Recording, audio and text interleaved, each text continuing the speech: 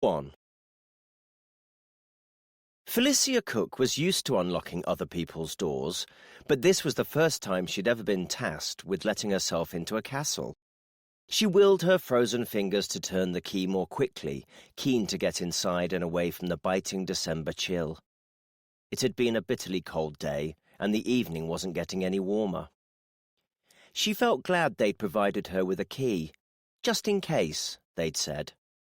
They'd assured her someone would be here to meet her, even though the castle had been closed to the public for over an hour. She wondered what she would have done without the just-in-case key.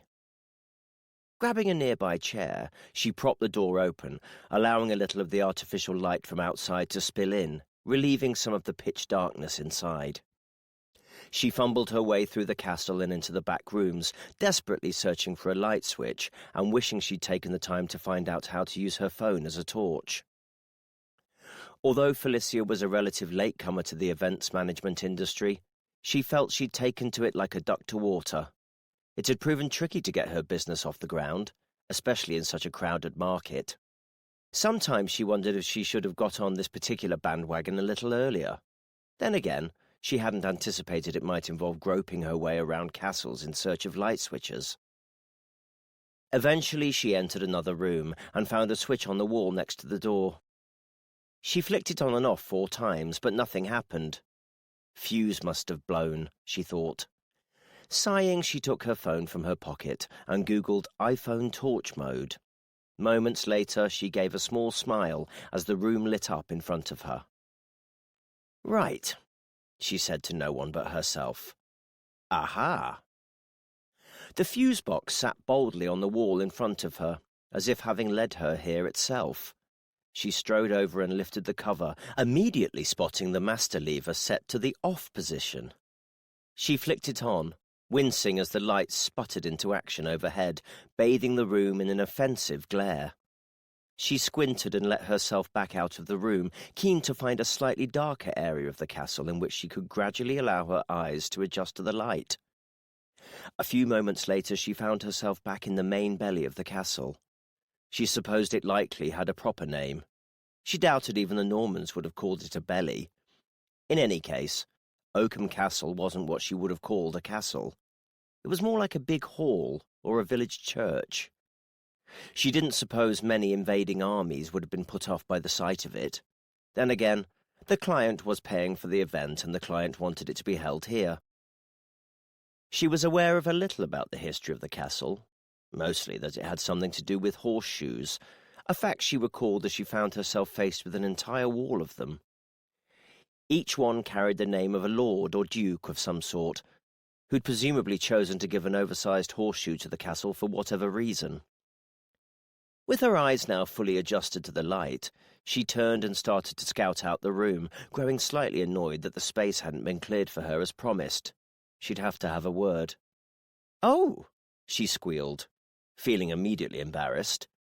"Sorry, I didn't see you over there." The man didn't reply. She couldn't quite make it out from where she was, but he seemed to just be sitting, staring at her. She wished she'd brought her glasses. "Are you the chap I'm meant to be meeting?" she asked, but got no response. He was sitting in what appeared to be a judge's chair, high on a platform, behind a large desk with raised benches to either side of it, where she supposed a jury might sit. First the locked door, then the power failure, not to mention the time she was going to have to spend clearing away before she could get started, and now this rudeness. She tutted and strode over to him, ready to give him a piece of her mind. But as she approached, the picture in front of her became ever clearer. Her bold stride gradually slowed into a heavy saunter as her jaw began to fall. "Oh my," she said as she took in the scene. The man hadn't been staring at her at all, and he certainly hadn't been ignoring her. Despite her confident exterior, Felicia Cook was sure about very little in life. But there was now one thing about which she could be absolutely positive. This man was quite dead. Chapter 2. Dexter Antoine parked his car in the market square and walked up to the castle gate.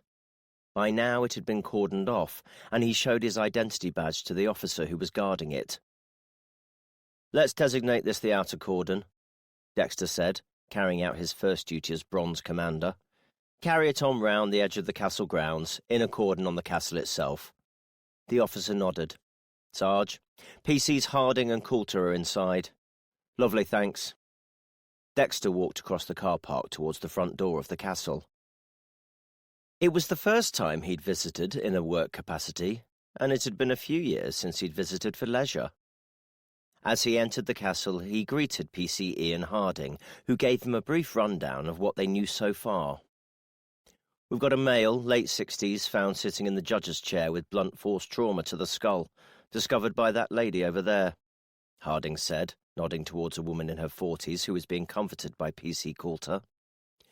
"She's an events organizer of some sort and was coming in to set up. She said she arrived just before 6 and the doors were locked, so she had to let herself in. The power was off, so she stumbled around trying to put that back on, and then she came through to here, where she found the deceased in situ. She dialed the 9s, but only requested ambo for some reason."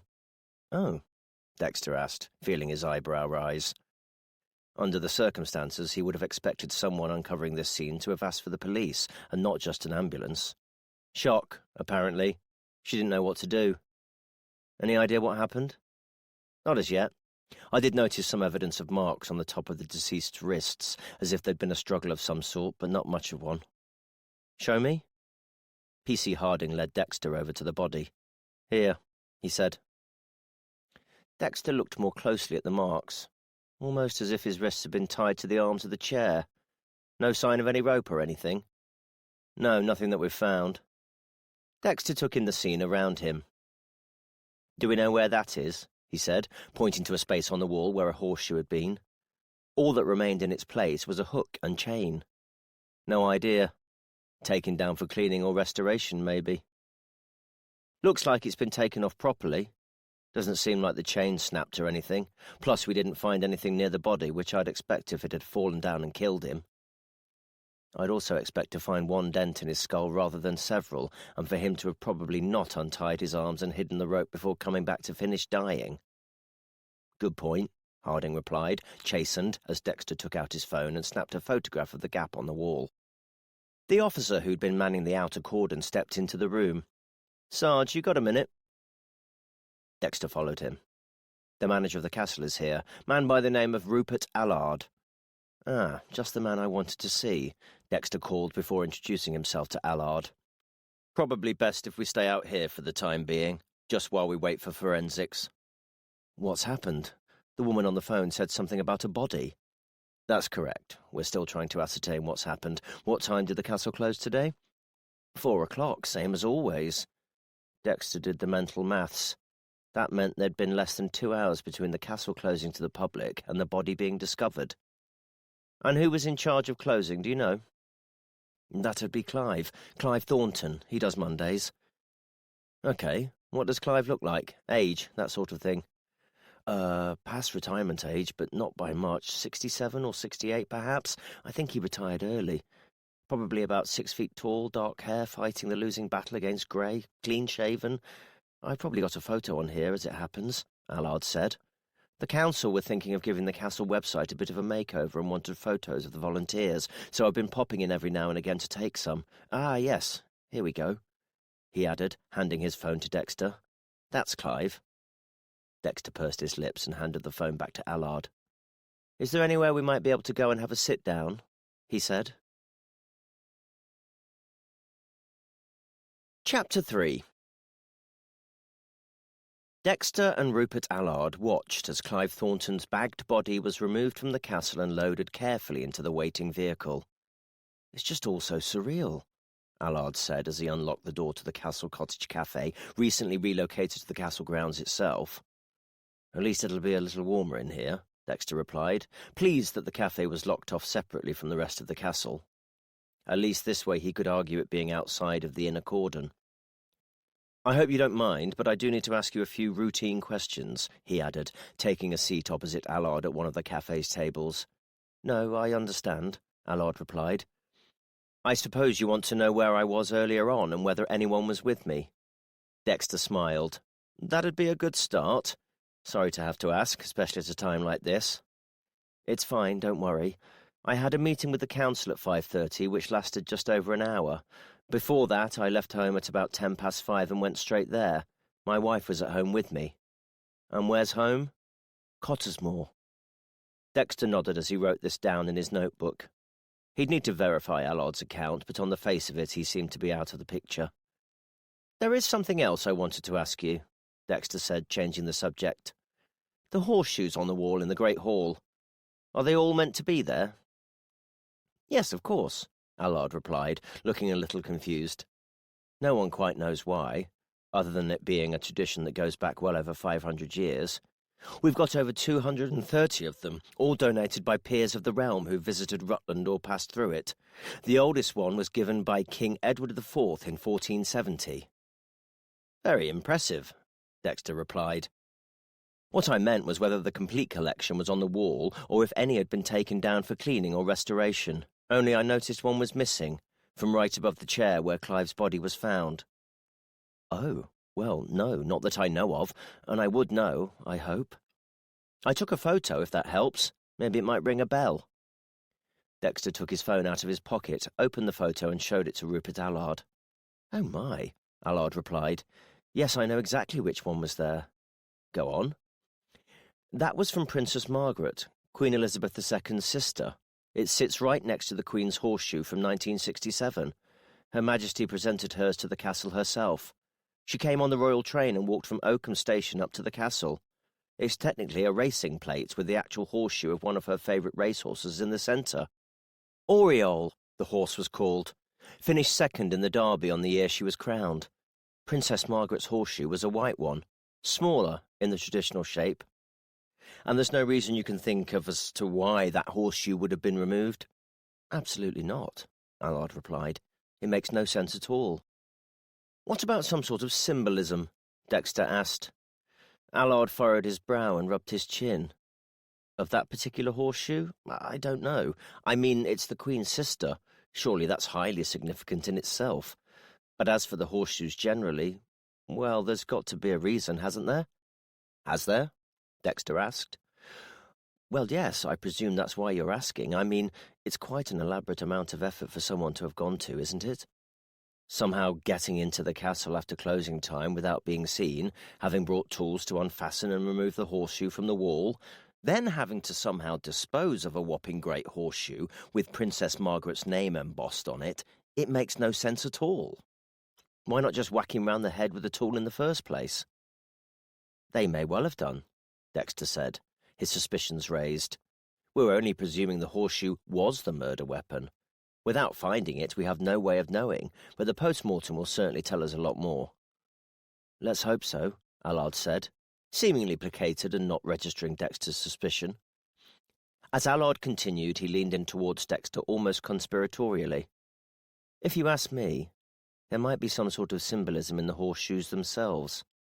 Oh? The history is quite interesting, actually. You probably already know the horseshoe is a symbol of luck. It's steeped in superstition. Now, have you noticed that the horseshoes in the Great Hall are all hanging upside down?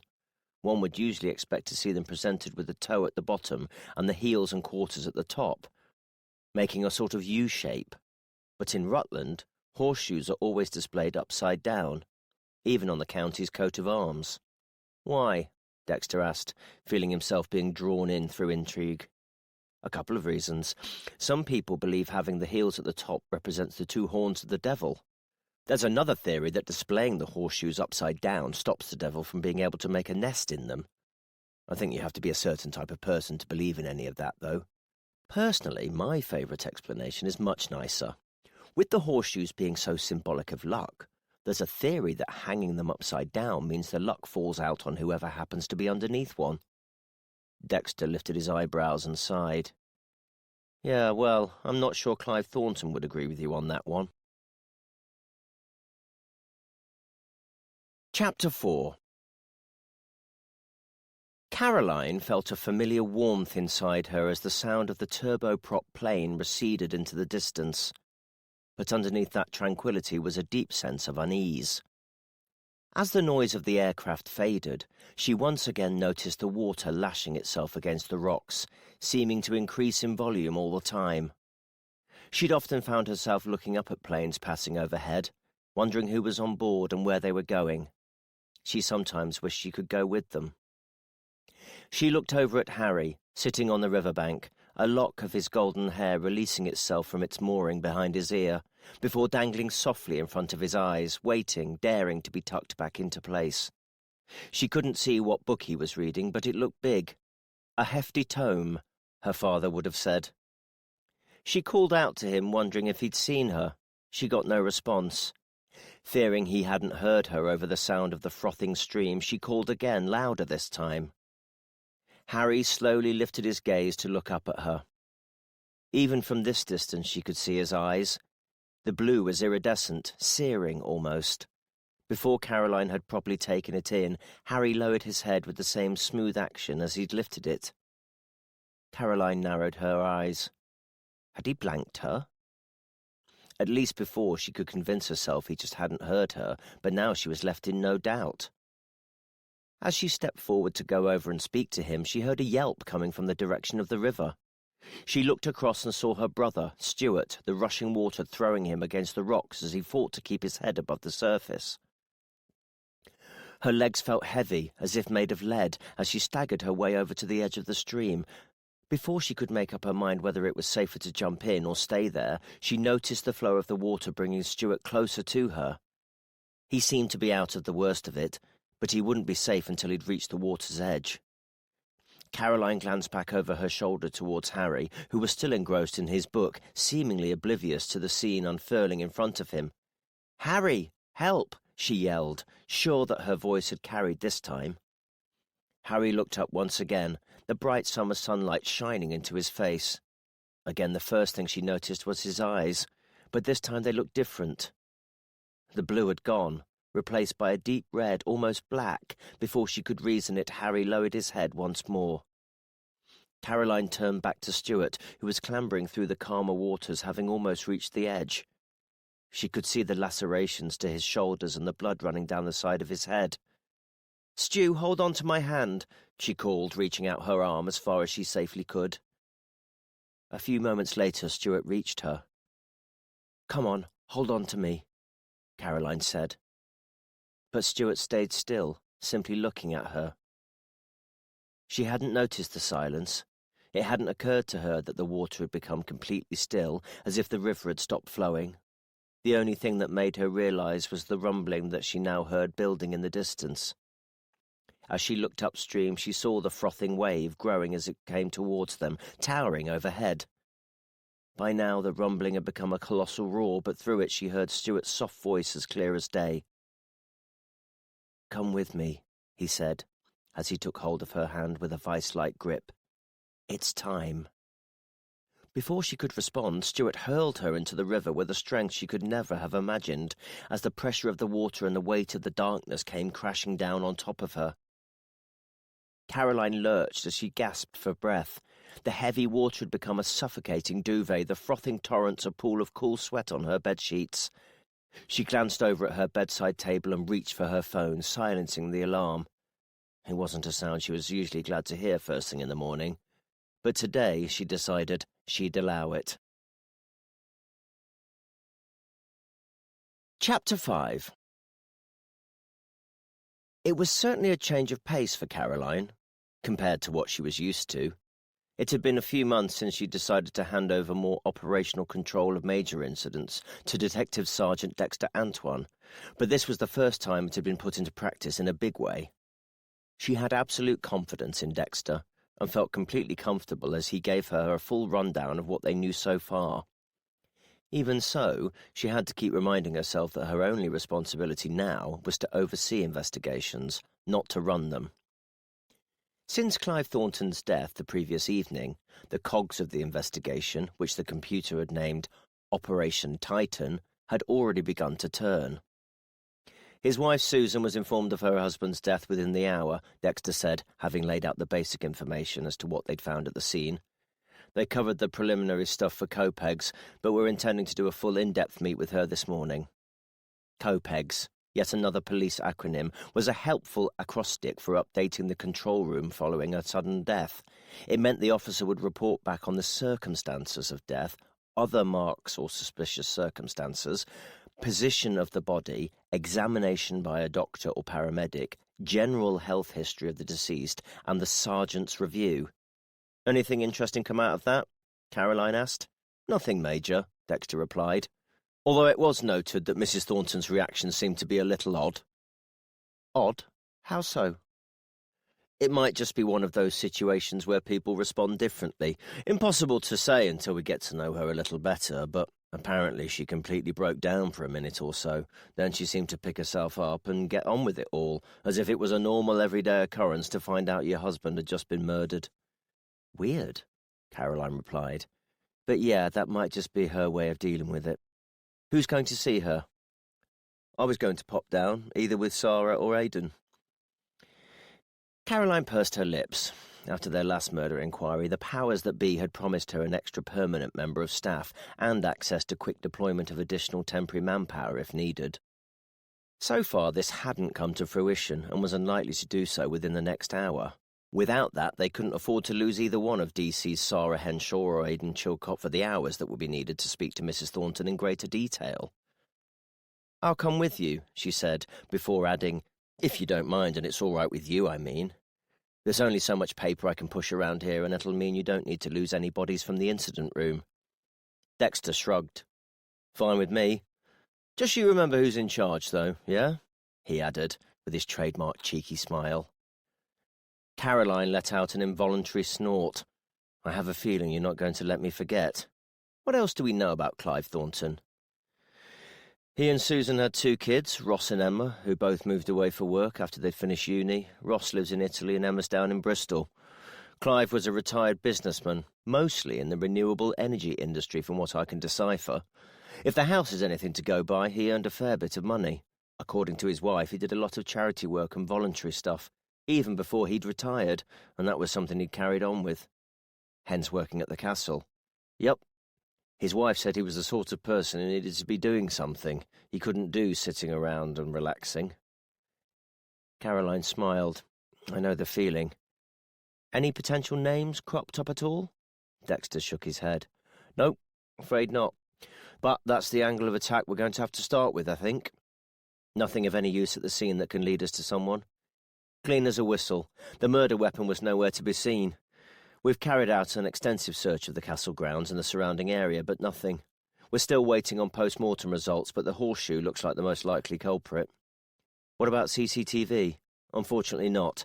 The main electric fuse had been switched off. There was no power through the castle at all." "What about a battery backup?" "Apparently not." Caroline let out a sigh.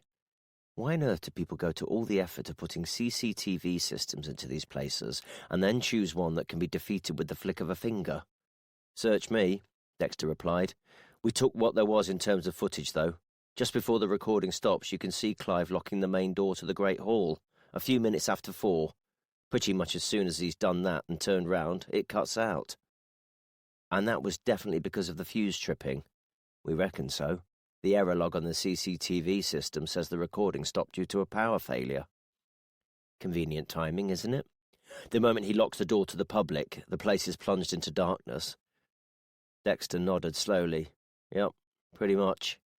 There would have been a bit of light, but not a lot. Sunset started at 3:50 and ended at 4:30, apparently." Caroline thought for a moment. So they couldn't have done it earlier because the castle was open to the public, and they couldn't wait any longer. Why? What time would Clive normally leave after closing up? His wife expected him home not long after past, so he wouldn't have hung around much longer. So whoever killed him must have been familiar with his routine. They either knew him well or had been watching him for a while. Was the wife at home on her own? Dexter nodded again. "Yep. Mobile cell site triangulation backs that up, or at least shows that her phone was at home. She doesn't drive, and it would have been a huge risk for her to take public transport. We're checking the buses and taxi companies anyway, just in case. She called Clive's phone just before 5 o'clock, and she was at home then." "Any friendly neighbours happen to have CCTV?" "Not that would show anyone leaving or arriving at the Thorntons' home, no."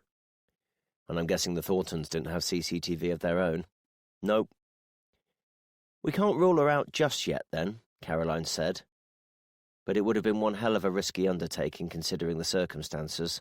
There'd be much easier ways of doing it. Unless that's what we're meant to believe. Focus on finances. If Clive Thornton had had a good business career and had a bit of money put away, it'd make him a target for all sorts. There might even be something business-related. Money can make people do some weird and wonderful things.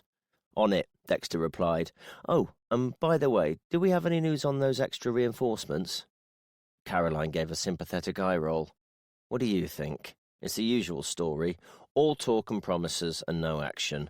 I'm going to request an urgent meeting with Chief Super this morning, and this time I'm going to put my foot down. Dexter smiled and tried not to chuckle. Good luck. Thanks. I have a feeling I'm going to need it.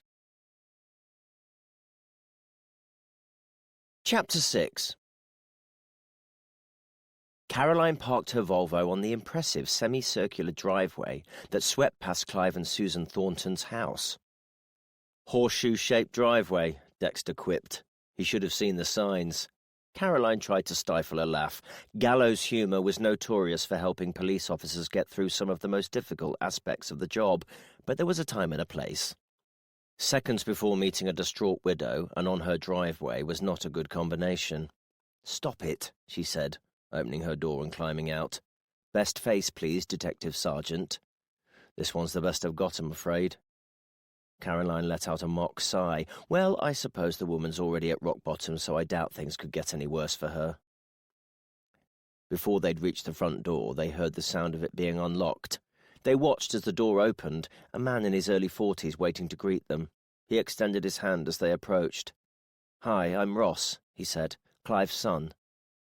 Hi, Ross. I'm Detective Inspector Caroline Hills, and this is my colleague, Detective Sergeant Dexter Antoine. Caroline looked at Dexter, whose slightly raised eyebrow told her all she needed to know. D.S. Antoine is running the investigation into your father's death, she continued, so I'll let him lead the conversation today.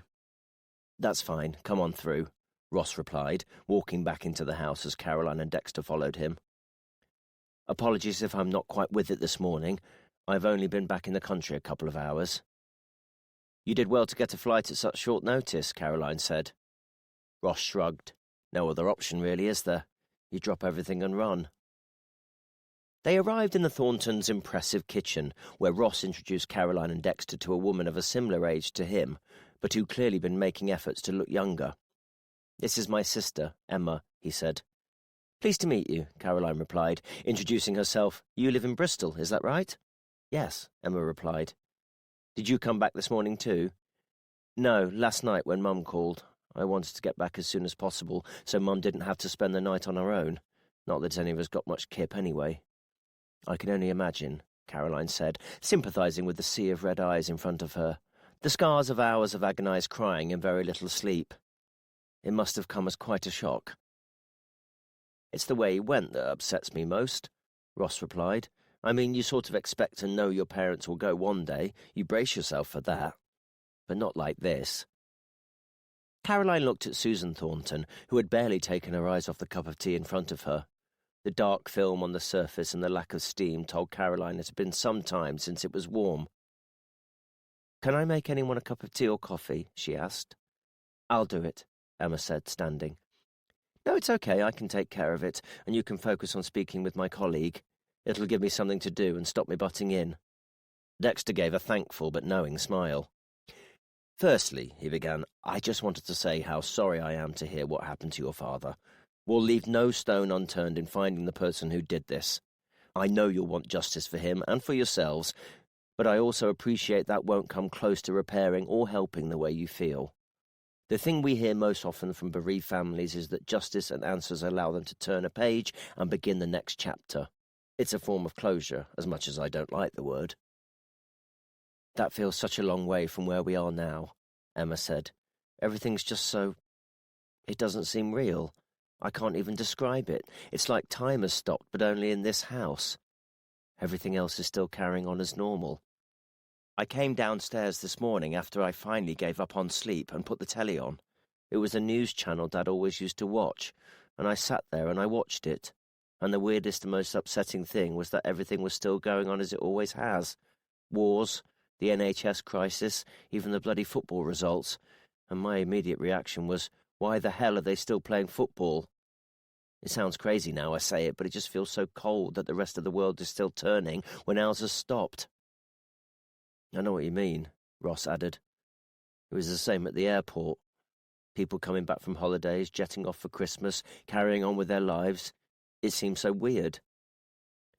Dexter gave a sympathetic smile. It's something we hear a lot, and lots of things will seem strange for a while. I know it might not feel like it at the moment, but it will get better. Time's a great healer, even if you might want to slap me for saying it now, but the best thing we can do for you is to find out who did this, and get justice for you all. Ross and Emma nodded, while Susan continued to stare into her cup of cold tea. I know the instinctive answer might be no, but can you think of anyone who might have wanted to cause harm to your father? Dexter asked. It could be something recent or much further back. Even if it might seem small and insignificant to you, you'd be surprised what some people consider to be big enough to make them do something like this. That's just the thing, Ross replied. There really isn't anything or anyone. I know I don't see my parents much anymore because I live in Italy, but I know Dad. He'd never upset anyone. He spent his life giving all his spare time to charities and good causes. All he wanted to do was help people. That's what gave him pleasure. He just wasn't the sort of person to fall out with anyone. The only thing I can think is that it was a case of mistaken identity, Emma said. They must have got him mixed up with someone else. It's a possibility, Dexter said, being honest but not wanting to get their hopes up. We always consider everything, but either way we need to make sure justice is done. Caroline brought the tea and coffee back to the table and sat down. It must give you some comfort to know that your dad was appreciated and loved by so many people, she said. Before either Ross or Emma could answer, Susan's chair flew back with a low squeal against the floor tiles as she stood and walked purposefully towards the sink.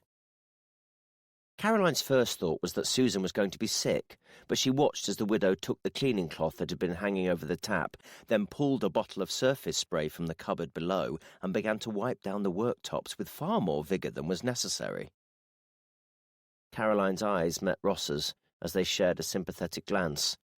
He didn't seem overly surprised at his mother's reaction, but there was an undeniable element of concern. "Leave that for now, Mum," Emma said. "We can do that later. Come and sit back down." "It's fine," Susan said, her first words since Caroline and Dexter had arrived. "It needs doing. I can still hear."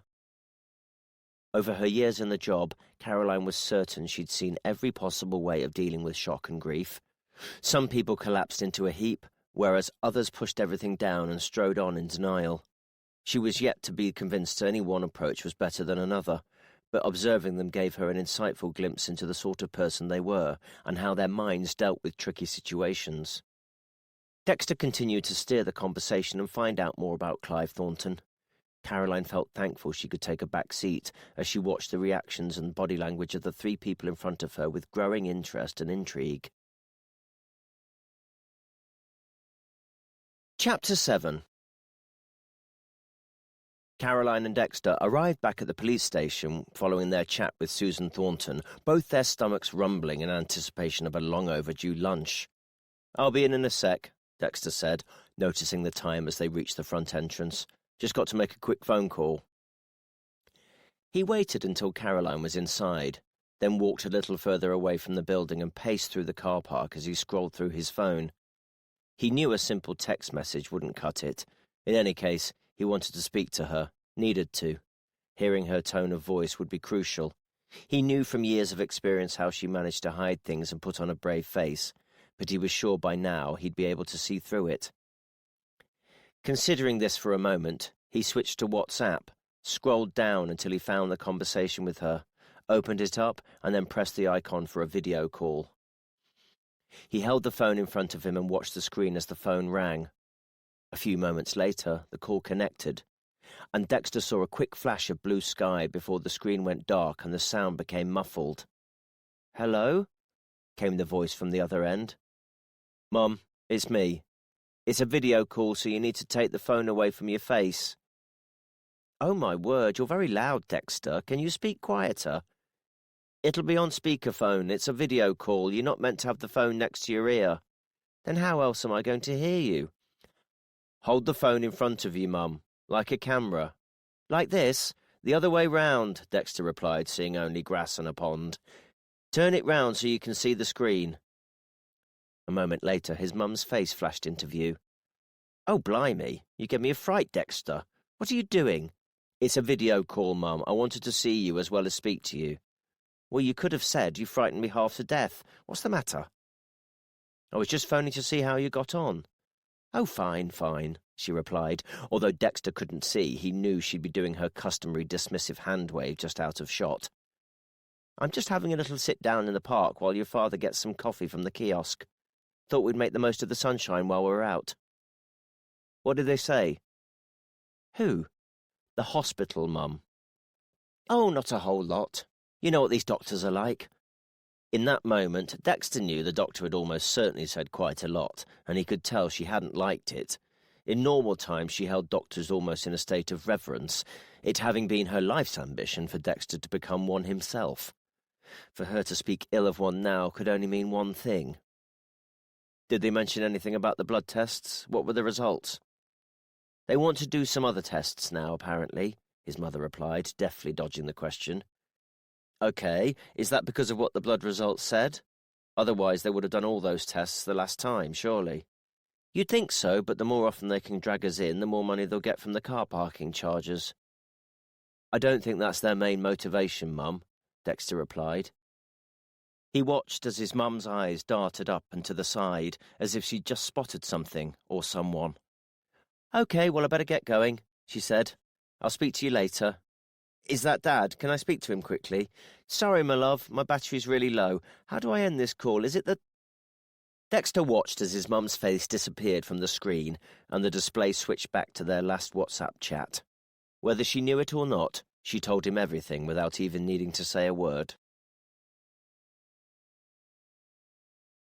Chapter 8. As she and Dexter arrived back at the office, Caroline felt even more confused than she had previously. The initial conversations with a bereaved family tended to go one of two ways. They'd either reveal information that led them closer to identifying their killer, or they'd throw more spanners in the works and open up even more avenues of possibility than there'd been previously. When it came to Clive Thornton, though, they seemed to have moved no further in either direction. However they looked at it, it made no sense. As a man of good standing, and with an impressive record of charity and voluntary work, there seemed to be no reason why anyone should want him dead. The longer the conversation had gone on, the more Caroline had felt herself coming round to his daughter's suggestion that this had been a case of mistaken identity, and that Clive had simply been caught in the crossfire. But the more she thought about it, the less that made sense. Clive Thornton's murder had been undeniably deliberate. Multiple head trauma was a pretty horrendous way to kill someone, and you had to want them dead. For Clive to have been led or dragged over to the judge's chair and restrained before he was beaten would have given ample opportunity for a case of mistaken identity to reveal itself. The only possibility Caroline could see was that the killer had been a hired hitman of some sort, and that Clive's protestations of innocence would have fallen on deaf ears. But even that theory had its drawbacks. Apart from the fact that the idea seemed a million miles away from Rutland, would a hired hitman have got things so wrong? And why would they have killed him in the way they did? Why not something easier, simpler, less symbolic? From Caroline's experience working in London, those sorts of hits tended to involve drive-by shootings, house fires, and beatings in alleyways. Whichever way Caroline looked at it, it made very little sense. It was a perfect example as to why detectives were trained not to come up with their own theories and design the search for evidence to fit them. Instead, the evidence must always be used to reveal the truth. Of course, each officer on a case would still have their own personal theories about what had happened. That was just human nature and psychology. There'd be no stopping that. The key was to not let it cloud one's judgment or change the shape of an investigation. She parked her thoughts to one side as she knocked on the door of Chief Superintendent Derek Arnold's office. She'd enjoyed a positive, if unpredictable, relationship with her superior officer since she'd arrived in Rutland, and had gradually formed the impression that Arnold was a spiritual ally. In practice, he could only be as helpful as the unseen forces above him, But over time he'd led Caroline to believe that he was at least on her side rather than theirs, and that he felt as hamstrung by budget cuts and unnecessary paperwork and procedure as she did. As she sat down across the desk from him, she watched as he put his now empty coffee mug back down and wiped his upper lip with his forefinger. "So, here we are again," he said with a wry smile. "England's safest county, for now. Then again, being the smallest county does help somewhat. I don't think I'd like to see the murder rate per head of population over the last couple of years." "Nor me, sir," Caroline replied, "although from memory I don't think we could have done much to prevent any of them, so we can only judge success based on our charge rate." Arnold raised an eyebrow and smiled. "Very clever. I like your style. But listen, you know you don't need to justify anything to me. I've been pushing hard for extra resources for you, and I've already spoken to the powers that be and primed them about allocating additional support for Operation Titan. You let me know what you need and we'll make sure you get it as quickly as possible." "Thank you," Caroline said, feeling supported but not yet reassured. She'd spent enough years in the job to have experienced plenty of lip service and overconfident promises. "That'll be very helpful. Invaluable, in fact. But we really do need that extra DC. Support staff are all well and good, but there's no replacement for a decent detective." "I know," Arnold said, leaning back in his chair, "and that's been a much tougher nut to crack. With national funding as it is, we're all being told we need to find efficiency savings. That's politician talk for get rid of people and make the others do more work. We're having to fight tooth and nail to keep officers and replace the ones who leave, never mind trying to justify increasing staff numbers. But we've got an iron in the fire." "Okay," Caroline replied, becoming ever more confused. "And can I ask what that is?" "Let's just say our friends over at EMSU aren't quite the rogues we make them out to be." EMSU, the East Midlands Special Operations Unit, was the regional unit tasked with tackling serious and violent crimes on behalf of local forces. Under Caroline's leadership, Rutland had managed to wrest back local control over these cases, a situation that was heavily dependent on their continued success. Caroline raised her eyebrows. "You managed to get someone to transfer over?" "Secondment, technically," Arnold said, cocking his head and avoiding her gaze. "But that's just the foot in the door. We'll be looking to make it a permanent transfer. If all goes well, and if we can show we're not only in greater need, but that the secondment is helping everybody, I see no reason why we won't be able to make it permanent." "If only it were up to you," Caroline thought. "Thank you," she said. "That'll be really useful. Do we have any idea of timescales?" "Imminently," Arnold said, with his characteristic talent of somehow managing to avoid committing to anything specific. "I've already made them aware of Operation Titan. And fortunately for us, they're going through a nice queue period at the moment. I know you've heard it all before, but I'm confident you will have an extra detective on this case very soon." Caroline nodded, aware that this was the closest thing she was going to get to an assurance. "That's great to hear, sir," she replied. "You'll let me know when you hear more?" "You'll be the first person I call. Keep your phone on you." Caroline left the chief superintendent's office feeling more reassured than she'd expected, confident that a new member of staff on the major incident team would make a huge difference to their chances of identifying and apprehending Clive Thornton's killer. As she got back to her office, Aidan intercepted her. "Sorry to bother you, Ma'am, but DS Antoine stepped out for a moment. I just wondered, did Susan Thornton mention anything about a burglary? I don't recall anything from the notes." "Burglary? No, she didn't. What burglary?" "At their home. It popped up on the PNC when I was running the routine checks. Clive and Susan Thornton were burgled 3 weeks ago." Chapter 9. Why on earth wouldn't they mention something like that? Caroline asked of nobody in particular. By now, Dexter had returned. "She can't have told the kids," he said. "One of them would have brought it up.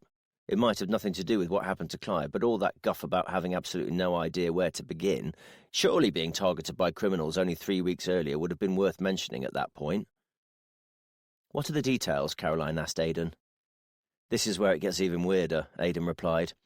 "Entry was forced through the back door, which was one of those old wooden ones. It happened sometime overnight, but they couldn't be any more specific because the first they knew about it was when they came downstairs the next morning and found the back door open and a pane of glass smashed." Dexter snorted. Imagine having a house so big that you don't even hear someone kicking in your back door in the middle of the night. The notes seemed to indicate that the burglars must have been spooked by something, because there was no sign of anything having been taken. Officers didn't even attend, just the usual helpful email with tips on how to beef up their home security. That obviously fell on deaf ears, Caroline said. A place like that, and they don't even have a CCTV camera. I think it reads very differently now, though, Aidan replied, especially in light of what happened to Clive Thornton last night. What, you think breaking into his house could have been some sort of warning? Dexter asked. Aidan shrugged. Could be. They obviously weren't there for his TV and jewellery. Maybe they were after something else, something bigger. Perhaps last night was a blackmail attempt gone wrong. Who phoned the police, do we know? Clive Thornton. Caroline shook her head. I knew there was something off about Susan this morning. She couldn't even look us in the eye. How was she last night, Dex? Not that bad. Shocked at first, inconsolable. But then she just seemed to get on with it. A bit like when she got up and started cleaning the kitchen earlier. It's like a switch had just flipped. The interesting choice of words hadn't been lost on Caroline. Okay, she said. So let's say for the moment the burglary and the murder are linked. If that's the case, then despite her behaviour being a bit odd, you'd assume she wasn't involved, because otherwise why would they report the burglary? Covering her tracks? Sarah suggested. But what would be the point? If she hadn't done that, we'd never know it had happened. Maybe we did need to know it had happened. Perhaps that was the whole point. But why? Sarah shrugged. That's the big question. Caroline considered this for a few moments, well aware there had to be an answer but not wanting to tread on Dexter's toes. She shook her head. No, I don't think we're looking at this in the right way, she said. We're coming up with theories and trying to make the evidence fit. We need to work from the ground up. But that doesn't give us anything, Aidan replied. None of it seems to fit together. It's all so fragmented. Then we strip it right back to basics and we start again. It does all fit together. What we're seeing here is fragments of what happened. These discoveries are real. The pieces all fit. We're just not looking at the right picture on the box. Caroline looked around her and she could see her team were already starting to look dejected. But first, she said, I'm going to pop out and grab us all a big box of muffins and some proper coffee. Chapter 10. Caroline and Dexter hadn't expected to find themselves back at Susan Thornton's house quite so soon, but the revelation about the recent break-in had thrown up more than a few questions in Caroline's mind. Susan's son, Ross, was in the kitchen making cups of tea and coffee whilst her daughter, Emma, sat alongside Susan in the living room. We just wanted to ask you a few questions about something that's come to light since we last spoke, Dexter said, opening the exchange. We understand you had a break-in here recently, is that correct? The look Emma gave her mother told them this was the first she'd heard of it. Mum? It's fine, Susan whispered in response. What's this all about? What break-in? It was nothing, just kids messing about. Your dad reported it, but nothing was taken, so we decided to leave it. At the very least, Caroline and Dexter noted, Susan Thornton was engaging in some form of conversation. Can you talk me through what happened? Dexter asked, although he'd already read the notes on the police report. Were you at home at the time? Yes, we both were. It happened in the middle of the night. Clive came down in the morning and discovered the glass in the back door had been smashed, and it looked as though someone had opened the door. There was cash on the side and all sorts of other things they could have taken, but nothing was gone. We could only presume something had spooked them, and they scarpered. Probably Dad's snoring, Emma said. Why didn't you tell me any of this? What's the point? Susan replied, looking at her. We didn't deliberately hide it from you, but nothing was taken and no harm was done, so there's no point anyone worrying. We wouldn't have worried. We would have wanted to help. You're worrying now. No, I'm concerned you didn't tell us. Besides which, it's well known that burglars will often go back to the same property to try again. Emma looked at Dexter as if pleading for moral support. She's right. Statistically speaking, if you've been a victim of burglary once, you're far more likely to be a victim again. I wasn't a victim of burglary because nothing was taken, Susan replied. It was a broken pane of glass, nothing more. There really is no need for all the fuss. And I suppose it was Dad who said don't bother getting the police involved, was it? Emma asked. No, actually, it was me. Your dad was the one who called them in the first place. They said they couldn't send anyone out as nothing had been taken, and then we should get the door replaced. They offered to send us some leaflets and information on increasing security and said they'd send someone round within the next week to advise us. Then your dad and I had a chat and we called them back later on to say, don't worry, it's better just to leave it. But they'd definitely been in. Susan gave a slight shrug. We think so. Your dad spotted some muddy shoe prints on the kitchen floor, but I think there's every chance they were his, not that he'd admit it, of course. Ross came into the room with the teas and coffees. Did you know about this? Emma asked him. About what? Ross replied. Mum and Dad had a break-in. No, Mum? It's nothing, Susan replied. I was just telling your sister, a couple of weeks back your dad came down in the morning and found one of the panes of glass in the back door had been smashed. Nothing was taken, I don't think anyone even got in. Your dad called the police, then we realised there was probably no point in pursuing anything, and that was that. Now can everyone please just leave it be? We've got enough to deal with right now without having to spend our time raking over this nonsense. Before Caroline or Dexter could speak, Susan stood up and left the room. The sound of footsteps on the staircase told them she was heading upstairs. Emma gestured towards the door. Should we? I'm sure she'll be fine, Dexter said. Perhaps we could speak to the two of you while you're here. Ross shrugged. You can do, but as you can see, we don't know a thing about this break-in, so I'm not sure what we'll be able to do to help. No, that's fine. I was hoping you might be able to tell me a little more about your dad. We like to try and flesh things out as much as possible to get a full understanding of a person's life. That way, we're much more likely to get closer to finding out who did this. Makes sense, I guess. What do you want to know? I'm pretty sure Mum's already told you everything. It doesn't hurt to go over things again, Dexter replied. Make sure we've covered all bases. He did a lot of charity work, we understand. Yeah, all sorts. I don't know much about it, but he used to use a lot of his business contacts to secure donations, funding, sponsorship, all that sort of thing. Charity auctions and events. He'd go and volunteer and help out at things, properly show his face. It wasn't just fundraising and connections. He got properly involved. Did he have any particular causes that were close to his heart? All sorts, really. I think he just genuinely liked to help out and do good. He liked to see people happy. Would you say he was a family man? Dexter asked. Ross and Emma exchanged a glance. I would have said so, Ross replied. But I don't think Emma and I quite see things the same way on that front. I think it feels different being his daughter to being his son, Emma said. Dexter cocked his head slightly.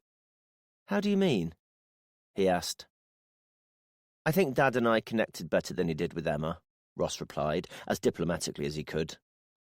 I don't imagine it was anything personal. I think he was just a better dad for a son than he was for a daughter, if that makes sense. I don't have children, but I'll take your word for it, Dexter said.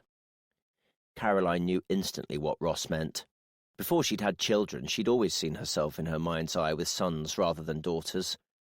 As fate had provided her with 2 sons, she'd never had the chance to test that theory, but even now she still couldn't imagine herself being a mother to a girl. I think it's fair to say it wasn't just that, Emma added. He could be a pretty overbearing person, in his own way. How do you mean? Dexter asked. Emma gave a large sigh. It's hard to say. He was never loud or threatening or anything like that. But what he said went. He was the sort of person who tended to get his own way. I was never someone who put up with that, even as a child. Dexter silently confirmed to himself that was the impression Emma had already given him. I don't want to paint him out to be a bad man, Emma continued, and I think it's fair to say everyone has their good points and bad points, their upsides and downsides, but I think maybe I was just a little more receptive to the downsides than a lot of other people, although I'm sure Mum saw her fair share too. Dexter nodded. Doubtless, considering how long they were married. Were there any aspects of his personality you think might have led to the sort of situation where someone might have wanted to kill him? Jesus, no, Ross replied, almost too instinctively. Nothing like that at all. Emma, however, seemed a little more reserved. I don't think so, she said. Although you can never really know, can you? Like I say, maybe I saw things differently to everyone else. But I've got to say, I quite often felt sorry for Mum. Caroline and Dexter exchanged a brief glance. They both knew from experience that there were the odd occasions where interviewing family members of the deceased could be truly enlightening, and this felt very much like one of those moments. Chapter 11. Dexter hadn't expected to find anyone else in the office at that time of the evening, but if he'd been a betting man, his money would have been on Sarah Henshaw. "I think I might have found something," Sarah said, her eyes tired and bloodshot from a long day in front of her computer screen. "Go on," Dexter replied, well aware that she had an uncanny knack for finding the missing link in major cases. More often than not, her eye for detail uncovered a vital piece of information that led the team to their killer. "I've been looking through the CCTV from the castle. From before the power failure, I mean, just in case there was anything we'd missed. There's something that doesn't quite seem right." Sarah pressed a button on her keyboard and a video began to play on the screen. "Have a look at this. It's from 3 o'clock yesterday afternoon, an hour before Clive Thornton closed the castle and one of the last times he was seen alive." Dexter watched the video, but he wasn't sure what he was meant to be looking at. The only thing of note was a man in a cream-coloured suit and matching fedora who spent a couple of minutes taking photos of the horseshoes on the walls of the Great Hall before leaving again shortly after. "Okay," he said. "Is this the guy I'm meant to be watching?" "Yeah. I know what you're thinking. Maybe a little bit strange to walk in, take some photos and walk straight back out again, but hardly suspicious in itself, right?" "I don't know. That's a pretty dodgy hat he's wearing. The whole outfit's a bit of a worry, if I'm honest." Sarah laughed. "This next clip's from the day before, just before 11 in the morning." Sarah pressed a button and the video started to play. For a few seconds, nothing happened. Then the same man walked into the castle and began looking around. Dexter nodded slowly as he watched him reading a few of the displays and perusing the items for sale in the gift shop. A few moments later, the man looked over at the woman who'd been working on the front desk that day and had engaged him in conversation. "Can we work out what they're saying?" Dexter asked. "Not without a lip reader, but I don't think we'll need to," Sarah said, as the man on the video walked over to the front desk and started to write in the visitor's book. "If we get that, we get his name, plus we can speak to the member of staff who might well remember what was said. But from how brief the chat was, I can't imagine it'll be anything more interesting than, 'Come over here and sign the guest book, you weird-looking person.'" Customer service at its finest. No wonder he couldn't refuse. Let's hope the volunteer remembers which name was his. "Got that covered," Sarah said with a smile before taking the video footage back a few minutes. "Watch this. The old couple here were the previous people to sign the book, and once they'd finished writing out their life story, there we go." "Nicely spotted," Dexter murmured, watching as the volunteer turned the page to start a fresh one, ready for their mystery man in the fedora to arrive a few minutes later. "That should make it pretty obvious which one's his. It'll be at the top of a page, and with any luck it'll have the date and time written next to it." Dexter grinned. "Bingo. Brilliant work, Sarah. Seriously." Chapter 12.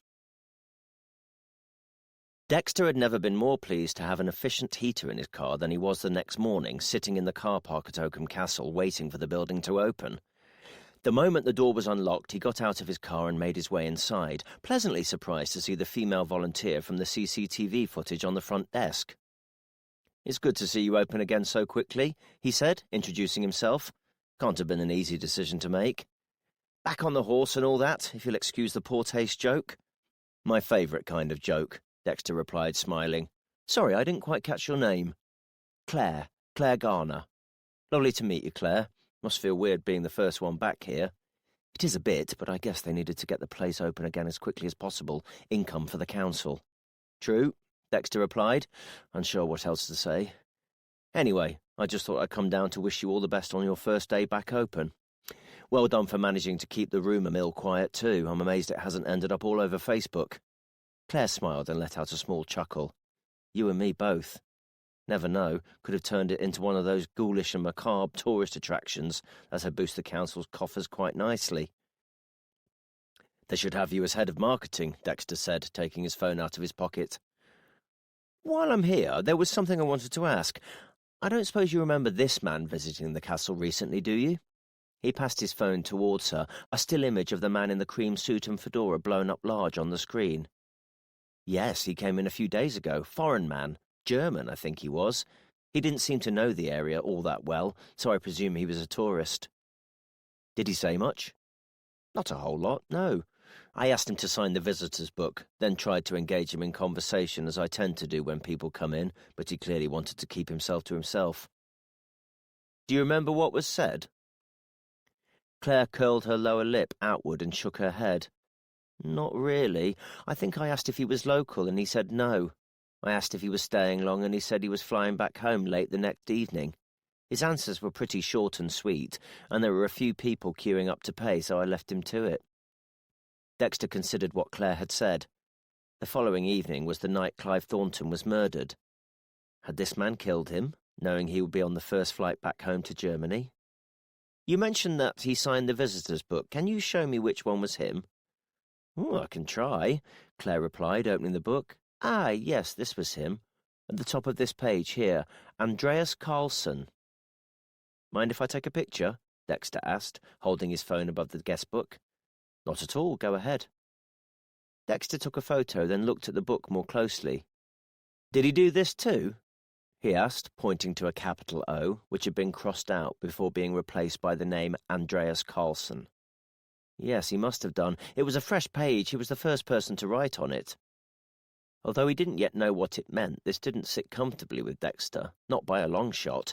If this man's name really was Andreas Carlson, why had he started to write another name and then crossed it out? Why was he so keen to use a pseudonym in something as innocent as a Castle guestbook? And what had made him so nervous that he'd almost given the game away and used his real name? Dexter didn't know the answers to those questions, but he was now determined to find out. Chapter 13. A chill ran down Caroline's spine as Dexter explained the incident with the Castle's guestbook. Far from their usual experience of murders resulting from a jealous rage or a failed business deal, this was starting to feel more like a Cold War mystery. That is really bloody strange, she said, as she tried to compute the possibilities. And look at the guy, the mysterious stranger in the light suit and hat. It's like some bizarre spy movie. It does feel a bit cliché, doesn't it? But let's look at the facts. Why would he visit the castle 2 days in a row, only spend a couple of minutes there the second time, and only to take photos of the horseshoes? And who the hell gets their own name wrong and has to cross it out? No, I agree, it's definitely an attempt to cover his identity. Explains the hat, too. You can barely see his face with the brim down that low. He knows he won't be identifiable from CCTV, but at the same time a bloke in a hat doesn't look particularly odd to anyone else walking around at the time. And his flight home being only a few hours after Clive Thornton was killed, that's just the icing on the cake. I'd be tempted to agree. What's your next step? Caroline asked, keen not to make unwarranted suggestions of her own, and for Dexter to take the lead in his own investigation. I've got Sarah and Aidan ringing round the local hotels to see if any of them had an Andreas Carlson booked in. Failing that, anyone who fits his description or nationality. Hopefully we can track him down and find out where he was staying.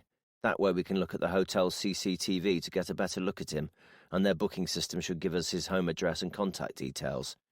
Excellent stuff, Caroline replied. That's exactly what I would have said. It might be worth speaking to local restaurants and cafes too. He would have had to have eaten at some point while he was here, and if he used his card, we'll be able to trace the details back to him. That's a good point. I'll make sure we get onto that. There was a knock at the office door. Come in, Caroline called. Aidan entered and turned to Dexter. Sarge, we've got a positive match on our overseas visitor. Looks like he was staying at the Wisteria Hotel.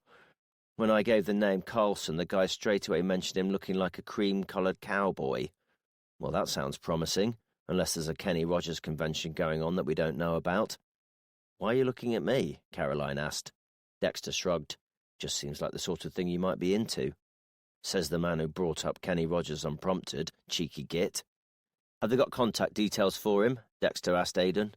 Yep, home address, email address and phone number. We've tried calling, but the number's dead. Then it's sounding more and more like this is our man. But if he's given a false name and a false phone number, what are the chances he's given his real address?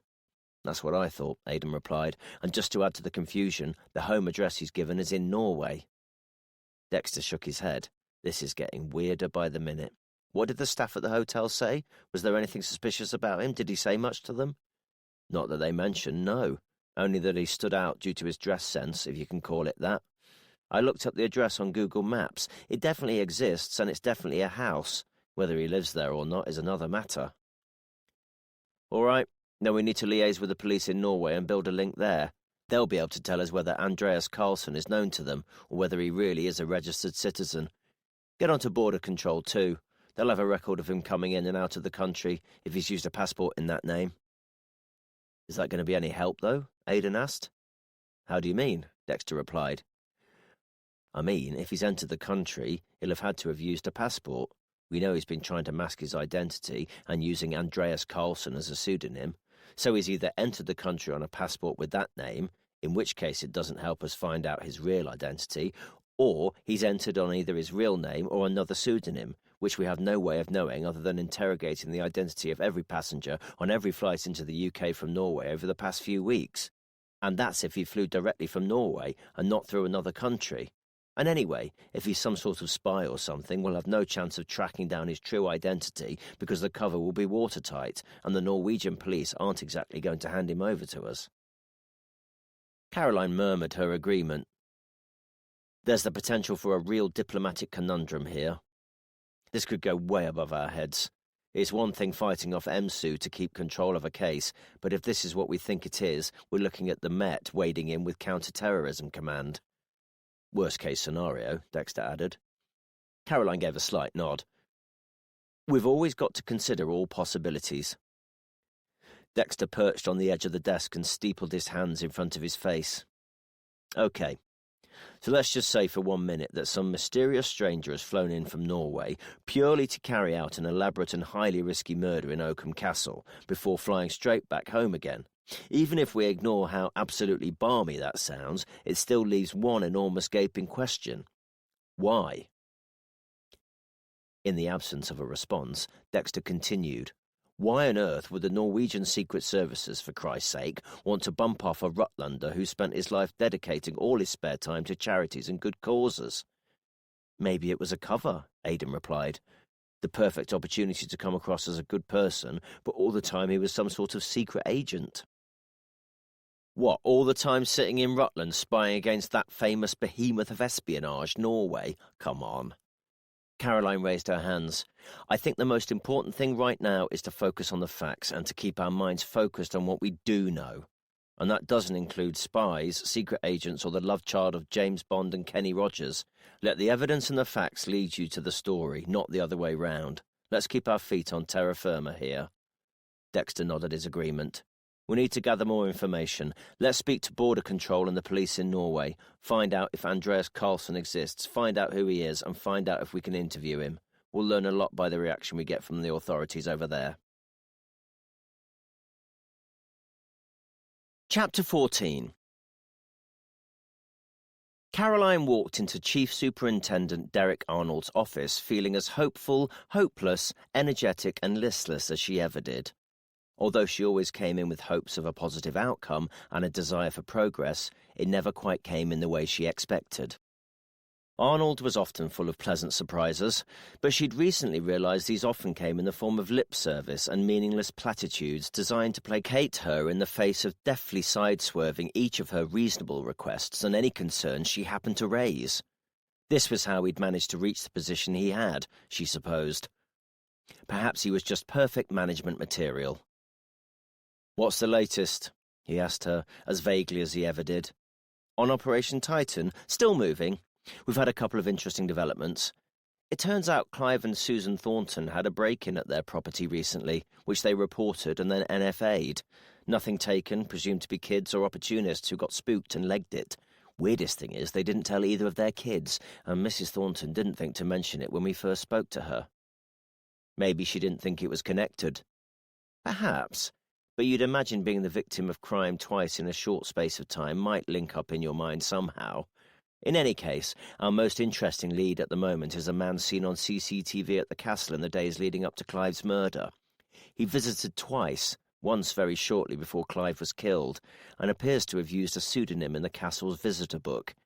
He started writing one name, then crossed it out and wrote another. Who on earth forgets their own name? He was dressed pretty unusually, too, in a light-coloured suit and fedora, like some sort of heavenly cowboy or one of those characters you see in casinos in Las Vegas.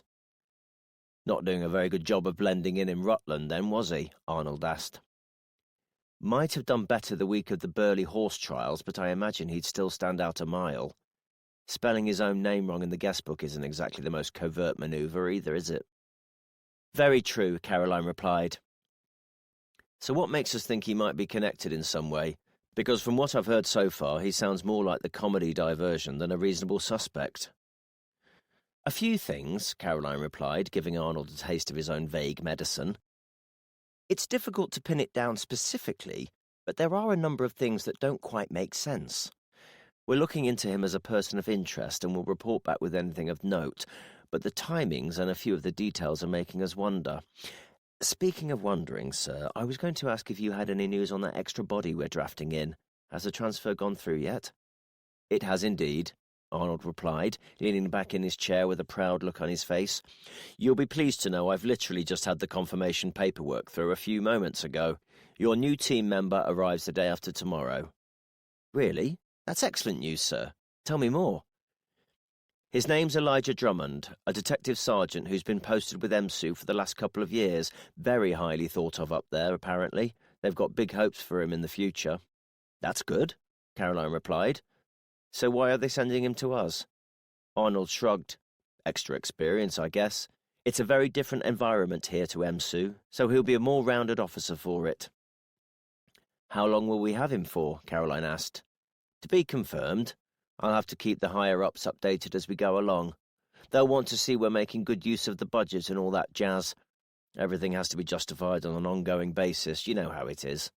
Caroline nodded. She knew only too well how it was. I just got the one question, sir, she said. Why are they sending us a DS? Isn't that a bit overkill? The team's already 50% DS and above. Arnold gave another shrug. Can't complain, really. They could have sent some wet-behind-the-ears DC who's been out of uniform 30 seconds. Having more experienced officers on the team can't be a bad thing. Caroline chose her words carefully. In her experience, resources very rarely landed in your lap as it was. It certainly wasn't normal to be given more than you'd asked for. I just wondered if it might make things a little lopsided, she said. There'll be more management than there are people to manage. Maybe they're opening the door to the possibility of expanding things even further. Who knows? This time next year you could have 2 extra constables on your team. With the greatest respect, sir, I very much doubt it. Me too. But in any case, I'm not going to argue. Never look a gift horse in the mouth, Caroline. Certainly not in this job, anyway.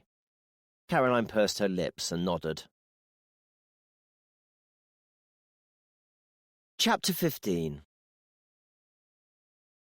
Both Caroline and Dexter had been left with a distinctly uneasy feeling after they'd last spoken to Susan Thornton and her children. It seemed both Ross and Emma had very different opinions of their dad. If Emma had been willing to voice those differences in the way she already had, it seemed logical there must be more under the surface that could be of use to the investigation. They'd arranged to meet Emma on her own at Hungry Birds, a coffee shop in the middle of Oakham, and they'd managed to secure a table in the corner where Emma would be able to speak freely without the formality of a police interview room. Quite often, where sensitive subjects were involved, they found witnesses or family members would clam up in a more formal environment, and Caroline had always been a big fan of using the most effective method to gain information, even if it was less conventional.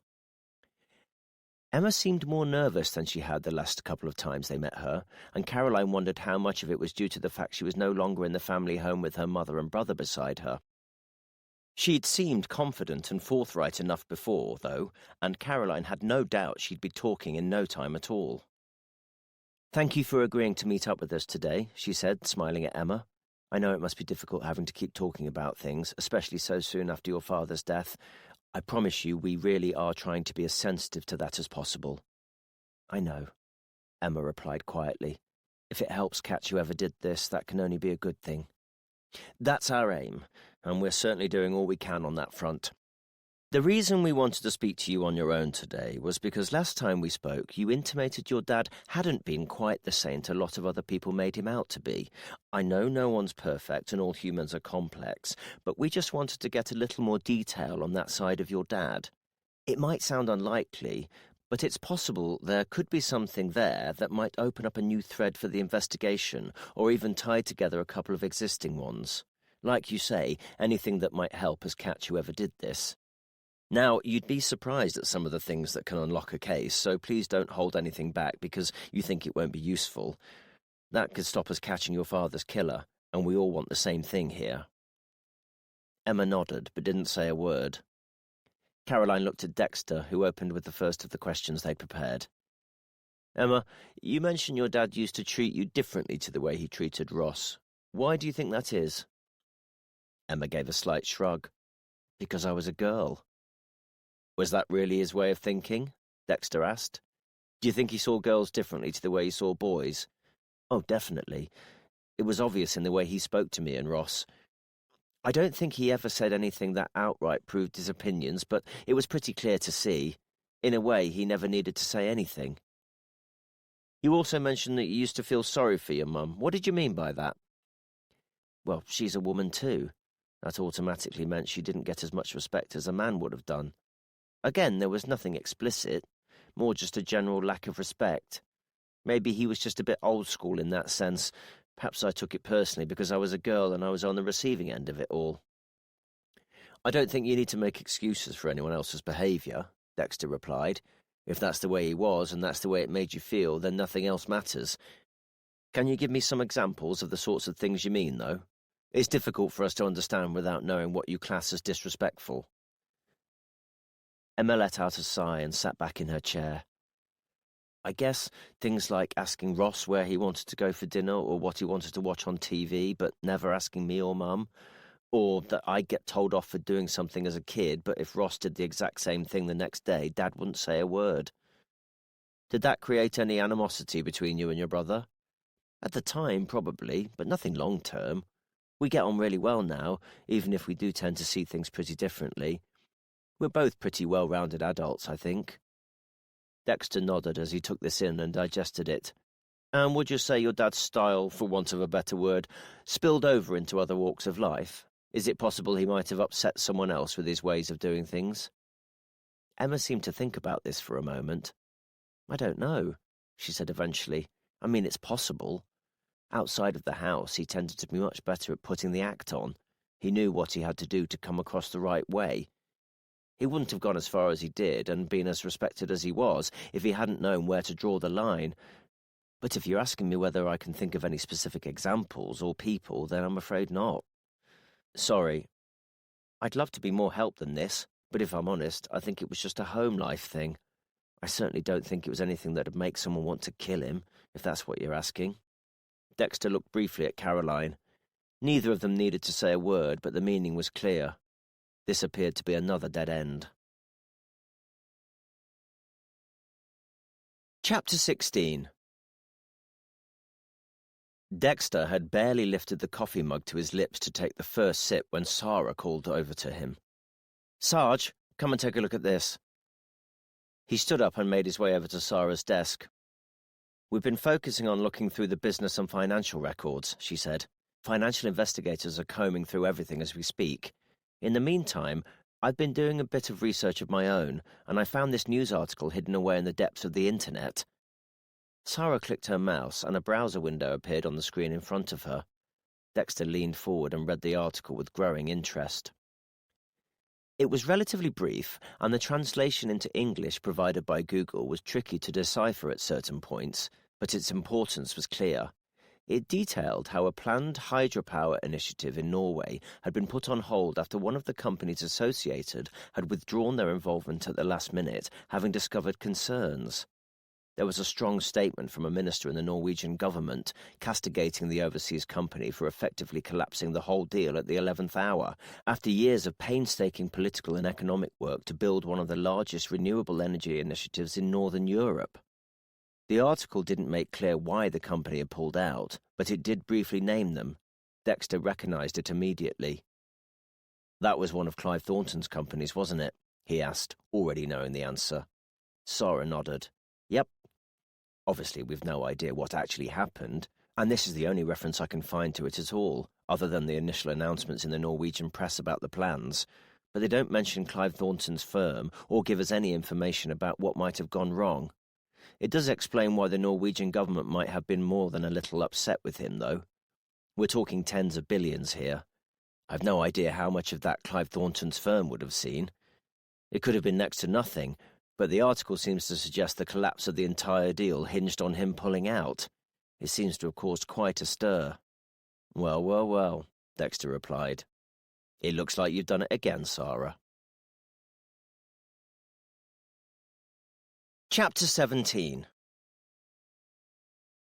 Caroline tried to steer the overly laden shopping trolley around the corner of the aisle, doing her best to avoid her fellow shoppers' ankles, as Mark shepherded Josh and Archie along behind. She wasn't sure why she'd agreed to turn the weekly shop into a family outing, something Mark had read online about improving family cohesion by getting everybody involved, but she could feel her stress levels rising before they'd even got out of the fruit and veg section. "Mum, can we get donuts?" Josh asked, at a volume that would have been communicable had Caroline been in a completely different supermarket. "Maybe," she replied non-committally. "And can we please stop shouting?" "And chocolate," Archie followed up. "Loads of chocolate." "We've got plenty of sweets and chocolate in the cupboard at home," Caroline replied. "Dad, can we get donuts and chocolate?" Josh asked. "I think your mum's already answered that." "I know, but please." "She's still answered it, mate. It doesn't matter how many times you ask. You've got a maybe. That's pretty good for her. I wouldn't push it and turn it into a no." Caroline felt fortunate she had had her back to Mark. That way he couldn't see the look on her face. A little later on, as Josh and Archie were perusing the magazines, she felt the time was right to pounce. "That's pretty good for her?" she asked. "Hmm?" "Don't undermine me in front of the kids, Mark. Saying maybe isn't pretty good for me. It's realistic, it's accurate, and it keeps them quiet for a bit. What would you prefer I'd done? Shut them down immediately or signed a donut promise in blood?" "What's this all about, Kaz? I don't know what you're talking about." "Come on, you do. Don't make me out to be the big bad wolf. We're meant to be a team, a united front. Don't go playing good cop to my bad cop, please." Mark raised his hands in mock surrender. "All right, it was only meant to be a joke. A bit of light-hearted relief. I didn't mean anything by it." Caroline quietly accepted his apology, gathered the boys and continued down the aisles of the supermarket. A few minutes later, her phone buzzed, a text message on the screen from Dexter. She could see the first sentence or two before the preview cut off, and it seemed to be something to do with Operation Titan. She paused for a moment and opened the message. "Sarah's done some more digging and found gold. Surprise, surprise. Turns out Thornton had links to a failed business deal in Norway. A big one, too. Government contract, renewable energy, millions and billions of pounds at stake. Looks like the Norwegians blamed him for the deal falling through. We'll brief Arnold. Sounds like a pretty big motive, no?" She locked her phone and put it back in her pocket. That was the sort of message that was going to take her some time to digest, and which didn't need an immediate response. "Work?" Mark asked. "Yeah," she replied, with a gesture that made out the message had been a pure inconvenience. "But it can wait until tomorrow. I should have just left the thing at home." Mark smiled. "One step at a time, eh?" Caroline scoffed, humoured. "Cheeky sod. I'm not some recovering addict." You keep telling yourself that." "All right," she replied with a smile, picking up the pace and moving the trolley forwards. "Just for that, I'm buying extra doughnuts. Who's the big bad wolf now?" Chapter 18. Caroline observed from a distance as Dexter took centre stage at another briefing on Operation Titan. With the incident room being so small, the only other option that'd make her feel as if she wasn't interfering would have been to have disappeared each time Dexter held a briefing. That would have looked even more odd, she thought, so she'd opted to keep quiet and watch from a distance, keen to hear the various bits of information pulled together and proud to see him fully in control of leading the investigation. It felt good to be taking a back seat. She was there if Dexter needed her, and was happy to get as involved as he wanted her to be, but, crucially, she'd handed over the heavy weight of responsibility, and it was an added relief to see Dexter handling it so confidently.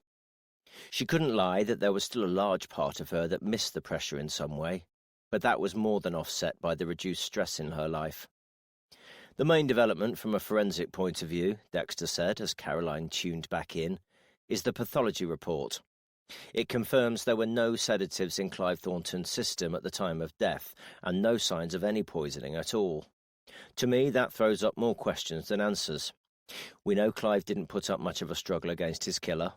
We've had confirmation that there's a very high probability the weapon used to kill Clive was the horseshoe in question. The size and shape of the indentations appear to match, and flecks of white paint were identified. We'd need to find the horseshoe to confirm a definite match, but it looks highly likely at this moment in time. There was no skin under his fingernails, no signs of bruising on his arms, or any other typical signs we'd expect. All we've got is some slight marking on his upper wrists, where it seems they were bound to the chair. It's nowhere near what we'd expect from a proper struggle, though. Certainly not if he thought his life was in danger. So if he didn't think his life was in danger at that point, it seems to indicate a much higher likelihood that Clive Thornton knew his killer. Aidan raised his hand, and Dexter indicated for him to speak. That doesn't fit in with what we know of Carlson, though, does it? Dexter let out a loud sigh. No, it doesn't. We've nothing yet to indicate the two men knew each other personally, and even if they did, based on what we know about the hydropower initiative and the trouble that caused, it seems likely that Clive Thornton would have realised his life was in danger and put up much more of a struggle. The lack of sedatives in his system does throw a pretty big spanner in the works there, I agree. But all we can do is go by the evidence in front of us, he said, glancing across at Caroline, who gave a barely perceptible smile, before the ringing of her phone called her back to her office. Dexter continued. Maybe we've let ourselves get a bit too carried away with theories and fantasies. That's not to say those theories are wrong. They could well be right. But we need to work from the bottom up rather than the top down. Or all we'll do is waste time and reduce our chances of getting justice for Clive's family. Chapter 19. Caroline closed her office door behind her and picked up the phone. Caroline Hills? Hi. It's Leah McGregor calling from the Rutland and Stamford Mercury. Caroline's heart sank as she heard the words. It was possible there could be an entirely innocent explanation as to why Leah McGregor was calling her, but instinctively she knew the timing was no coincidence and that it had to be connected with Operation Titan. So far they'd managed to keep the mob at bay, but she had a feeling that wouldn't be the case for much longer. "Hi, Leah. How can I help you?" she said, trying to sound as friendly and positive as possible. "I'm not sure," Leah replied. "Bit of an odd one, this. We've heard a rumour about a body being found in Oakham Castle recently. Is that true?"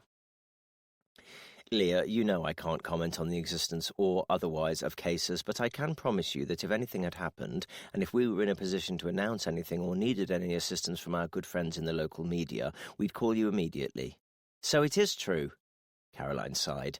"No, I didn't say that. I said if it was true, and if it would be beneficial to do so, we'd have contacted you already. But you haven't, which means you don't think it would be beneficial. Or it didn't happen. You know our policy is to neither confirm nor deny.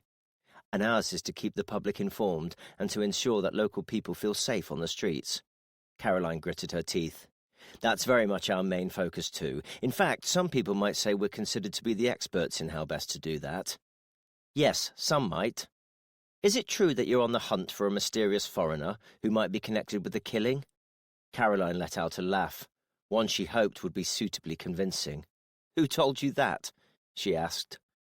"You know any journalist will always protect their sources," Leah replied. "Then I think you need to work on getting some new sources." "So you're saying it isn't true? Can I put that on the record?"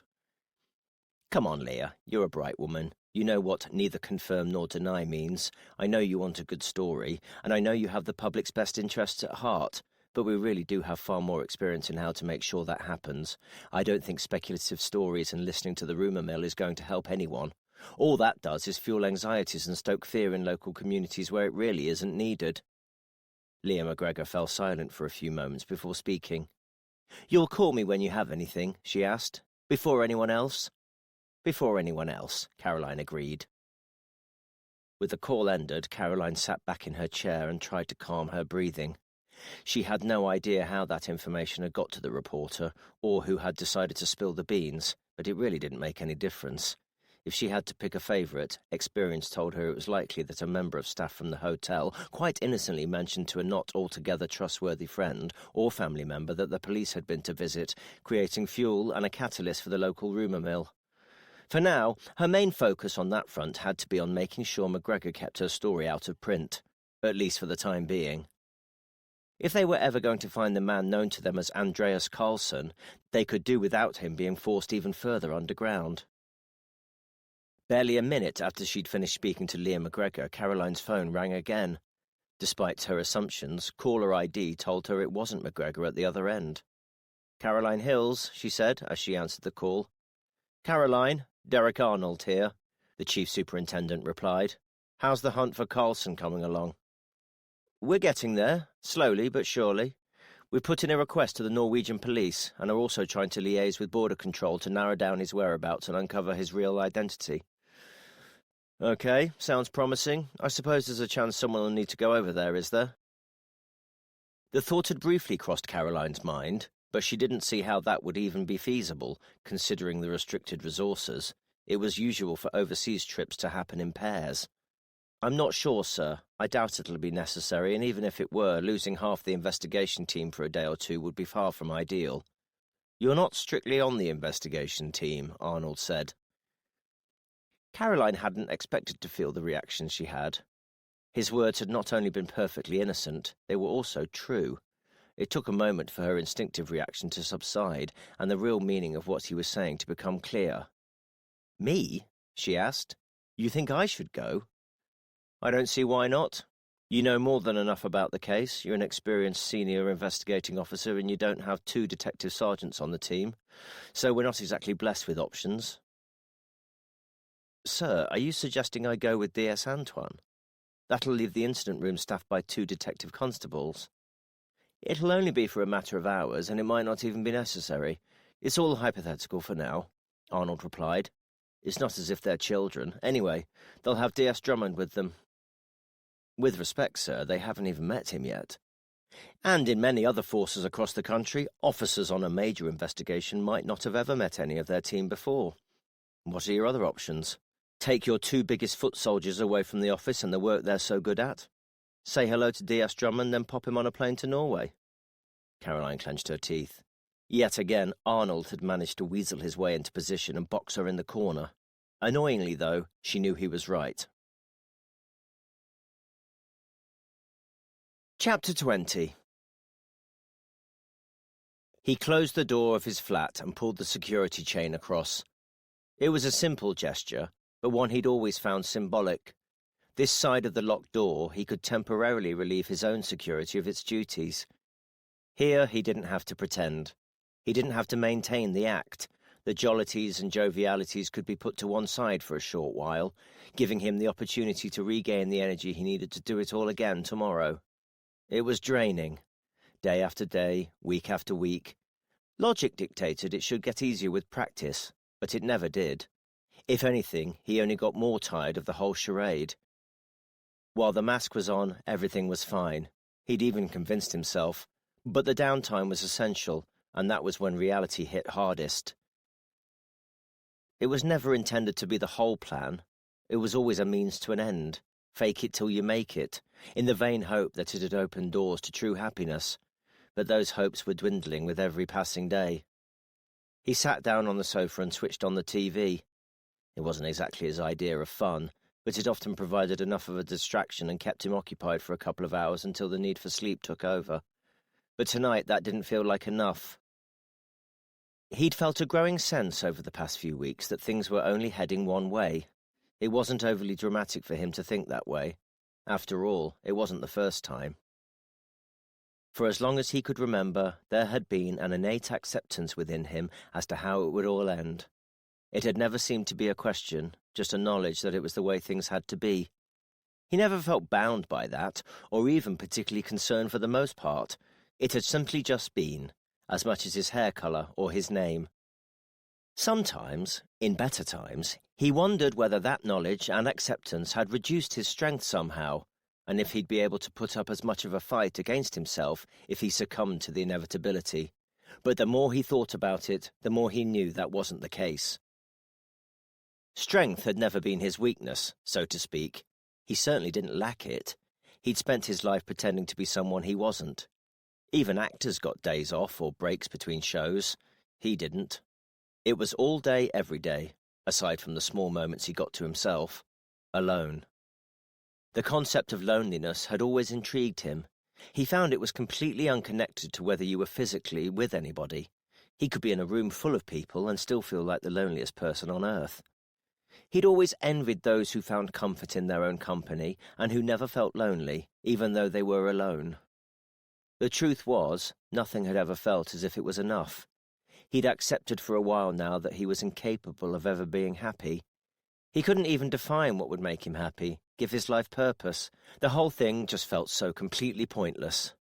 That wasn't to say his life had been wasted. He'd been proud that he'd managed to keep this darkness away from his friends and family, proud that he'd protected those people who didn't need to see this side of him. Because deep down he knew there was nothing they could do to help. It was inevitable. Why prolong their agony? He'd been at this point many times before. On the first few occasions, it had been merely thoughts. Then there'd been the times where he'd made plans. More recently, there'd been 2 occasions where he'd mucked it up. Most recently, mixing up grams with milligrams when calculating the number of sleeping tablets he'd need for his body weight had meant a particularly groggy week and a couple of days off work, but he hadn't regretted the act, only the failure. This time, he wouldn't be so stupid. He switched off the television and stood up, making his way over to the safe he'd installed inside one of the cupboards in the kitchenette. He unlocked it and looked at the contents within. The 3 most valuable items in his life: his birth certificate, his passport, and his noose. He couldn't recall whether he'd done it deliberately, but it seemed almost poetic seeing them lined up from left to right. Birth to death, beginning to end. He took the rope in his hand and removed it from the safe, locking the door shut. Standing on a kitchen stool, he loosened the 2 ceiling tiles and fed the free end of the rope over the steel joist above, tying the knot he'd already tied 1,000 times in his mind. He thought back to when he'd calculated the drop required to break his neck and kill him instantly, recalling the strange feeling of comfort he'd had when he realized he could do it in his own home. The fact these flats had previously been old Victorian buildings hadn't factored into his reasons for living here, but the tall, reinforced ceilings, inexplicably covered with the soulless polystyrene tiles you'd expect in an insurance call centre, had been something of a godsend for him. He slipped the noose over his neck and stood with his arms by his side. Sweep the feet forwards or backwards and knock the stool over. Then it'll all be done. It was the ending he'd written. The flat lit up blue as his phone rang on the kitchen work surface in front of him. Even from here, through tear-stained eyes, he could see the word on the screen. Mum. Swallowing hard, he removed the noose from his neck and climbed down from the stool, his heart hammering in his chest. He answered the phone. Hi, Mum. How's things? The familiar voice at the end of the phone seemed a world away, oblivious to what it had just interrupted. I'm fine, Dexter. And how are you? Chapter 21. Taking the morning briefing back to basics wasn't a bad idea in general.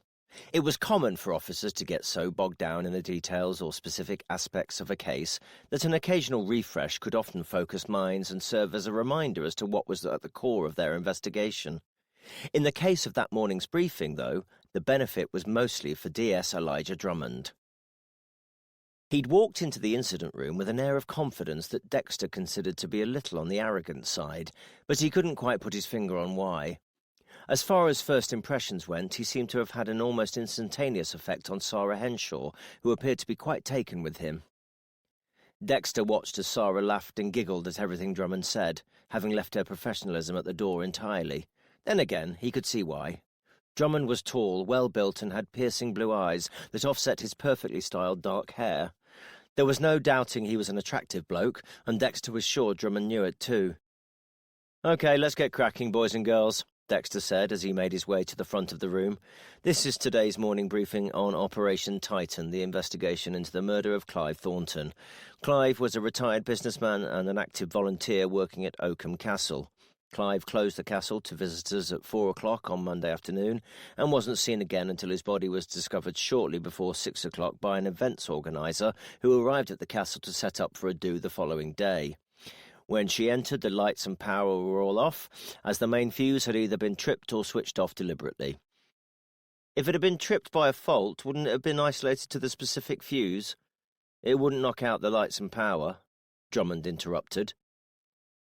It's usual to put your hand up if you'd like to speak, Dexter replied, trying not to show his irritation. Ah, right, I just thought maybe with it being... No, it's the same as everywhere. I'll take note of what you said about the fuse, but it's largely irrelevant as we believe it was shut off deliberately. It happened within seconds of Clive Thornton locking the doors, as evidenced by the time the CCTV system cut out. Yes, Elijah, Dexter said, spotting Drummond's hand in the air. Did the CCTV system not have battery backup? No, Ambo was called by the events organiser and they requested police assistance. Clive's death was caused by multiple blunt force trauma to the skull, which we believe to have been delivered by an ornamental horseshoe, one of which is missing from the wall directly above where Clive's body was found. We're yet to recover the horseshoe, but I've good reason to believe that was the murder weapon due to the forensics report, and the fact it can be seen in its place on the wall when viewing the CCTV footage around closing time that day. 2 hours later it was gone, and so was a large part of Clive Thornton's skull. CCTV footage from earlier that day shows a man we've identified as Andreas Carlson, a name we believe to be a pseudonym, visiting the castle as he had the previous day also. His behaviour seems out of the ordinary, and we believe he flew back to Norway within hours of Clive's death. We've since established that Clive had previous business links to Norway, and his company had been involved in a large national hydropower initiative that the Norwegian government had been trying to implement. When Clive's company pulled out at the last minute, the project collapsed, and is predicted to have cost the Norwegian government a considerable sum of money. Dexter stopped speaking, having spotted a familiar hand in the air. Yes, D.S. Drummond. How was the man identified as Andreas Carlson? Drummond asked. That's the name he wrote in the visitor's book at the castle, but we think it's a pseudonym. Yes. Why? Because he started to write another name first, but crossed it out. We believe he let his cover slip momentarily. Is that likely? If we're talking about a spy or contract killer, I mean. If he's literally visiting the location where he intends to murder someone, having been sent across Europe to do it, I'd say he's probably very much in work mode and would be unlikely to have made such a basic slip-up, no? We're going by the evidence in front of us, Dexter replied, starting to become increasingly irritated with Drummond. But if he was... We're waiting to hear back from the Norwegian police today, Dexter continued, cutting Drummond off sharply. We'll be able to judge from their response whether there's something darker at play here, and yes, we're compiling documentation ready to hand over to the Met and Counter-Terrorism Command should our worst suspicions be confirmed. It's always important to be aware of our role and to know when to take a back seat.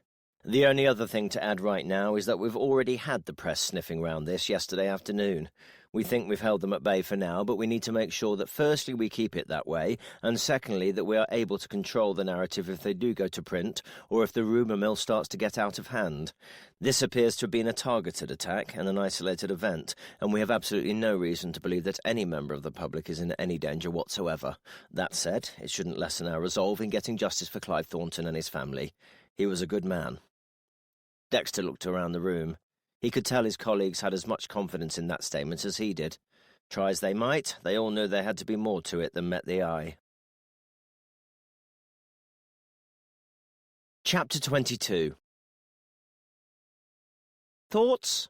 Caroline asked as Dexter walked into her office and closed the door behind him. Although she could already tell from his reaction in the briefing what Dexter was thinking, she was looking forward to hearing it in his own words. In the time she'd known Dexter, she'd never seen him be upset or angry about anything, but Elijah Drummond appeared to have found his trigger points within minutes of arriving. It's got to be some sort of joke, hasn't it? Bloke's on a wind-up. You can see why MC was so bloody keen to get rid of him, he said as he paced the floor in Caroline's office. And I'm not surprised they were so confident it might be a permanent move. This will be the one time the higher-ups keep their word on things like that, I can tell you. Can we just tell them we don't bloody want him? Caroline sympathised, but she didn't have many options. We've fought tooth and nail to get just one extra team member, Dex. We can't turn around now and say, sorry, we don't like that one. He's new. He's probably just nervous and trying to make a good impression. Dexter shook his head. You know that's not the case. He's rude, he's arrogant, he butts in whenever he likes, without a thought for anyone else. Dex, he's been here 5 minutes. Exactly, and I already want to throttle him. He thinks he knows it all. He's picking holes in the way we do things, trying to make us look like idiotic country bumpkins. Maybe he's just offering an alternative viewpoint. It's good to make sure we've considered all possibilities. There's no harm in having a fresh pair of eyes cast over things. Perhaps there are things we need to change or adapt slightly. What, so we end up doing things the exact same way as Emsu? Then what would be the point of us? They'd swallow us up in seconds. Being able to do things differently is the only thing that keeps this shop open. We wouldn't have half the success rate we do if this was all done by Emsu. Caroline sighed. You don't know that, Dex. No one does. Emsu have infinitely more resources than we'll ever have, not to mention staff numbers. More people doesn't mean more gets done, though, does it? I think we're living proof of that. Huge teams just create bloat. Things get lost and forgotten about. People hide in crowds and don't pull their weight. That's why Elijah Drummond stands out like a sore thumb over here. Maybe they weren't trying to get rid of him after all. You know, I reckon he might genuinely be the best they've got. Caroline kept silent for a few moments before speaking. Dex, is everything okay? She asked. Dexter stopped pacing and stood with his hands on his hips, his head slightly cocked to one side. No, it isn't. He's winding me right up. I don't mean Elijah, I mean in general. Yeah, fine. Why? Because you're not the sort of person to get so wound up about someone else. It's not like you.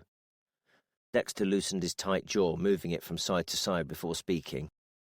Yeah, well, it's not like you to be defending Emsu and saying we'd be better off as part of them. I didn't say that, Dex. Sounded like it. Dexter, you know I want my team to be able to come to me with anything. Anything. And you know I prefer to chip in at the mucky end and I hate pulling rank, so I'm giving you a gentle little reminder that in this office, I'm your superior officer, and that commands a certain level of respect. And yes, now I've said that, I want to stick my fingers down my throat and vomit. If you need to rant at me, feel free. That's what I'm here for. But if you want to rant about me to my face, let's at least do it over a couple of pints in the pub, all right? Dexter looked at her and nodded, seeming to come down from his perch a little. Yeah, sorry, he said. I don't know why, but he just winds me up so much. Caroline couldn't help but smile. He's not that bad, just a bit enthusiastic. Don't forget he's come from a completely different environment. He's probably used to having to put on an act to get heard above all the other loudmouths over at Emsu. He'll soon pick up that he doesn't need to do that here. He's a DS boss. He knows the score. He must get that you don't just walk into a small team like this where everyone knows everyone and trample all over it. That's not a cultural thing, that's just being human. To be fair, I have heard there are different species over there. In that case, maybe we should put him in a cage. Caroline laughed. I doubt it'll come to that. He probably just needs a bit of training. Like one of those dogs you see on the telly where the owners bring in some mad expert who whips them into shape because the dog keeps eating their shoes in the night. I was thinking more a gentle nudge in the right direction, but I get your point. Do you want me to have a word? Dexter took a breath and considered this for a moment, then let out a loud sigh. Nah, he said. It's all right. It's probably just me being oversensitive. Like you say, I'm sure he'll calm down in good time. He's just over-keen. Nothing wrong with being keen, Dex. Rather that than have him sitting there with his feet up doing nothing. True. Hey, maybe we can use him as our little Rottweiler puppy. Put all that energy into something useful. I think that's probably enough of the dog comparisons. Before we know it, you'll have given us all breeds to match our personalities, and I really don't want to know what mine is. In all seriousness, keep an eye on Elijah, not in a suspicious way, I mean in a caring one. Caring? Dexter asked. Yeah, the ones who waltz in with that sort of bravado are usually the ones who are the most shy. Someone who's truly confident and sure of themselves doesn't feel the need to hammer it home to everyone else. They just get on with it. If it helps you feel any better, you'll likely find Elijah Drummond doesn't feel all that self-confident at all. He's probably just a shy and anxious little boy who's trying too hard to impress. Dexter gave a smile that bordered on a smirk. You know, that does make me feel a bit better.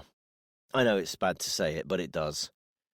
It's not bad at all, just human, Caroline replied. We all spend too long judging other people and getting it wrong. Live and let live. Assume the best in people. If you're always trying to do your best and occasionally innocently getting it wrong, then you'll find that's what other people are doing too. No one else is a robot or a bit part player. Everyone's living their own story in their own world. Dexter raised his eyebrows. Getting a bit deep and philosophical for this time in the morning, aren't we? Caroline shrugged.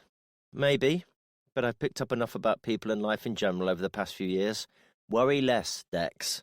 You don't often let stuff get to you, and I don't think Elijah Drummond should be any different. There are two ways of looking at it. Either he's just shy and anxious, in which case it's best to give him the benefit of the doubt, or he's actually a complete and utter tool, in which case he isn't worth your time getting angry and frustrated over. Whichever way you look at it, it isn't worth the headspace. Wise words, Dexter replied. You ever thought of writing a self-help book? Caroline smiled. I can't even help myself half the time. I don't think I'm in any position to start helping other people. In any case, this is what we're in this job for, isn't it? We're here to solve people's issues and restore order and justice. That's got to be a form of therapy in itself. Very true, Dexter replied. Dex, listen to me. You're genuinely one of the best people I've ever worked with.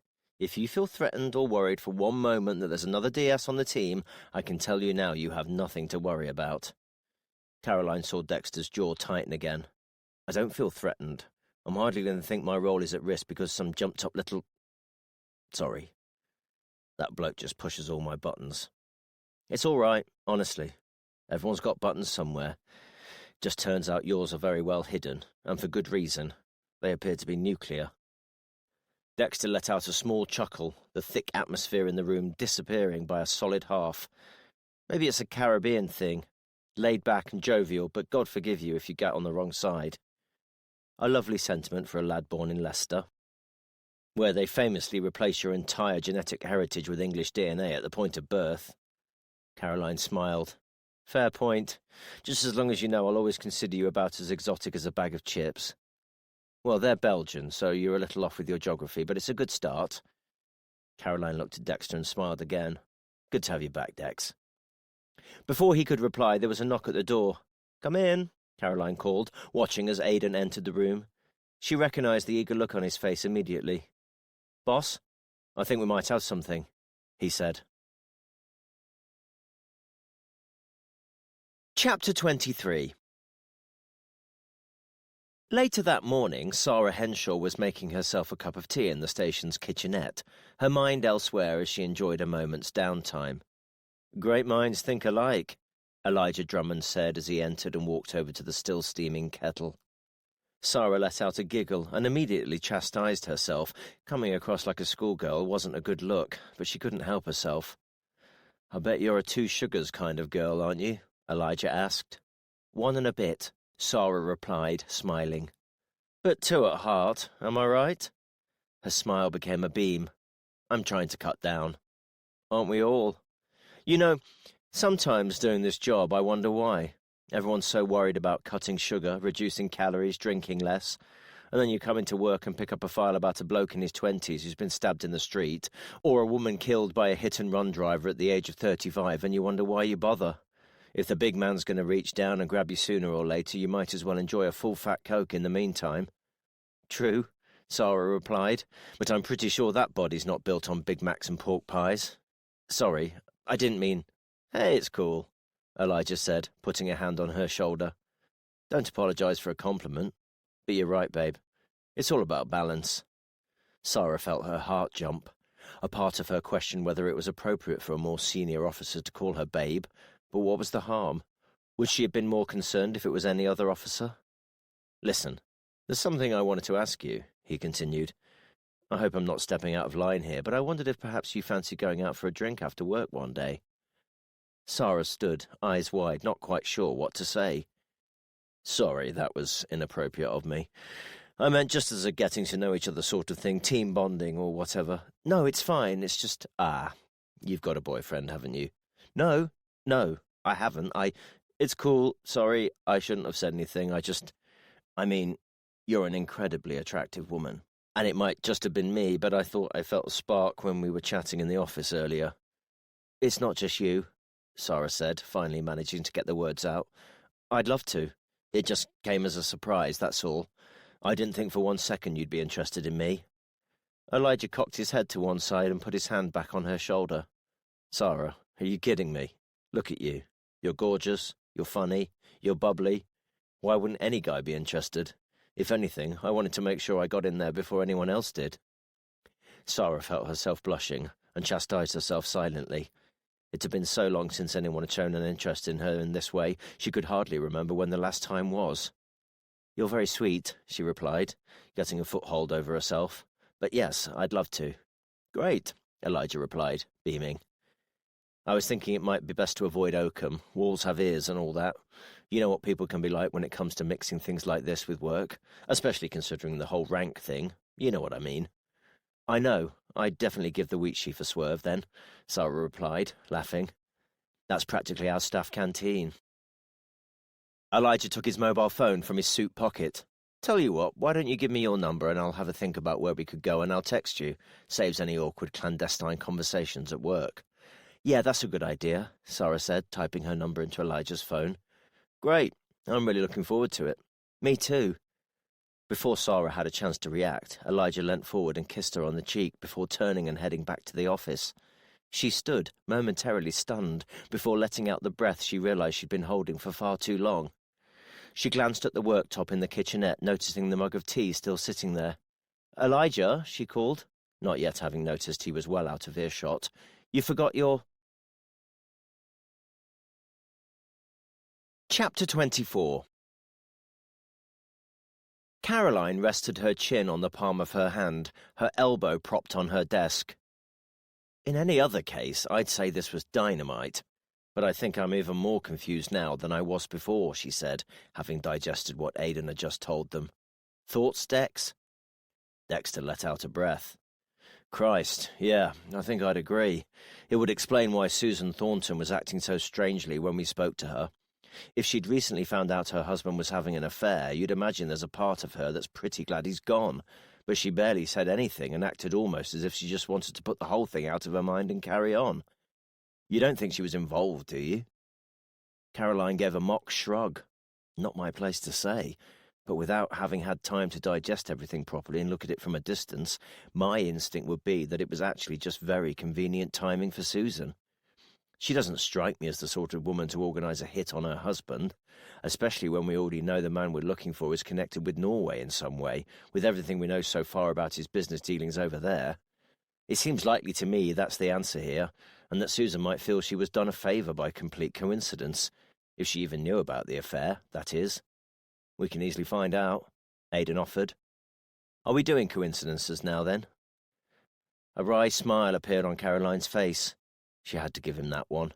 "Usually not, no, but they do happen, and when they do, they tend to be bigger than you might realise. I've seen some big cases get hampered and slowed down by detectives trying to find links where there aren't any. I find that if you feel yourself getting bogged down by that, apply Occam's razor." Aidan's blank reaction told Caroline she needed to offer an explanation. "The simplest answer is often the right one," she said. "We humans tend to overthink things and look for convoluted patterns of logic. We try to make sense of every piece of information and link it all together without even realizing what we're doing. Occam's razor says the simplest possible answer is usually the right one." "I'll take your word for it," Aidan replied. "Either way, we need to find out what Susan Thornton knew, if anything, and when. But tread carefully on that, because she might very well have known nothing. Her husband's just been killed, and if we wade in there all guns blazing, firing off about how he'd been having an affair with another woman behind her back, it's hardly likely to help matters." "Do we know who the mystery woman is?" Dexter asked. "Only that she's called Tony," Aidan replied. "Or at least that's the name she's saved as in his phone. It's taken them up until now to get past the security on his phone. Honestly, it's best not to ask." Caroline looked back down at the sheets of paper on the desk in front of her, printouts of messages they'd obtained from Clive Thornton's phone. The earliest messages were only from the morning of Clive's murder, but they appeared to be a continuation of an existing conversation. Caroline considered this must mean Clive had been systematically deleting messages to and from Tony on a fairly regular basis, hiding the evidence trail. Tony, 0926. Sounds good to me. Looking forward to it. Winking face. Kiss, kiss. Tony, 1221. How's your day going, sexy beast? Kiss, kiss.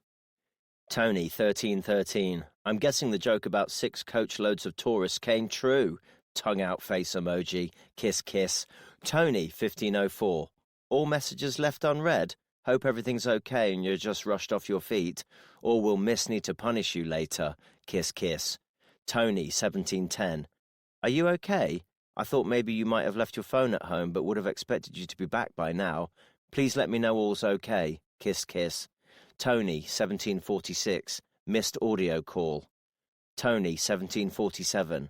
Clive, is everything okay? I'm getting worried now. Kiss, kiss. Tony, 1754. Missed audio call. Tony, 1818. Okay, I'm presuming this is something to do with what you said the other day about her finding out. I completely understand if you don't want to take the risk anymore. I can't pretend I'm not disappointed, but of course I totally get it. It's not worth ruining your marriage over a bit of fun. It'd just be nice if you could let me know, so I know. Kiss, kiss. Tony, 1836. Clive, I'm guessing you've blocked my number or something. I'd rather you were able to just tell me it's over, but I get the hint. I don't know if this will ever reach you, or if you'll ever see it, but my door is always open. I really enjoyed our time together. Kiss, kiss. Where did we find Clive's phone? Caroline asked. Was it on his person? No, he'd left it at home that day, Dexter replied. It was charging in his kitchen. His wife said he did forget it from time to time, but it had been a while since it had happened. I guess some people just aren't as attached to their phones as others. Very true. Not out of the ordinary, considering his generation. And Mrs. Thornton was at home that day? Yep. So she might have seen messages flash up on the screen. He had notification previews disabled. She would have been able to see there were messages, but she wouldn't have been able to read them. Would she have been able to see who they were from? I'm not sure, but if so, it'd only show a name. That'd be enough to get the red mist to descend, especially if she was already suspicious, or had confronted him over it in the past, Caroline said, immediately regretting the conspiratorial tone in her voice. True, and for all we know, she might know the PIN code to his phone. If she did, she'd have been able to read everything. Caroline nodded slowly. No wonder he didn't tend to leave his phone at home much anymore. Have we put into the phone networks to find out who this Tony's number is registered to? Yep, we're on it, Aidan said. Good stuff. Once we've got an ID on her, we'll go and chat with her. I've a feeling that'll open up a whole lot more. Dexter's mobile phone rang in his pocket. Not recognizing the number on the screen, he answered the call. Dexter, Antoine. The voice at the other end of the phone was loud enough for everyone to hear. Hello, it's Andrea Ruston calling from Border Force regarding your request for information on Mr. Carlson. Do you have a few moments? I've got something that might be of interest to you. Chapter 25. Dexter ended the call and put his phone back in his pocket, having jotted down some notes on a scrap of paper during the call. Okay, that was Border Force, he said to the others, as if they hadn't overheard. They got a record of Carlson entering the UK at Stansted Airport around midday on Friday the 16th and leaving Heathrow on the evening of Monday the 19th. They confirmed he flew in on a Norwegian passport in the name of Øyvind Andreas Carlson. There was a Ryanair flight in from Oslo Gardermoen around that time on Friday, and a British Airways one back to the same airport from Heathrow on Monday night. We'd have to check with the airlines, but it's highly likely they're the flights he was on. What are the times of those flights? Caroline asked. The flight from Oslo on Friday arrived just before midday, and the one back on Monday was scheduled for 8:05 in the evening, but took off about half an hour late. 8:05 Heathrow, Caroline muttered, doing some mental maths. What's that, about 2 hours by road? At least, Aidan replied. Even if he left Oakham immediately after killing Clive Thornton, he'd be hitting the Black Cat roundabout at about 5:30, and that's always snarled up in rush hour. Going down past Northampton and Milton Keynes won't have been much better either. In any case, you're looking at reaching the M25 at 6-ish, maybe 6:30. I can't imagine that'll have been flowing freely a few days before Christmas. Okay, Caroline said, nodding slowly. So even with a best-case scenario, assuming he kills Clive within seconds of the castle closing, then hotfoots it down to Heathrow and somehow dodges all the traffic, he'd arrive shortly after 6 o'clock. That's doable for an 8 o'clock flight, especially if he only had hand luggage. If you add in the likely traffic, though, we're probably looking at, 3 hours? That gets him to Heathrow around 7, even if he left Oakham immediately. I can't imagine trains or public transport would have been any quicker. Again, probably just about doable if he only had hand luggage, but he'd be cutting it pretty damn close. Heathrow would have been heaving with people flying home for Christmas. True, Dexter replied, but at the same time he wouldn't have wanted to be hanging around in the UK for any longer than necessary, especially after what had just happened. Caroline had an uneasy feeling. I don't know, it feels even riskier. If he missed his flight, which he had a good chance of doing, he'd have been stuck here till the next morning. He'd have no way of knowing until it was too late. What are Carlson's last known movements from CCTV? Aidan flicked back a couple of pages in his notebook. At 3 o'clock on Monday, he comes into the castle and takes photos of the horseshoes. He's there just over a minute before leaving again. We don't know where he goes after that, but he's not picked up on CCTV in the town or the market square. If he left through the main gate, you'd expect to see him. That means it's likely he headed across the castle grounds and up and over the steps towards the Burley Road car park. I think it'd be worth checking the reg numbers of the vehicles parked there that day and cross-referencing them with ANPR in the vicinity of the airports. Either that or he was hiding out somewhere, waiting for the castle to close. It would have been easy enough for him to find his way back in through a side door that's not covered by CCTV. But there's nothing on the town and council cameras after 4 o'clock either? No, not that we can find, although you'd expect he'd have scoped out where the cameras were and would be deliberately avoiding them where possible. Except for having walked bold as brass right into the Great Hall of the castle on 2 separate occasions, knowing he'd be picked up on all of them. But there's no way he could be identified from those images, Aidan replied. That's why he wore the hat and kept his head low. And then wrote his name in the visitor's book. A name we presume to be false. If this really is some sort of government-backed spy operation, it wouldn't matter if he wrote the fake name that's in his passport, because any requests we put into the Norwegian authorities would be brushed aside. I don't know, Caroline said, shaking her head.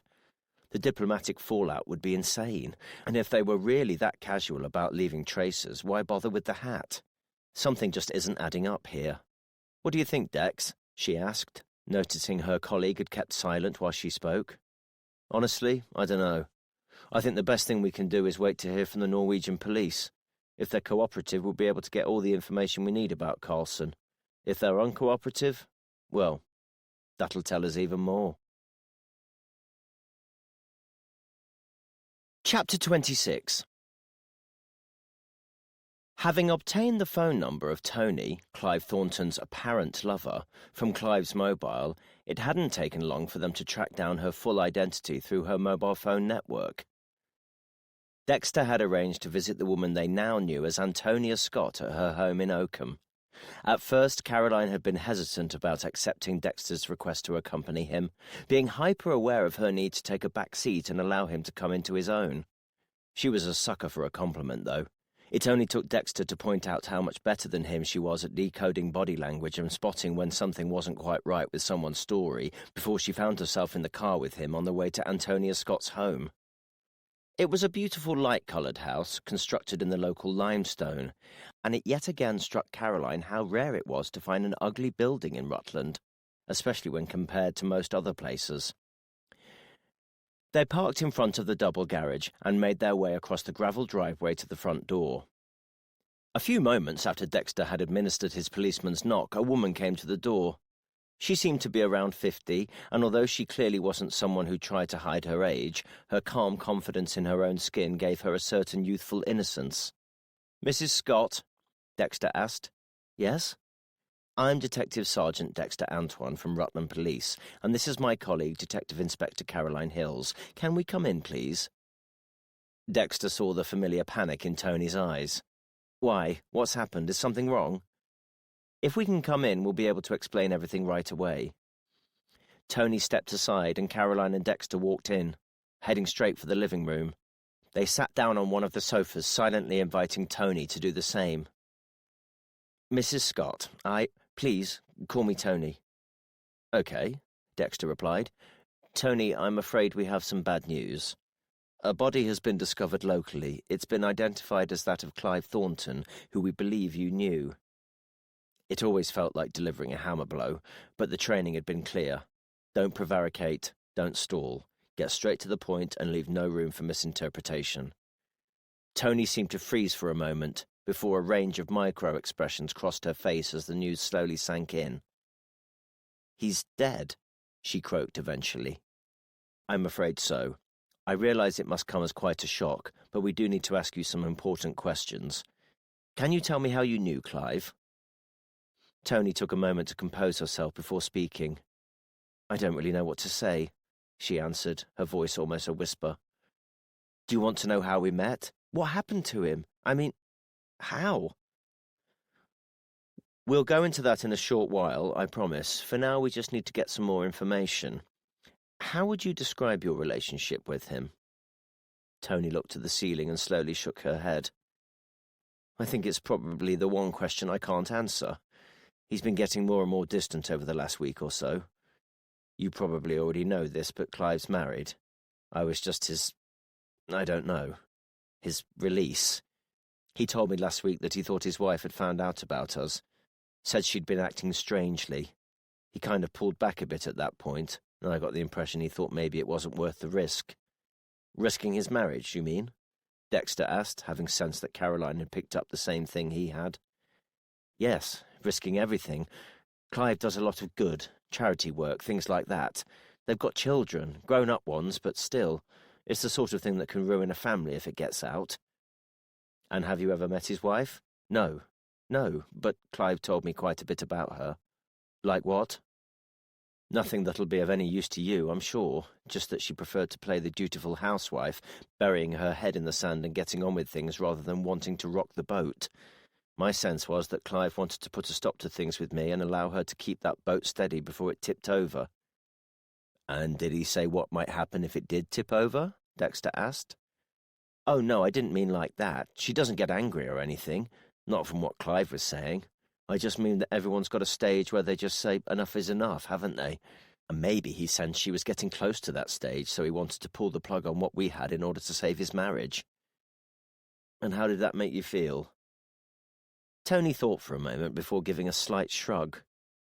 "It is what it is, isn't it? Mine and Clive's relationship was a casual one, to say the least. It's not like there was any danger of us falling in love and getting married or anything." "And when you say casual, I mean sex." Dexter looked down at his notebook and feigned scribbling.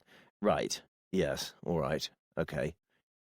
Clive has a side to him that doesn't receive attention within his marriage. That's not to say his relationship with his wife is sexless, but he likes some other aspects." As much as he didn't want to, Dexter knew he was going to have to ask. "Such as?" he croaked. Tony took a deep breath. "Sometimes men, or women, who are used to spending their lives being a leader or the person in charge all the time, well, they like to experience the opposite in their downtime. They like to be submissive, particularly in a sexual sense."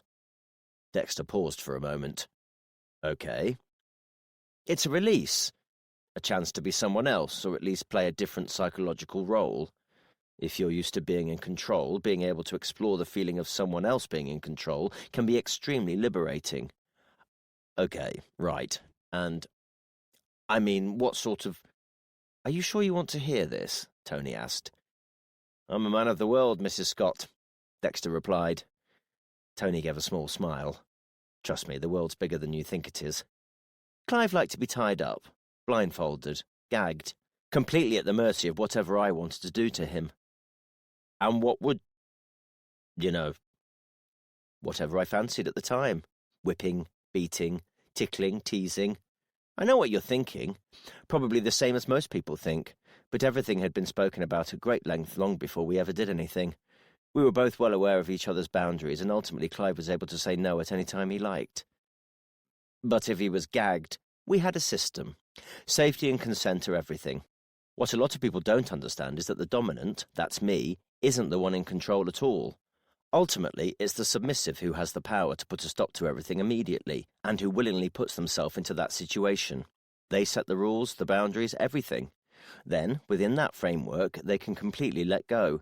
It's a bit like going on a roller coaster. You do it because the track and the ride have been safety checked and designed to be completely safe. You pay good money to go on it. You pull the safety bar down knowing you're secure, and then you're able to let go and enjoy the feeling of free fall in absolute safety. It's the exact same feeling you get from driving your car off the edge of a cliff, but I think given the choice, most people would prefer a roller coaster. You get to enjoy those unpleasant feelings, for want of a better word, in a safe space without any of the risk that's usually associated with it. Okay, Dexter replied. Well, I've got to say, I've definitely learnt something today. And you were Clive's roller coaster, were you? I guess that'd be one way of putting it, yes. These sorts of relationships can be pretty turbulent anyway. The conversation stopped as they heard footsteps coming down the stairs, shortly followed by the living room door opening. Hello, darling, Tony said, addressing a woman of about 30. This is my daughter, Kelly. Hi, Kelly, Dexter said, smiling. Hi, came the response. Do you want to wait upstairs? I'll be up shortly. We just need to have a little chat down here. Okay, Kelly replied before turning to head back upstairs. If you think of anything that might help, I'll leave a card with your mum, Dexter called. Kelly looked back and nodded before rounding the corner back into the hall and disappearing from sight. Caroline raised her eyebrow to Dexter, which thankfully went unnoticed by Kelly's mum. She's 33, Tony said without being asked. She has what used to be known as Asperger's syndrome. She's very quiet, likes a lot of her own time. Do you need to speak to her? Only with her condition being as it is, it can be tricky sometimes. I think we should be okay for now, Dexter replied, giving a smile. Oh God, I'm so sorry. I didn't even offer you a cup of tea or coffee, Tony said, rising to her feet. What would you like? A glass of water would be fine, thanks, Dexter said. Coffee, please, Caroline replied. Black, no sugar. No worries, back in a tick. A few moments after Tony left the room, Dexter leaned in towards Caroline. Bit weird the wife never mentioned all this, isn't it? Especially if she'd recently found out. We don't know for sure that she did, only that Clive suspected she'd found out. But you're right, it stood out like a sore thumb for me too, especially when you think about how strangely she'd been acting the whole time we were round there. Dexter's mobile phone started to ring, vibrating in the pocket of his suit jacket. He took the phone out and glanced at the screen. The caller's number began with +47, and Dexter knew instantly what this meant. Dexter Antoine, he said, answering the call. Detective Sergeant Antoine, this is Camilla Svensson, calling from the National Police Directorate in Oslo. How are you? I'm fine, thanks, Camilla. And yourself? I'm very good, thank you. Only a few hours to go until my Christmas break begins, and I'm very pleased to give you a little Christmas present. We have located Oyvind Andreas Carlson. I understand you wish to speak with him in connection with a murder inquiry. Is this correct? Yes, that's right, Dexter replied. Okay. Are you looking to make an arrest at this time? I don't think we have a record of a mutual legal assistance request here. No, we haven't submitted an MLA. At the moment, we're keen to speak to Mr. Carlson and hopefully eliminate him from our investigation. I see. Of course, without an MLA request, we cannot guarantee anything, but I can tell you he does not have any previous convictions here in Norway. He appears to work as a doctor in the city of Sandefjord, which is approximately 120 kilometres from Oslo. Okay, and what are our options, Camilla? How can we speak with Mr. Carlson? Well, if you wanted to make a formal arrest, then an MLA would be required, but I have to tell you it might be difficult over the Christmas period. Our staffing here is a little relaxed at the moment. The alternative is to request a voluntary interview with him. We can facilitate that if you wish, but of course he would not be obliged to do so if that's what he decides. Dexter considered this for a moment. Was there evidence on Carlson strong enough to go through formal diplomatic channels in order to have him arrested and potentially extradited? As things stood, no matter how suspicious and damning it might seem, the evidence on paper was entirely circumstantial. How would the voluntary interview process work, he asked her. Typically, we would either call him or visit him at home and explain that the police in the United Kingdom wished to speak with him about an investigation. If he chose to cooperate and to speak with you, we would arrange for him to attend a local police station, where you would be able to meet him and ask any questions you need for your investigation. Of course, this would be done under the supervision of an officer from the National Police Directorate. In Norway? Yes, I am afraid we do not have any Norwegian police stations in the UK at this moment, Camilla replied, her deadpan manner making Dexter smile. Worth a shot, he said. Okay, leave it with me. Can I call you back on this number? Sure, speak to you soon. Great, thanks. Bye. Having ended the call, Dexter looked at his phone for a moment before looking up at Caroline. Don't suppose you know where your passport is, do you? He asked.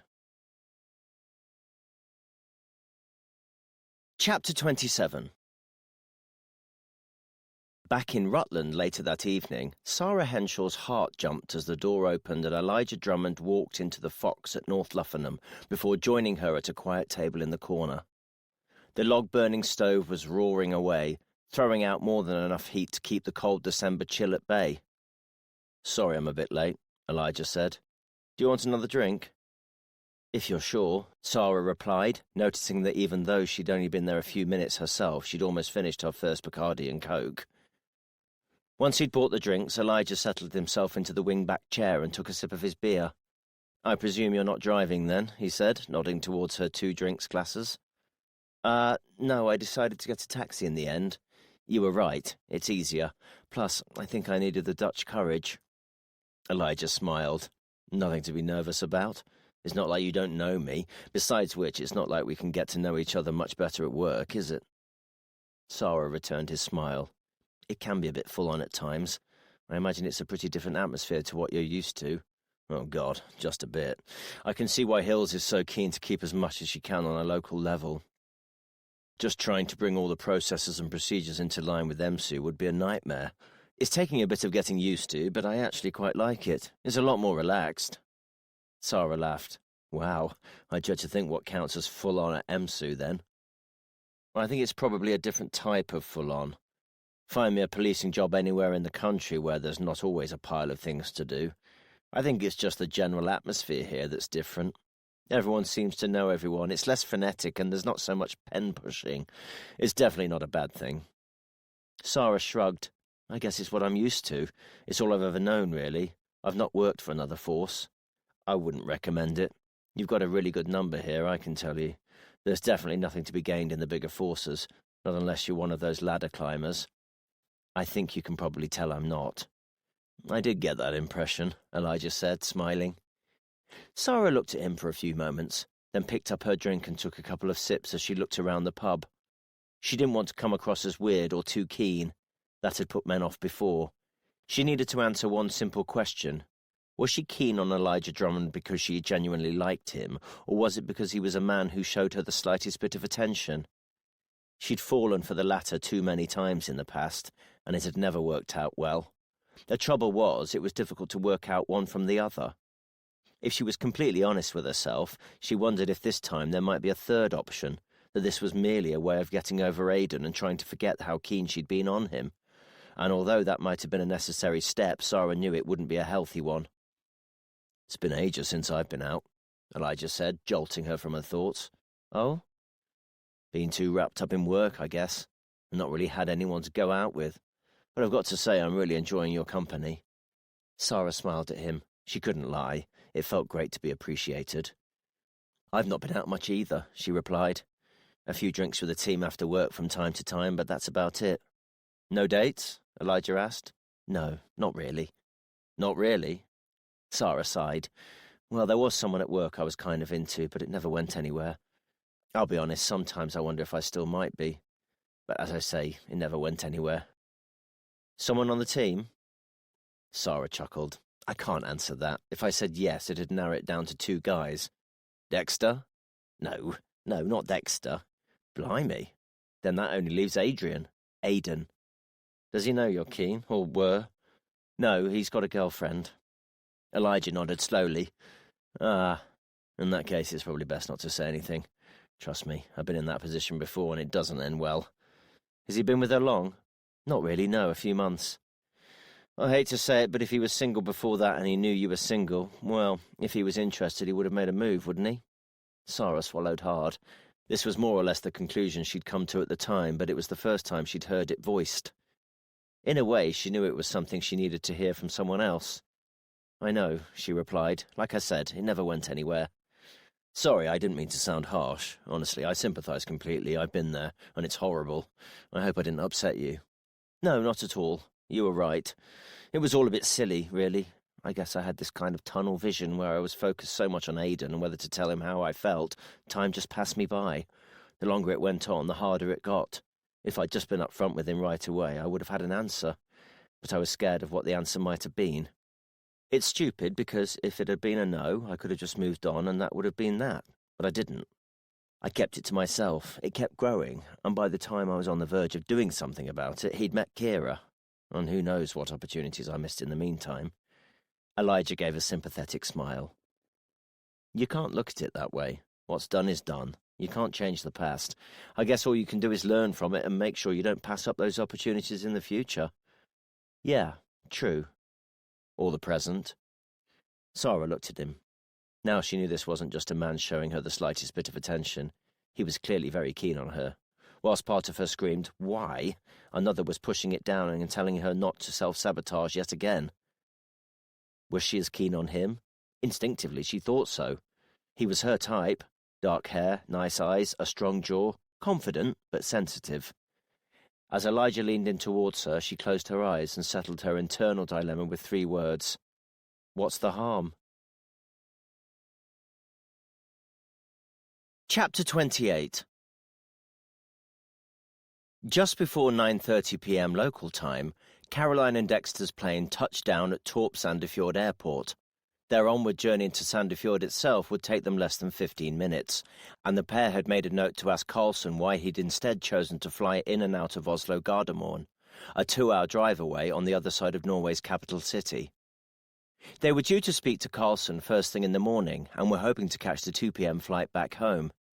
Having checked in advance, there were still plenty of seats available on both that departure and the late evening one, so they'd opted to play it by ear and book the return flight at the last minute. They didn't want to spend any longer in Norway than they had to, but at the same time they didn't want to rush the time they had with Carlson. After they'd checked into their rooms at the Hotel Kong Karl, they headed down to the hotel's restaurant for a late dinner and a nightcap. Feels strange being away so close to Christmas, Caroline said, trying to draw Dexter into conversation.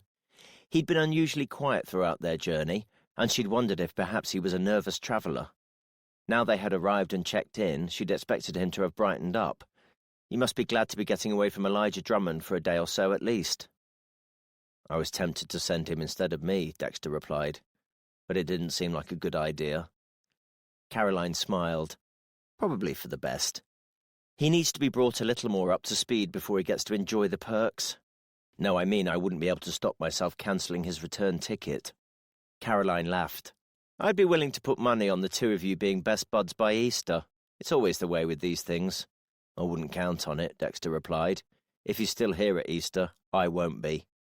Give him time. He'll settle down. It's a very different culture here to Emsu. It took me a while coming from the Met. It just takes a little adjustment. Or a lot of it, in his case. The waiter arrived at their table and they placed their drinks order for dinner, choosing to pay for their drinks separately. There was no way they'd be reimbursed by work for alcohol, but what they didn't know wouldn't hurt them.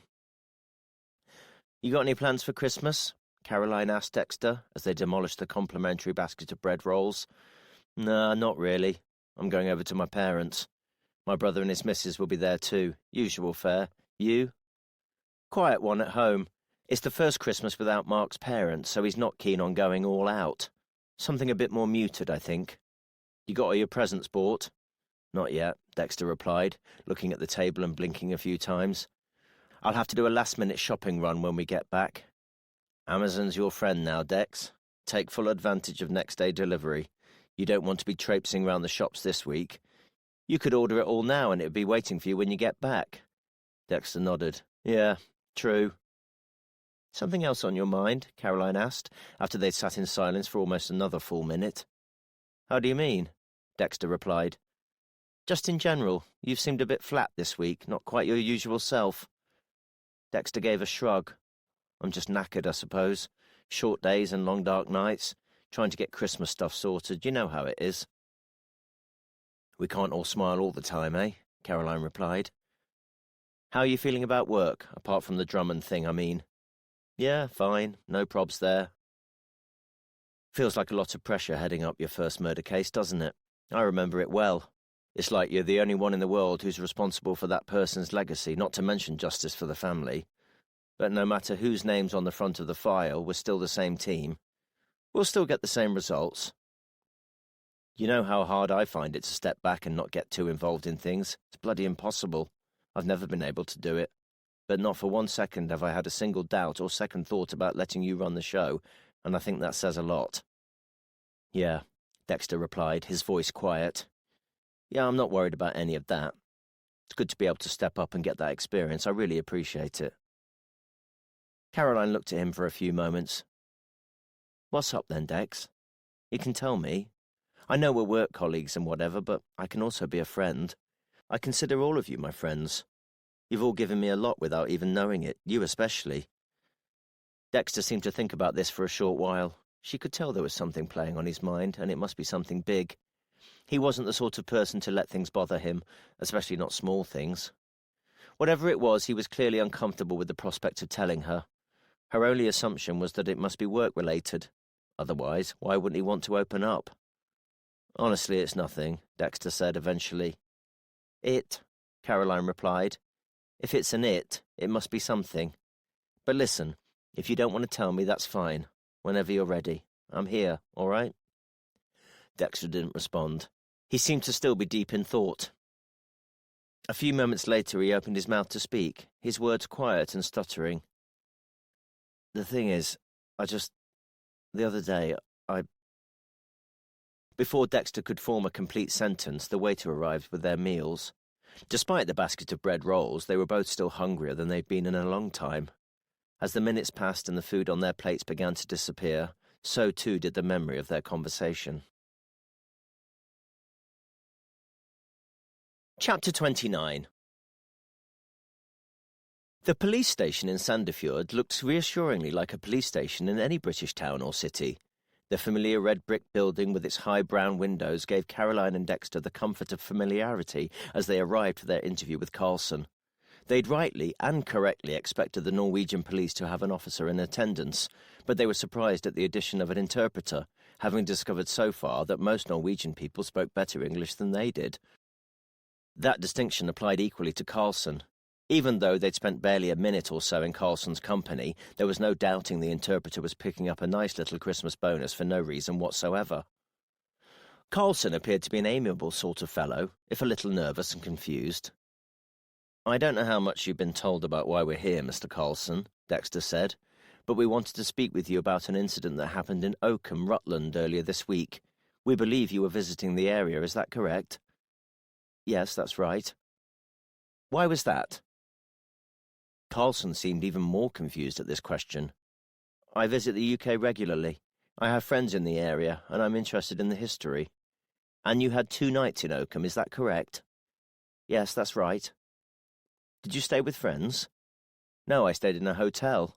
This time I came only to explore Rutland and the history. I had a few days of vacation from work and I wanted to use them. Do you live alone here? Yes, I was married, but now I'm divorced, and I live alone.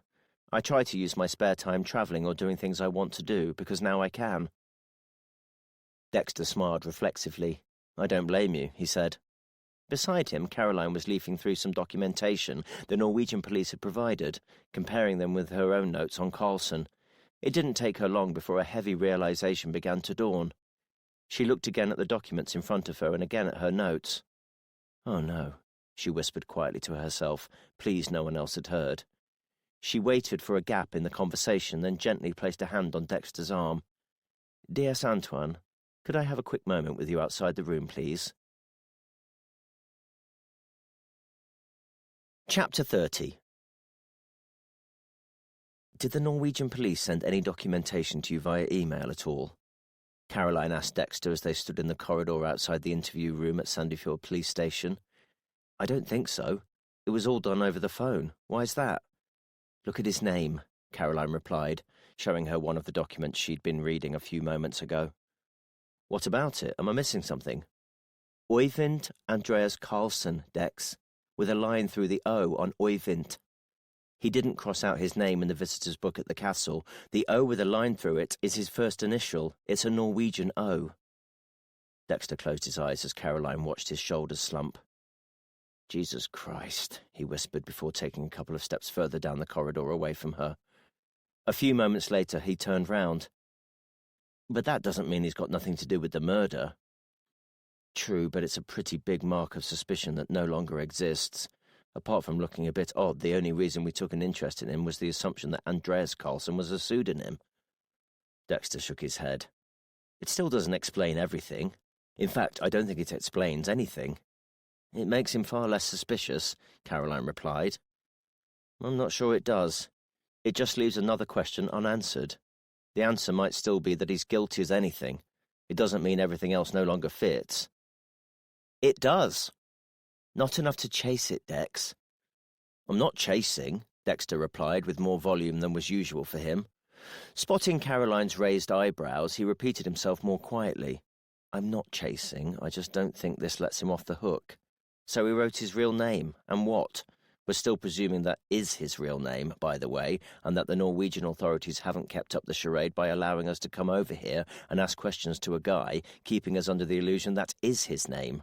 Whether he has an O before his name or not, and whether he draws a line through it or not, doesn't make it any more or less real.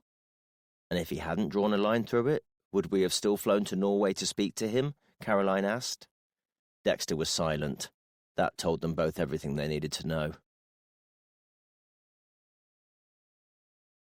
Chapter 31. As Caroline walked into work the next morning, it felt almost as if her brief trip to Norway had never happened. It was more like an uncomfortable dream than anything. That feeling didn't last long, though, as she acknowledged her expected summons to Chief Superintendent Derek Arnold's office. She'd always found Arnold to be firm but fair, a man who liked to keep an eye on things but appreciated that Caroline's unconventional approach tended to yield results. And as far as he and his role were concerned, results were what mattered most. Today, though, there was no sign of amiability on Arnold's face. This was a man who looked thoroughly peed off. "Sit down, Caroline," he said, barely able to look at her. "I think you've probably got a fair idea as to why I called you in here." Caroline said nothing for a moment or two while she tried to choose the right words. "Yes," she said eventually. "And I can completely see how it looks from where you're sitting, but I'd appreciate the chance to explain things from my perspective if I may, sir." "I'd very much like it if you did," Arnold replied, leaning back in his chair and crossing his arms. As you know, in the process of reviewing CCTV footage from the castle, we discovered a man who'd visited the castle twice, and who we considered to have been acting suspiciously. Crucially, the second time he visited the castle was just a couple of hours before Clive Thornton was murdered. Through the castle's guest book, we discovered his identity and made some inquiries.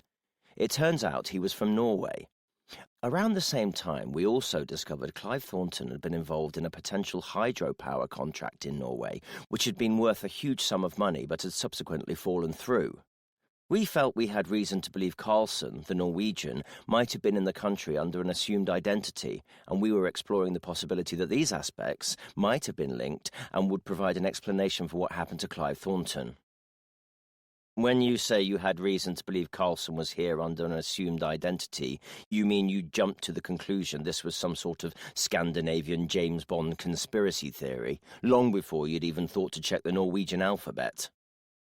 "That was a regrettable oversight, sir, but even if we had spotted it, it wouldn't have automatically taken Carlson out of the frame." "No, but it would have saved a precious chunk of the operational budget which you instead chose to waste on flights and hotels, an operational budget which, let me remind you, is extremely stretched as it is." Caroline clenched her teeth. It had been Arnold who had suggested she and Dexter visit Carlson in Norway. He either had a very short memory, or he was deliberately trying to dodge responsibility. Either way, Caroline knew it would do her no good to argue back. "I understand, sir, and I can only apologize." Arnold let out a harumph. "Apologies don't change budgets, Caroline. I can tell you I speak from experience on that one. You've wasted resources, you've wasted time, and you've risked public embarrassment. We're extremely lucky this story hasn't leaked out into the press as it is. How do you think they'd handle this little twist in the tale?" Caroline knew the level of public hysteria that occurred when even the smallest inconvenience happened locally. She was sure the good people of Rutland wouldn't react well to discovering they'd not only managed to keep a local murder from the press, but that they'd wasted public money on a pointless trip to Norway. She accepted there might come a point where she'd need to appeal for eyewitnesses or anyone who had information that could help. That was a possibility in all murder cases.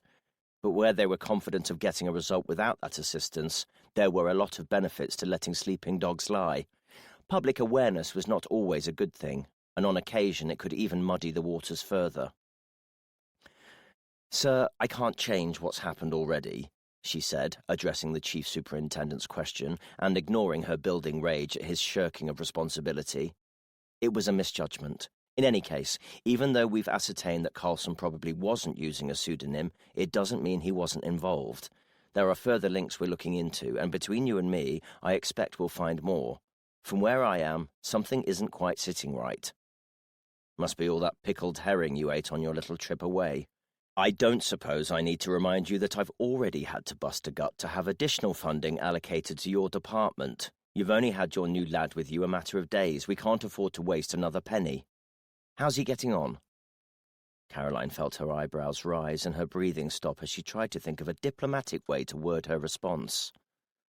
Well, it's still early days," she said, eventually. "Every day counts, Caroline. You don't need me to tell you that. I need you to focus on getting him up to speed immediately. Yesterday. It's a hell of a time to be adding a new member to the team, right in the middle of an investigation." Caroline bit her tongue. She'd been asking Arnold for months to come good on his promise of an extra team member, and it was only after Operation Titan had got into full swing that he finally delivered. "Yes, sir," she said, gritting her teeth. "I'll keep you updated." Chapter 32. By the time Caroline got back to the incident room, Dexter had already launched into his morning briefing. She stepped into the room quietly and made her way to the back, where she perched on a desk as she watched him in action. "In short," he said, "we're certainly not discounting Carlson. There are still links we need to explain, but I think we need to cast our net wider. There are a few things which still aren't quite falling into place. The interview with Tony Scott didn't reveal a huge amount, but we think there's more to be had there. Even if she and Clive weren't life partners, she definitely knew a lot about his psychological makeup. That might give us a key that unlocks a new door somewhere along the line. Don't forget, we can always discount information that isn't relevant. But we can't do that if we don't find it in the first place, and, even worse, we won't find the stuff that is relevant. So let's make sure we scoop the lot up, then get sieving. Any questions at this stage?" Elijah Drummond put his hand up. "Elijah. Should we use a colander first to drain all the big bits before we move on to a sieve?" Dexter detected the slightest hint of a chuckle from Sarah. "No, I'm not sure that's necessary, or funny. There are 3 angles I'd like us to look at primarily," he said, returning to the rest of the team. "The first is the break-in at the Thorntons' house. What spooked the intruders? Why didn't they take anything? Why didn't Susan Thornton want more to be done? It doesn't fit with the usual pattern of victims of break-ins, even if nothing was taken. It does happen, but it's not common, so I think bearing everything else in mind, it's worth looking into further. The second is the Norwegian hydroelectric deal Clive was working on. We need to find out what exactly went wrong, what the consequences were, who lost out, and who blamed Clive for that happening. Is it a big enough motive? Was there any point in wanting him dead? Thirdly, I think it's worth looking into Clive's charity links. We know he was actively involved in fundraising and voluntary work during his career, and remained so in retirement. Charities can be complicated pieces of machinery, and there are large sums of money floating around, not to mention a lot of people trying to do the right thing by vulnerable people. That could be ripe for some form of wrongdoing that'd lead to a motive for murder. And yes, I'm aware I'm speculating here, but we don't have a whole lot else to go on right now. We need to get our heads down and crack on with this." Dexter watched as Elijah leaned over to Sarah and murmured, just loudly enough for him to hear, "Oh, I was hoping to go home and have the day off, actually." Dexter rolled his tongue around in his mouth as he felt his blood pressure rising. Whichever way he turned, whatever he did or said, Elijah Drummond was getting right on his tits. Chapter 33. A few minutes after the morning briefing ended, Caroline invited Elijah into her office for a quick word. Although Operation Titan was officially Dexter's, he and Elijah Drummond were both detective sergeants, and Caroline had detected a friendly warning from Dexter might not go down quite as well as a word from a senior officer. She detected Elijah's lack of respect for Dexter early on in his secondment, and she felt that now was the time to nip it in the bud, in the most official way possible. "Ma'am," Elijah said as he entered the office and closed the door behind him. "Don't worry, I won't keep you long." Caroline said as she rounded her desk and sat down behind it. I just wanted a quick word, as I've noticed there have been one or two comments and moments that haven't gone down well over the past few days. Sorry, Ma'am, what sort of comments and moments? Elijah asked, as if this was the first time he'd ever heard either of those two words. For one, the comment you made towards the end of DS Antoine's morning briefing a short while ago, she replied, her voice a little louder and more forceful than before. I was standing right behind you, and I could see full well that DS Antoine heard it from the front of the room as well. Off the back of your snarky comment about sieves and colanders, I thought someone should break it to you that it didn't exactly go down well. Caroline locked eyes with Elijah. His brash nature was quickly disappearing and seemed to be replaced by a look of real shock and worry. I mean, I didn't mean anything by it, he said, his voice stumbling. I guess I was just trying to inject a bit of humour, bring the team together a little bit, maybe. The team is just fine together, Elijah. We're a tight-knit bunch. We've been working closely with each other for quite some time. You can't just waltz in and start making sarcastic remarks about colleagues and expect that everyone's going to start laughing at the expense of someone they've spent almost every waking hour with for the last however many years. That's not how it works. Elijah looked down at the desk, then back up at Caroline. I'm sorry, Ma'am. Maybe it's just taking me a bit of getting used to. We don't have that sort of closeness at MSU. I mean, there are people you work with closely or colleagues who've been on a few jobs together, but not like this. Not where it's the same team on each job. It's a finely tuned machine, I can see that. It's a bloody overworked machine that's creaking at the seams and on the verge of blowing a gasket. That's what it is. You were meant to add another cylinder to our engine. From where I'm standing, you're turning out to be more of a dipstick. You're here to help solve problems, Elijah, not create them. Listen, I know how hard it is trying to fit into an established unit. Trust me on that one. But do you know what I found was the biggest thing that helped me integrate? Talk less, listen more. You've got one mouth and two ears. Don't come bulldozing your way in, expecting everyone to come round to your way of doing things. We all want you here. We need you here. But you have to slot in comfortably, not jam yourself in with a sledgehammer. Elijah nodded slowly. To Caroline, he certainly looked as if he'd been knocked down a few pegs. You're right. I'm sorry. If I'm honest, I think I'm probably just trying too hard. It's often the way. I know it's not easy, Elijah, especially when you're only here for a short while. But you're here to help us do a job, and while you're here, you're part of the team as much as anyone else. The success of the team is as much your responsibility as everyone else's. We share the load, we work together, and we treat each other with dignity and respect. That goes in all directions. For now, I think it's best if you just keep your head down for a while. Keep quiet in briefings, don't speak unless you're spoken to, and focus on following the information trails Detective Sergeant Antoine mentioned. Research, reveal, link, and let me know if you find anything. Elijah took a deep breath and gave one final nod. Got it. Caroline sighed and waved her hand towards him. All right, she said. Off you go. Chapter 34. Dexter flopped onto his sofa and opened up his laptop as he leaned back, settling himself into the cushions. He was feeling different today, a good sort of different. Something inside him knew he needed to capitalize on this sort of feeling, as it wouldn't be long before the other one was back. Over the last few months and years, he'd researched all sorts of different options, but it was difficult when he didn't really know what was wrong. He'd considered going to see a therapist, but that had just caused more confusion than anything. Their websites and profiles all suggested they were the ideal people to help you if you were feeling worried, anxious, or depressed, but none of these words quite seemed to fit, as far as Dexter was concerned. In any case, he wasn't sure he was a talker. He'd never been able to open up to anyone, and he didn't see why that would suddenly change now. Even if it did, why would a complete stranger, who was only there because they were getting paid, be the person to talk to? He'd had friends who'd spoken openly about therapy and counselling and the good it had done them, so he could certainly see the appeal, but was it for him? He wasn't sure. He'd picked up a couple of self-help books, but found them trite and pretty rage-inducing. The idea that he could simply change his thoughts just by wanting to, or that chanting a few well-meaning affirmations into the mirror 10 times each morning would fix him was frankly ludicrous. All Dexter knew was that the darkness inside him was deep. It wasn't something that could be medicated, talked, or affirmed out of him. It would need far, far more than that. It was insidious.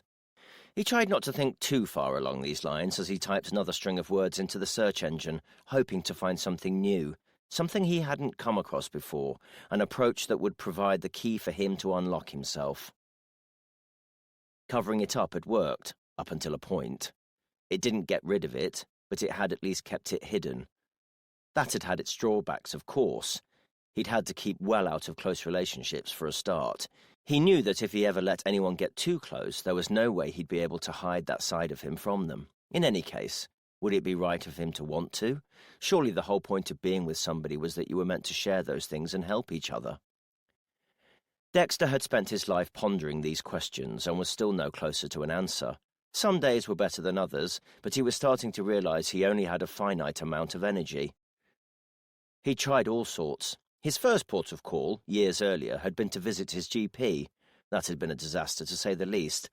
The doctor had put him on antidepressants, which made him feel worse than he had before. Coupled with that, he'd started to gain weight at an obscene rate, which had done little to help his mood.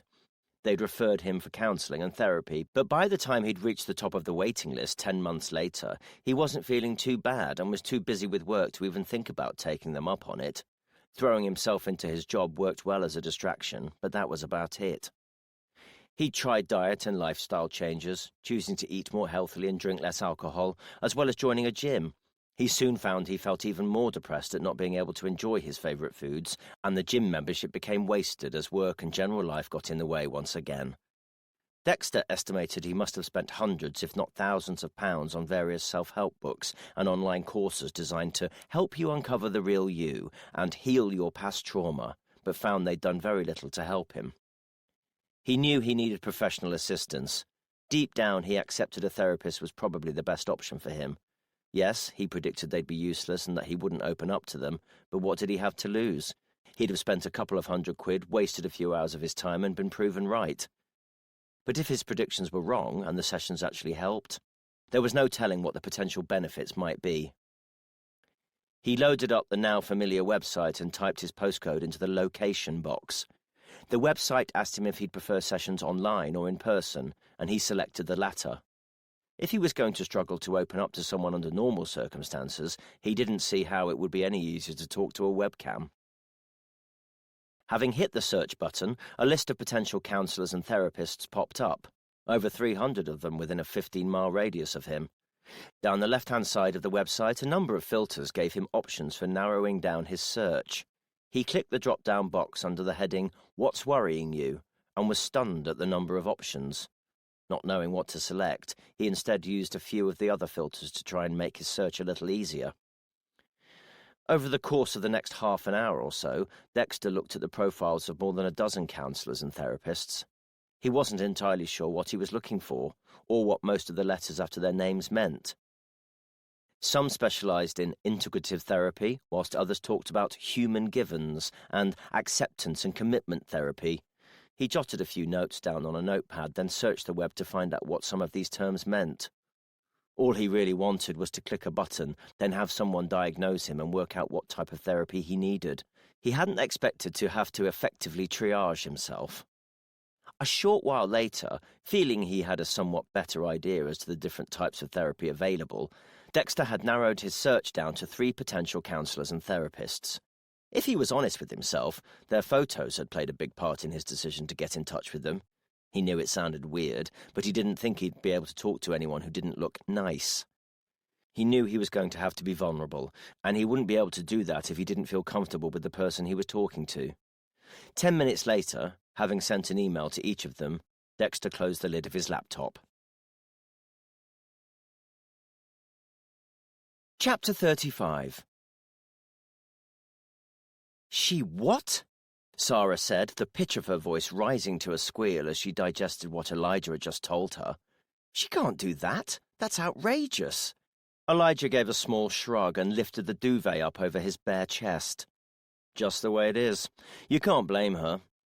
You said she's had a bee in her bonnet about Emsu. It's probably just that. It'll pass. She can't just put you on paperwork duties, though. That's a complete overreaction. Elijah shrugged again. It is what it is. And she actually said she didn't want you to speak to any witnesses or access any existing records. Elijah lifted one shoulder slightly, then let it drop. Sarah shook her head in disbelief. That's ridiculous. She's the one who's been banging on about how short-staffed we are and how we needed another officer on the team, and the moment we get one, she goes and does this. I can't really speculate. I shouldn't even be telling you this much, Elijah replied. She told you not to talk about it. Jesus, it gets worse. You don't think that she's going off the rails, do you? She's already taken a back seat on this case and left Dexter in charge, and I've seen how much pressure she's been under recently. Elijah took a deep breath and let out a sigh. I don't know, honey. It's not for me to say. I just thought you deserved to know the basics, that's all. As far as I'm concerned, I'm just going to keep my head down and get on with it. I don't want to cause a fuss. Sarah put her hand on his arm. You're not causing a fuss at all. Some people just don't like change. I don't know why she's got such a problem with you, and Dexter, come to think of it. Then again, he's a man. He probably feels like his masculinity's threatened or something. Do you want me to have a word? Elijah's eyes narrowed. No, please. Like I said, I shouldn't have said anything to you in the first place. I don't want to cause any trouble. I just want everything to be peaceful and fine. After all the fun we've just had, I wouldn't want anything to ruin that. You were amazing. Sarah smiled. So were you. You're amazing in so many ways. That's why I'm bloody furious at her for talking to you like that. She was the one who was so desperate to get someone new on the team. Honestly, it's cool, Elijah replied. She's probably just stressed out. You know how it is. I imagine she's got all sorts of pressure raining down on her from above, and perhaps things got on top of her a little. It's no big deal. Please don't cause a fuss, Sarah. I'm not going to. I wouldn't say anything, don't worry. I'm just making sure you're okay, that's all. You don't deserve to be treated like that. Elijah pulled Sarah in a little closer and kissed her on the head. Thank you. Honestly, it means a lot that you're looking out for me, but I'll ride it out.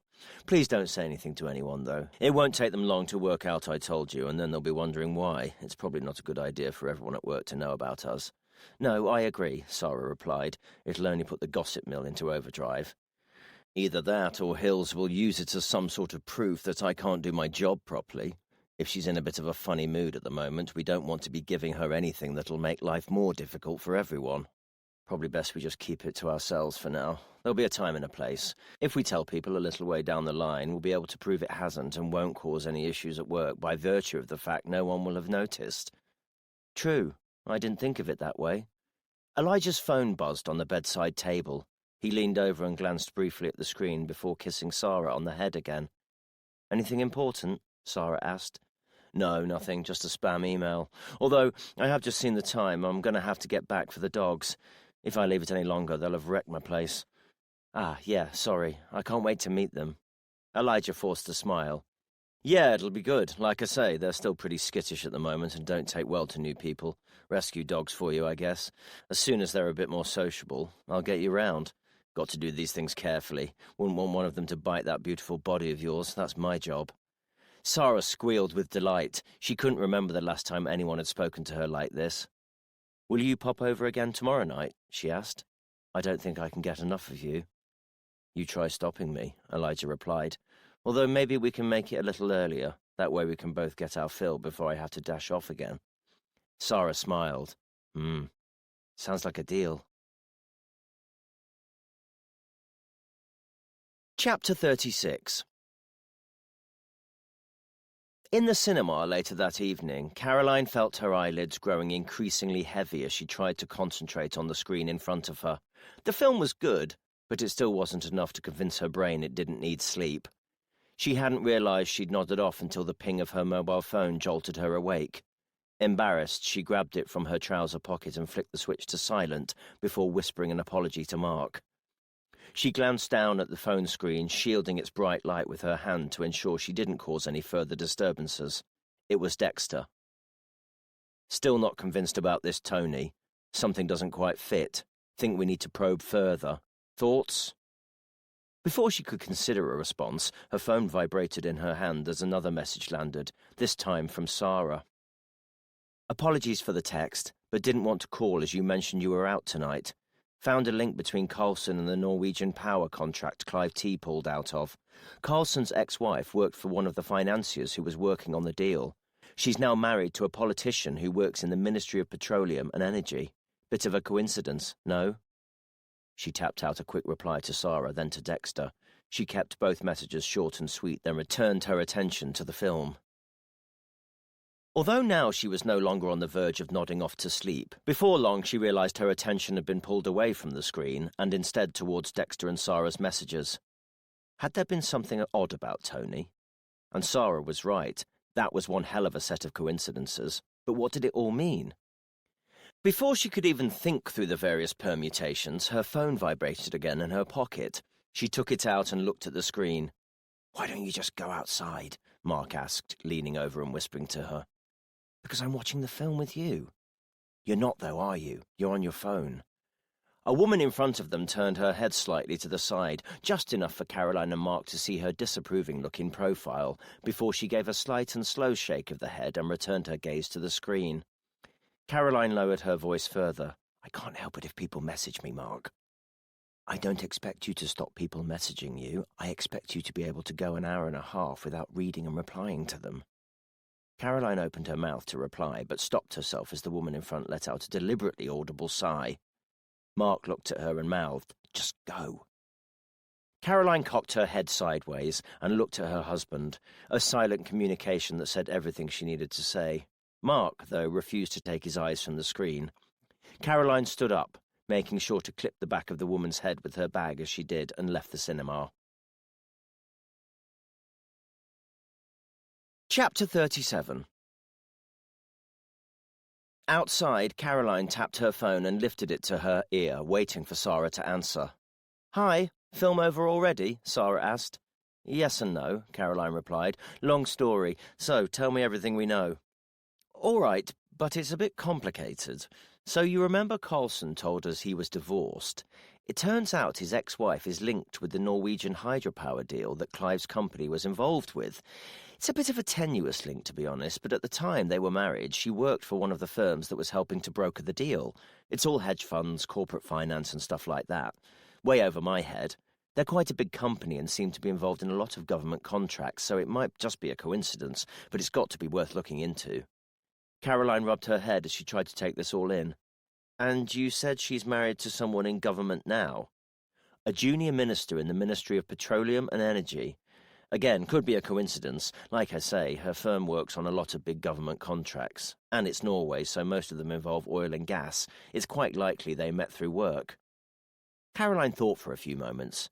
"It's definitely interesting, but it still doesn't quite add up. What's the motive? If we're saying this is the background and the connection and that Carlson came over to kill Clive Thornton, it leaves one massive question. Why? Why would he want to help his ex-wife and her new partner? Why would either of them get Carlson to do something like that when presumably government ministers would have plenty of other ways of getting rid of someone? And what would getting rid of him achieve anyway? The deal fell through years ago. Even if they blamed Clive Thornton, it makes no sense to have him killed. Not enough sense, maybe, and you're right that it'd be really weird for Carlson to be involved." Caroline nodded, even though Sarah couldn't see it over the phone. "I think my instinctive reaction was the same as yours. It seems like a big link at first, but is it really?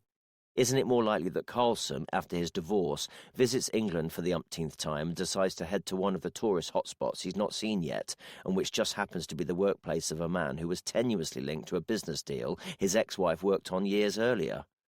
Sarah was silent for a moment. "When you put it like that, it does seem more likely." "Don't be disheartened, though," Caroline said. "It's great work, Sarah. An impressive link to have uncovered, even if it doesn't go anywhere." "Oh, I can't take the credit for that," Sarah replied. "It was Elijah who discovered the link. It came about through the admin work you put him onto. I bet he wasn't expecting to uncover something like that with it." Caroline took a deep breath and let it out slowly. "No," she said. "No, I bet he wasn't." Chapter 38. Sarah gave a small yelp as she walked into the kitchenette area the next day and saw Aidan standing in the corner leaning against the worktop. "Christ, sorry," she said, putting her hand to her chest. "Didn't know you were in here. I must have been in a world of my own." Aidan shrugged. "It's all right. Sorry if I scared you." "It's cool," Sarah replied before making herself a cup of tea. "You want one?" "No, I'm good." Aidan was usually more friendly and talkative than this, so she could tell something was wrong. He only tended to get moody and brooding when he had something on his mind. "Everything okay?" she asked, as casually as she could muster. "Yeah, fine," came the reply. She turned to face him. You know I don't believe you, don't you? She said. Aidan looked back at her. She could see a look in his eyes, a feeling, one she could only describe as pain. You can talk to me, she continued. If you need to, I mean, or want to. I'm always happy to lend an ear. Anything you say won't be repeated to anyone else. Aidan gave a smile out of the corner of his mouth. You really need to work on your arrest wording, he said. Sarah smiled back. If I have to cuff you and book you in to get you to talk, I will.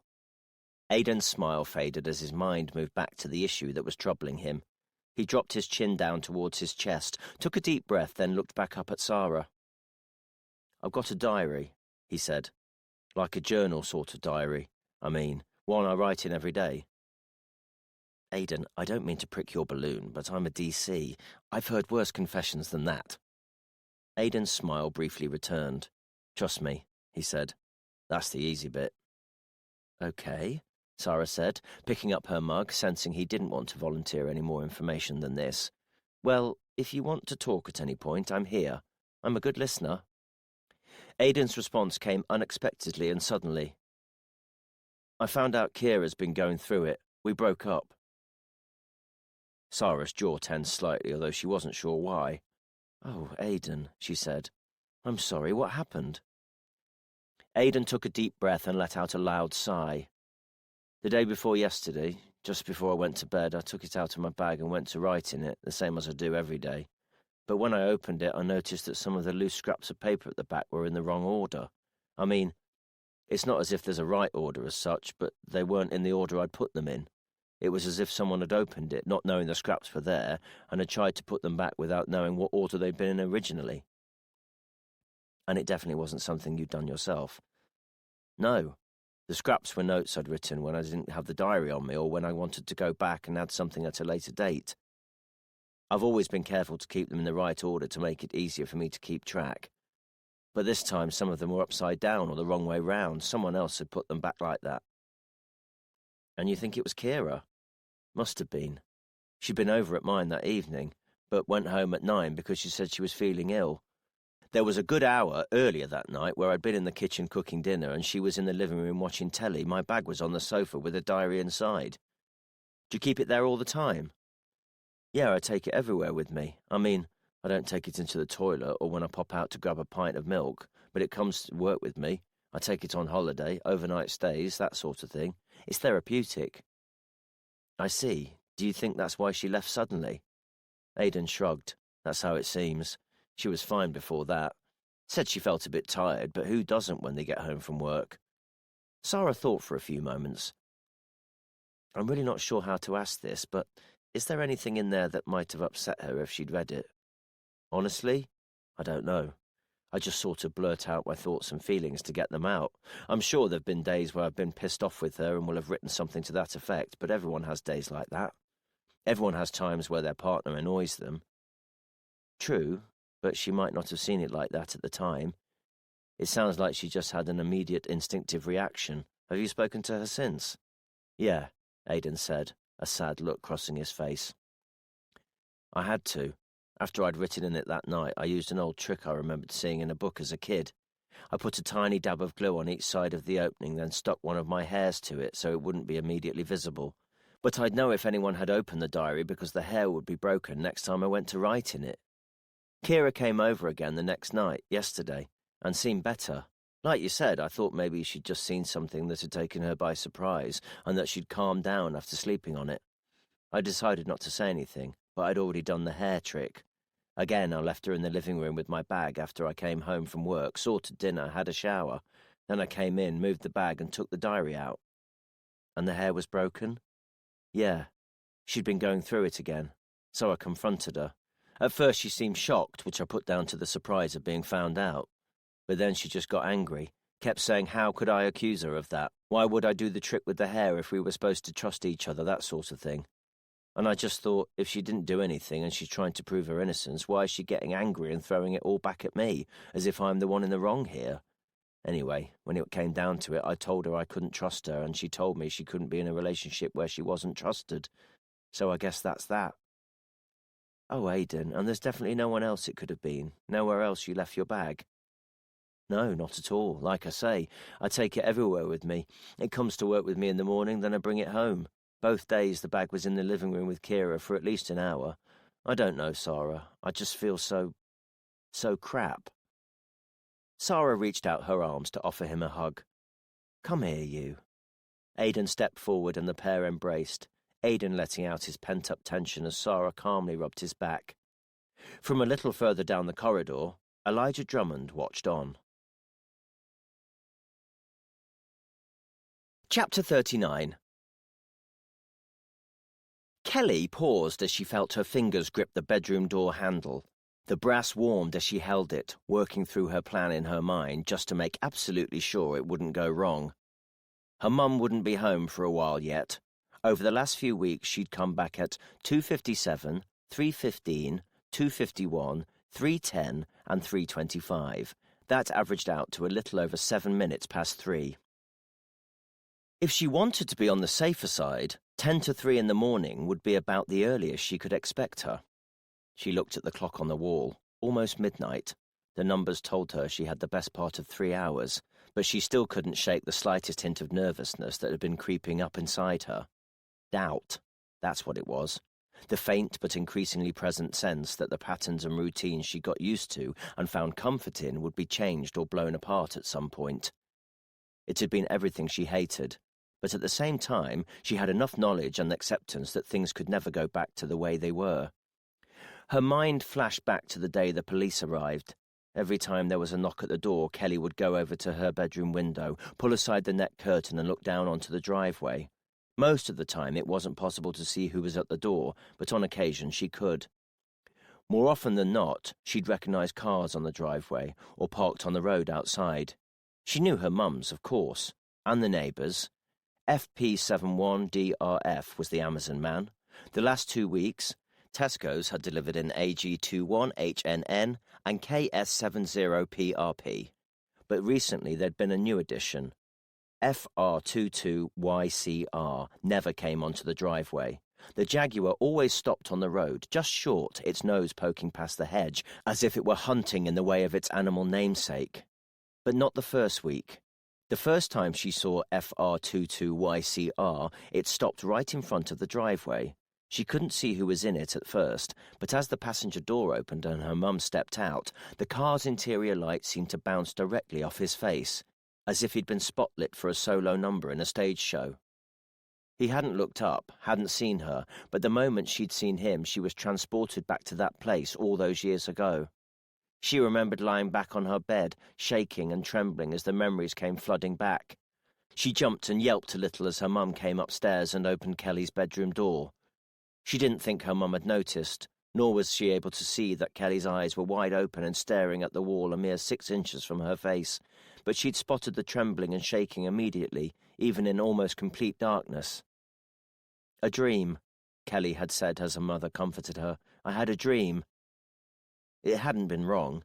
It definitely wasn't a lie. It felt absolutely like a dream, a distant memory of a distant memory.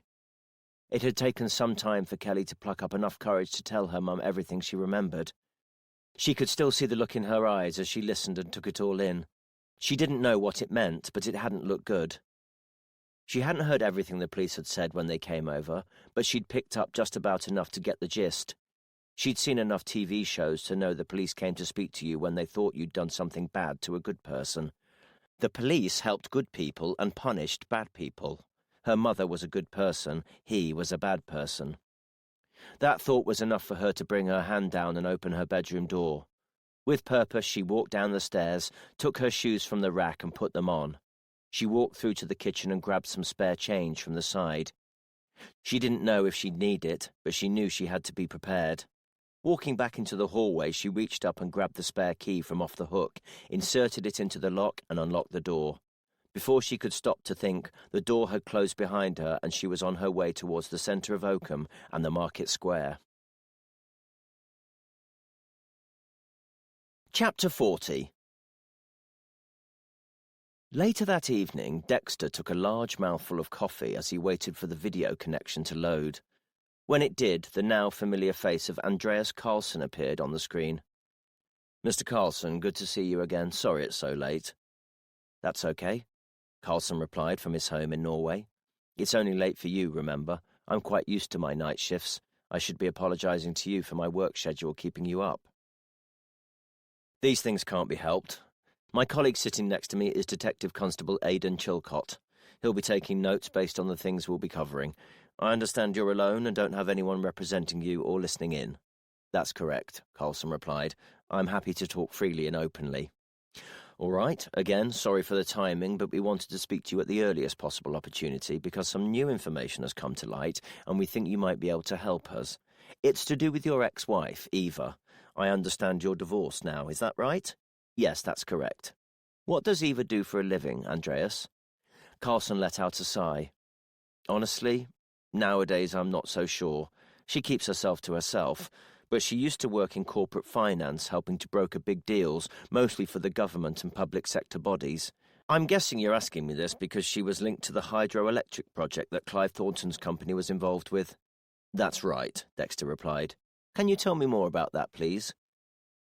Well, she was involved with organising the funding and finance. That's what she did for a living. I never fully understood it, but these sorts of infrastructure projects obviously can't happen without significant levels of finance. And your involvement was what, exactly? I had no involvement. Are we expected to believe that? You can believe what you wish. I can only tell you the truth. Dexter paused for a moment. Has Eva remarried, Andreas? She has. Who to? I think you already know who to. Thomas Askvik. And what does he do for a living? He's a politician. He's a junior in the Ministry of Petroleum and Energy. But, as I say, I think you already know that. We do have to check things and ensure everyone's on the same page, Dexter replied. So let me get this straight. Your ex-wife, who was one of the people in charge of arranging the corporate finance for this enormous government project in Norway, is now married to a junior minister in the Ministry of Petroleum and Energy, the department responsible for those sorts of projects. And on the day the man who was effectively responsible for collapsing the deal dies, you just happen to be in the same small town in the middle of England, in the very building he works in. Have I got that right? I don't see any inaccuracies in any of that information, Carlson replied. You came over to see him, didn't you? Carlson took a long breath in, then let it out before speaking. No, that is the truth. My reasons for coming over to England were honest and noble, as I already told you. Did I know about Clive Thornton? Yes. Did I know he lived in that approximate area? Yes. Did I expect to bump into him? No. And when you did you intentionally return on the day he died in order to speak to him? Carlson was silent for a few moments. It isn't quite that simple, he said eventually. I don't know what I thought, if I'm honest. When the hydroelectric deal collapsed, Eva was distraught. She'd worked night and day to get to the point she had. We'd been going through our own stresses and issues too, but that was what tipped things over the edge. Listen, I couldn't give a damn about the energy deal, but in my own way I suppose I blamed Clive Thornton for being the final ingredient in ending my marriage. Of course, he'll never have known that. He had no involvement in my marriage, at least not directly. But there's no doubt in my mind that the stress and anxiety he caused was what finally flipped that switch. But that was all in the past, you understand. I had no reason to want to kill him. I'm a much happier person now I'm divorced. I'm finally free to be me. Of course, I didn't see it that way at the time, but I guess that's irrelevant. My motive for seeing him was purely curiosity. He never knew who I was. He didn't need to. But maybe it was just one of those things I felt I needed to lay to rest. In any case, I am not responsible for his death, I can assure you of that. I completely understand how it looks, and I can see why you might think that, but it just isn't the case. Dexter was still digesting this information when there was a knock at the door. Sarah, who was also working late, entered. Dexter muted the video call. "What's up, Sarah?" he asked. "Sarge, we've just had a call come in. I think you're going to want to hear this." "All right. We'll just be a little while longer here. Is that okay?" Sarah glanced at the computer screen, then back at Dexter. "Honestly, if I were you, I wouldn't waste your time talking to Carlson. I think we've got our killer." Chapter 41. Caroline squinted as she shielded her eyes from the bright kitchen lights. For the first time, she found herself silently agreeing with Mark that they should have installed dimmables. "Okay, Dex," she mumbled into her phone as she pulled her dressing gown tighter around her with her free hand. "Start again." Dexter's voice sounded far more animated than hers, and the fact he'd called her at this hour told her everything she needed to know about the seriousness of the situation. "We received a call from Tony Scott's daughter, Kelly. She phoned it in on the 9s, and it was passed through to 101, then on to us. The call came from a phone box in the Market Square in Oakham. In short, Kelly has made an allegation of historic abuse towards her by Clive Thornton." At first, Caroline didn't realize she'd been holding her breath. She let out a long exhalation that blinked as she tried to get her brain to switch back to a functioning level. "What sort of abuse?" she asked, her voice still hoarse. "Sexual. We're going to have to get a full statement from her and tape an interview to get the details, but it throws a whole new load of light on things. Tony told us she'd only met Clive far more recently, but if he'd been involved in abusing her daughter in childhood, how can that be true? And more to the point, does it give Tony a motive for murder?"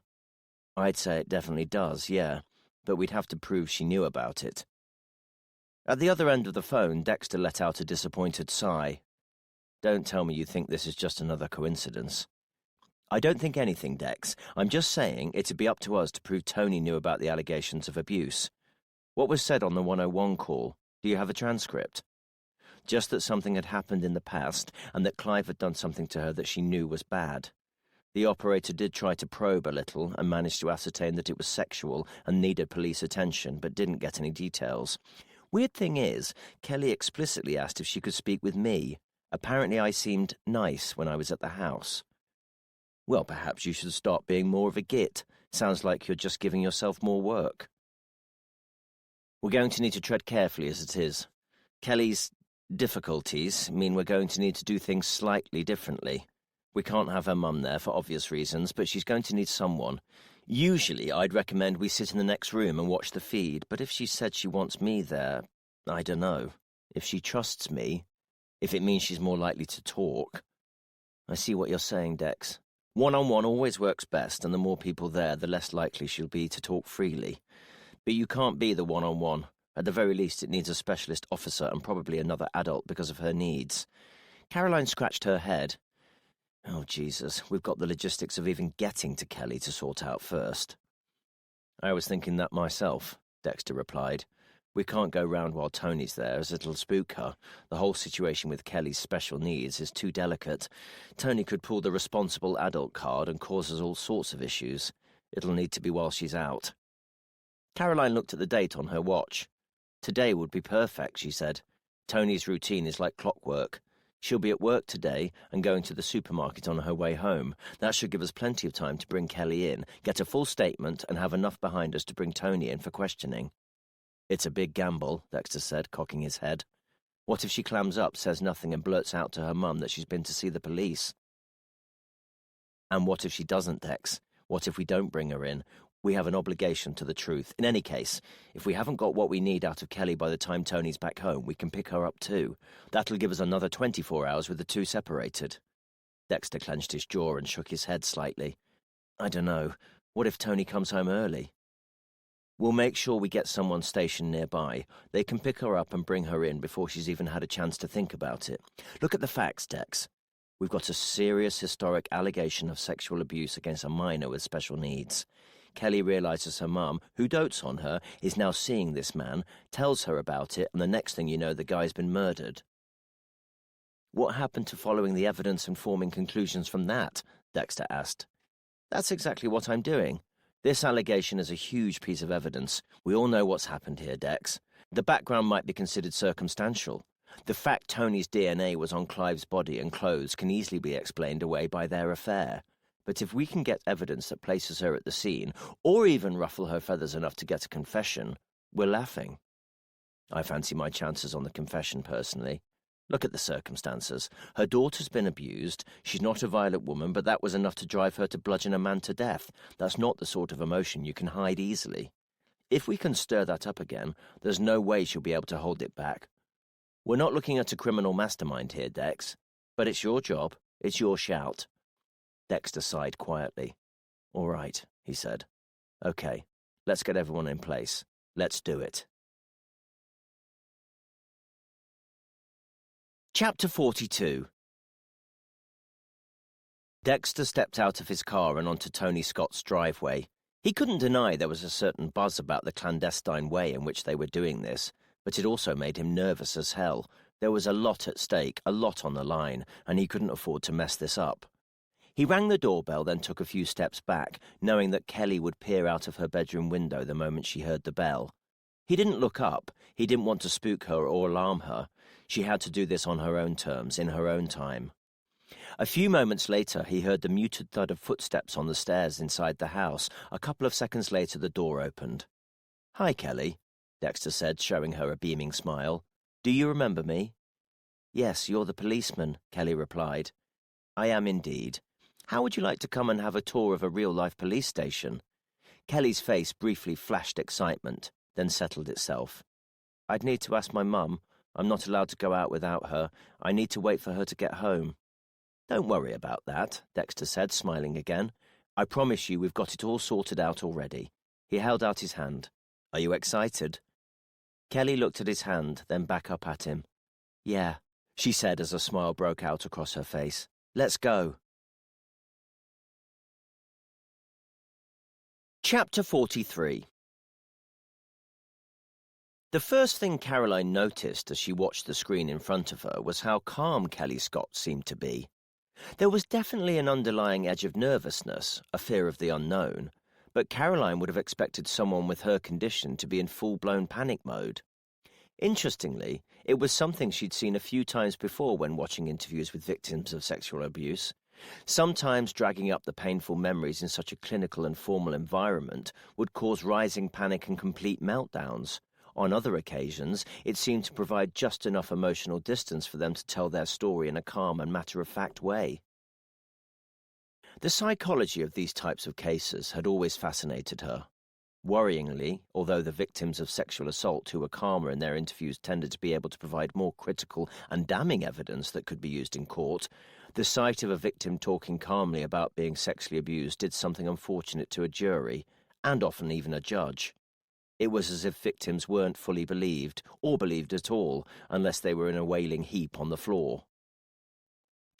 In Caroline's experience, there was no correlation whatsoever between the victim's emotional response and whether or not the incident had happened.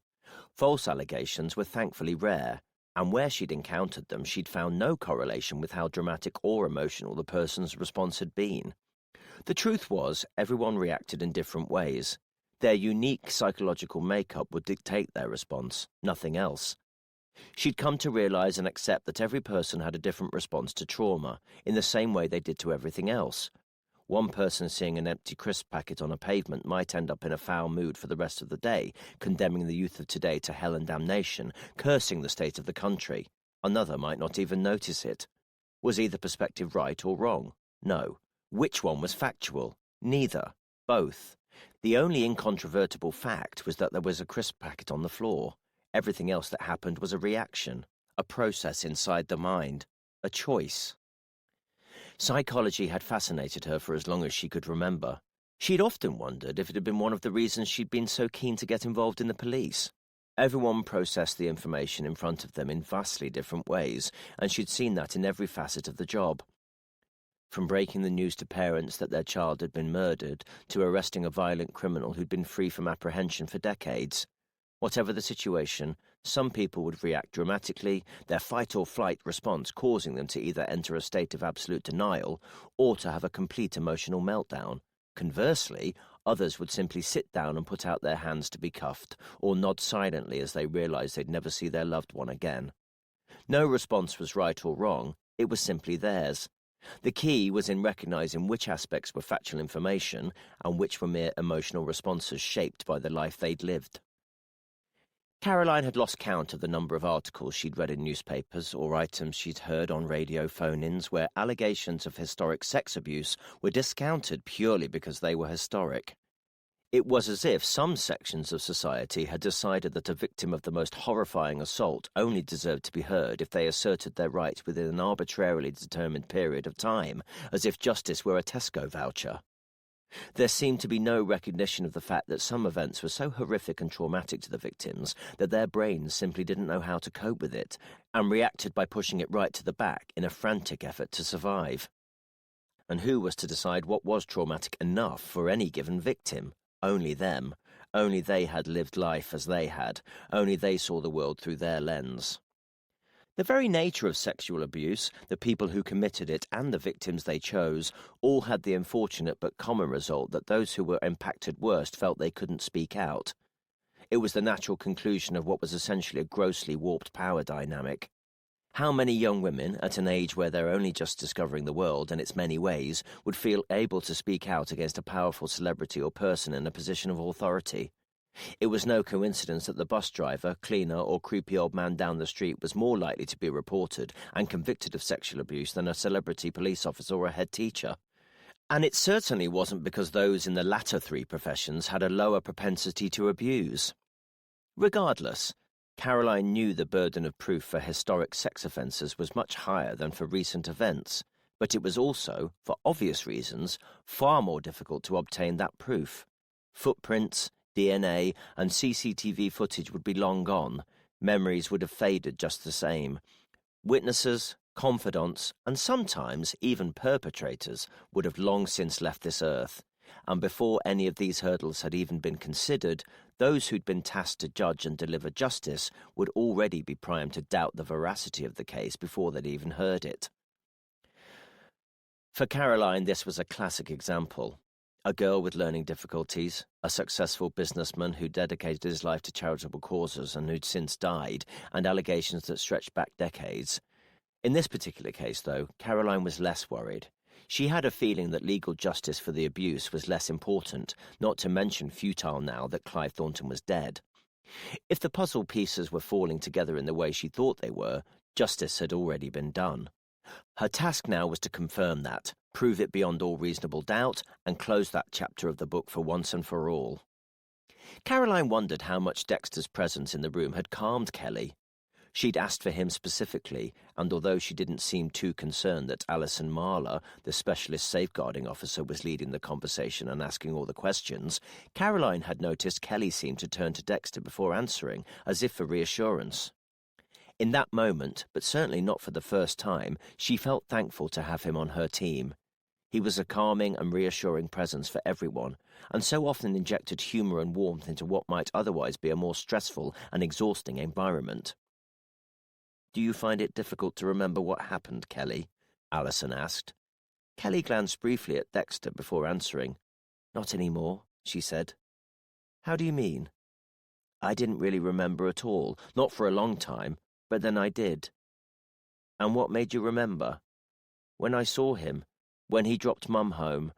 I hadn't seen him since I was 12, but I knew it was him straight away. I recognized him, and he has the same name. He was in his car, FR22YCR. We have been able to confirm that the Clive Thornton your mum knew was the same Clive Thornton who volunteered at the Girl Guides group you used to attend," Dexter said, interrupting proceedings momentarily. "I know," Kelly replied. "I know it was him." "Are you okay if we talk about those times?" Alison asked. "About when you attended Girl Guides?" Kelly nodded. "Okay. Tell me what you remember. Do you recall which evenings you used to go? Who took you? Who else was there? Where it was?" Kelly swallowed and then spoke. "It was on Thursdays, at the church hall. Mum took me. There wasn't anybody else to take me. There were other girls there. Holly Walmsley, Nicole Coulson, Steph McEwen, Kelly Dowling. I remember her because she had the same first name as me." "And do you still keep in touch with any of these girls?" Kelly shook her head. "No, I don't really have friends, only my mum." Caroline felt her breath catch in her chest as she watched on. "And what was Clive Thornton's role at the Guides group? What sort of jobs did he do?" Alison asked. "Helped out? All sorts, really. Setting up activities, taking groups off to do things. He organised the camping trips." "Can you tell me a little more about the camping trips?" "We used to go to the woods. I didn't like it. Tents scare me. I didn't want to go in it, so he said I could stay with him in his hut." Okay, so he was staying in a hut. Was it nearby? Yes, it was near the tents. And where were the other adults sleeping? In tents. And Clive Thornton was the only one who was staying in the hut? Yes, and me. Okay, so he said you could stay with him in his hut, and you did, yes? What happened next, Kelly? Caroline watched and listened as Kelly spoke, recalling every last detail with horrifying accuracy, and somewhere deep inside Caroline, another little light went out. Chapter 44. Sarah breathed in deeply, feeling the chill winter air biting at the edges of her nostrils as she crossed her arms more tightly in an attempt to keep out most of the cold. She'd never been a smoker herself, but she'd found an odd attachment to those moments where her smoker friends would step outside for a couple of quiet minutes, whatever the weather. It was something she still tended to do even when on her own, minus the cigarettes, of course. Whereas her friends who smoked had associated the chance to take 2 minutes to decompress with a quick hit of nicotine, Sarah had associated it with stepping outside for a short period of time. She wasn't alone for long, though, as the door opened and Elijah stepped out, walking towards her. He seemed to have a slight hunch to his shoulders and was moving with less confidence and assurance than he usually did. "You okay?" she asked. "I'm not sure, really," he replied, avoiding eye contact with her. Sarah stepped towards him, keen to show she cared, but also not to break their rule of being too obvious at work. "Can I help?" "I don't know. Maybe. Probably." By now, the body language was clear to Sarah. "Elijah, have I done something to upset you?" she asked. Elijah let out a small sigh. "I saw you in the kitchen with Aidan. I saw you hugging." Sarah thought back. "Oh, yeah, he was upset about something, so I gave him a hug. It didn't mean anything." Elijah looked up at her for the first time. Sarah could see pain in his eyes. "It looked like more than that," he said. "It really wasn't. He was just upset, that's all." Elijah swallowed. "I'm sorry," he said.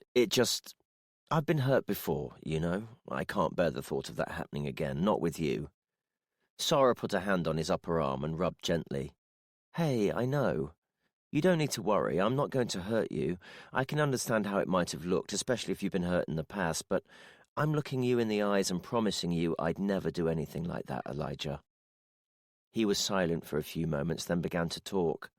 "I know. I'm sorry. I shouldn't have even mentioned it or thought anything of it. It's just really hard when you've been burnt in the past. My brain plays these tricks on me. I guess it's just trying to protect me and make sure I'm not hurt again." "You won't be," Sarah replied. "Not by me, anyway. You honestly have nothing to worry about." "But those things you said at the pub about him, not knowing if you were over him." "I said I sometimes wondered, but I don't anymore." "Are you sure?" he asked, tears forming at the corners of his eyes. Sarah stepped towards him and rested her forearms on his shoulders, locking her hands behind his neck. "I'm sure." A few moments later, their kiss came to an end as they each remembered their pledge to remain professional at work. "Are you okay?" Sarah asked. Elijah nodded. "Yeah." "Are we okay again?" Elijah nodded again and smiled. "Yeah," he said. "Yeah, we're just fine." Chapter 45. Although they'd deliberately chosen to speak to Kelly at a time they knew her mum would be out of the house, Caroline and Dexter had judged that they couldn't be too careful. As a result, they had stationed Aidan to keep an eye on Tony, reporting her movements and getting ready to alert them should she look as if she were heading home. If it looked like they were going to be caught short, the backup plan was for Aidan to approach Tony and bring her in for further questioning. In any case, they were pretty certain there would be further questions they'd need to ask her. They were already familiar with Tony's routine, and they knew she was due to leave work at 6 o'clock that evening, before heading to the Aldi supermarket just off the Oakham bypass.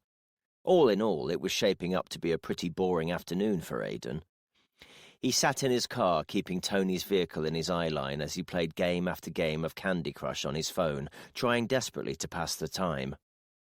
Although he didn't consider himself to be the most active and dynamic person in the world, sitting in the car listening to an endless loop of rubbish radio and scrolling through his phone was not exactly his idea of fun. The worst thing was that this was precisely the sort of situation in which he instinctively wanted to call Kira. The pair could easily spend a couple of hours nattering away on the phone about nothing much, sharing stories about their days or just getting to know each other better. There hadn't been a moment where they'd been bored or the conversation would grow stale, but that wouldn't be possible anymore. He'd felt awful about confronting Kira, but he knew he'd had no choice. For him, trust was the most fundamental aspect of any relationship, and if Kira had done something to break that trust, or if he had good reason to suspect as much, he felt it was only right that he should bring it up. To say it hadn't gone down well would be an understatement. If Aidan thought he'd felt violated and upset at the thought of Kira reading his diary, it was nothing compared to how Kira seemed to feel about being accused of it. Her response had been a little dismissive at first, as if she hadn't really understood what he was asking, and certainly hadn't grasped the seriousness of the situation from Aidan's perspective. But when he'd pressed her on the matter, she seemed to simultaneously explode and implode. Her reaction had swayed between anger and devastation, with moments of blaming him for being some sort of ogre to believe such a thing, and complete internal torment at being on the receiving end of the accusation. She hadn't known which way to turn, it seemed, and neither had he. But one thing had been made clear: the relationship was over. The realization was what had hit Aidan hardest. He found relationships hard as it was, but he couldn't deny he'd got extraordinarily attached to Kira. Whichever way he looked at it, she was the most incredible woman he'd ever met. She changed his way of thinking about things and made him look at life in a completely different way. He couldn't even put his finger on most of it, but it was as if she was an angel sent from above to change his life. And now, although his life had been changed in any case, the cruelest thing was that he wouldn't get to share that with her. He hadn't been in the best place recently. Kira hadn't seen the best of him by any stretch of the imagination. Since he'd suffered heartbreak in his previous relationship when his partner had decided to move to Australia, his head hadn't been in the right place. He hadn't intended to meet Kira so quickly, and certainly hadn't meant to fall in love, but he had. The fallout in his head had been immense, and Kira had unfortunately borne the brunt of that. Not only had she been in the right place at the wrong time, but she'd been the only person Aidan had ever felt he could open up to. What felt so cruel now was that he had just got himself to a place where he felt secure and comfortable in himself, and could feel his inner engines revving, ready to power down the track and leave his past in his wake. And it was just at that moment that everything had collapsed. He'd put everything into his relationship with Kira. Emotionally speaking, he was entirely invested. He'd given it everything he had at the time, and now he had a whole lot more to give. She'd been an absolute angel to him, more patient than he'd ever had any right to expect, and it hurt so much to realize that they'd fallen short at the very last hurdle. There was no way he could make Kira see that, of course. As far as she was aware, there could have been 100,000 more hurdles after that one. It didn't matter that he knew there wasn't, that he was the only one who could possibly know. There was always going to be a point at which she'd pull the plug, but the biggest sting was the timing. Just another week, a few more days, and she would have seen the change in him.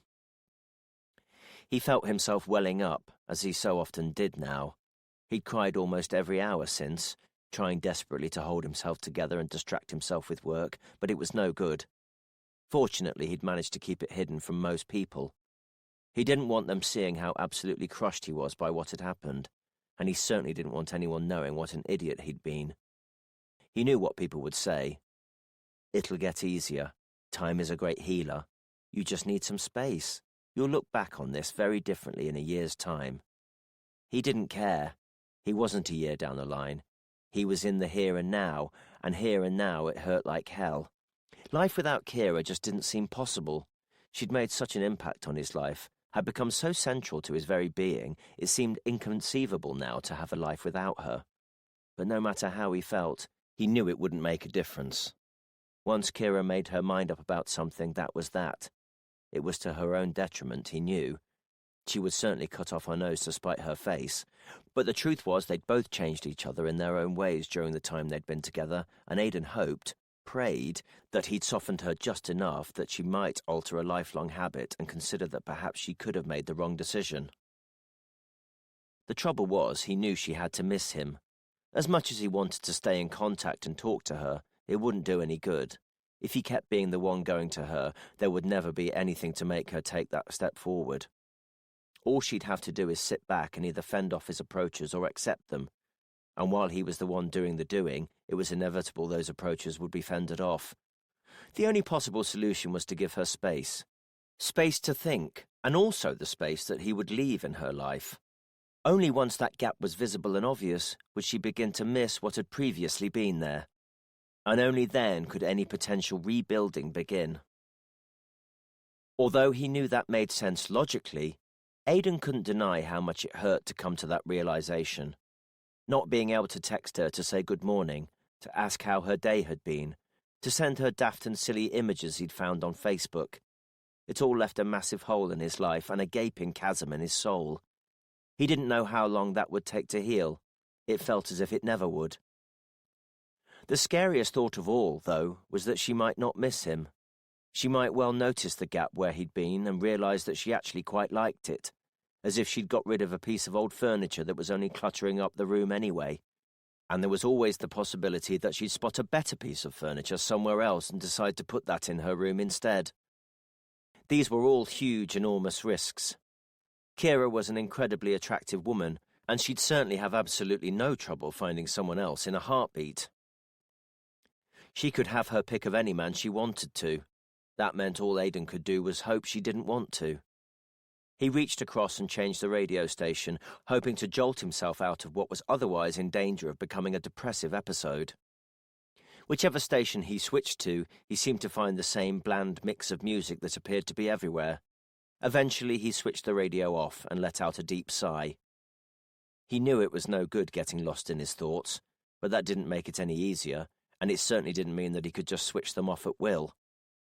Fortunately for him, he was soon jolted out of his mental torture. Seeing movement out the corner of his eye, his attention was diverted to the sight of Tony Scott leaving her work premises and strolling towards her car. Without missing a beat, he picked up the phone and called Dexter. "Sarge, we've got movement. She's just getting into her car as we speak." "All right," Dexter replied. "Can you see which way she's heading?" "Not yet. One moment." Aidan watched as Tony's car reversed out of its space, then headed towards the car park's exit. There was a brief moment before the indicator light flashed on and the car positioned itself to turn left. "She's heading left," he said into the phone. "Confirm she's turning left." "Not towards home?"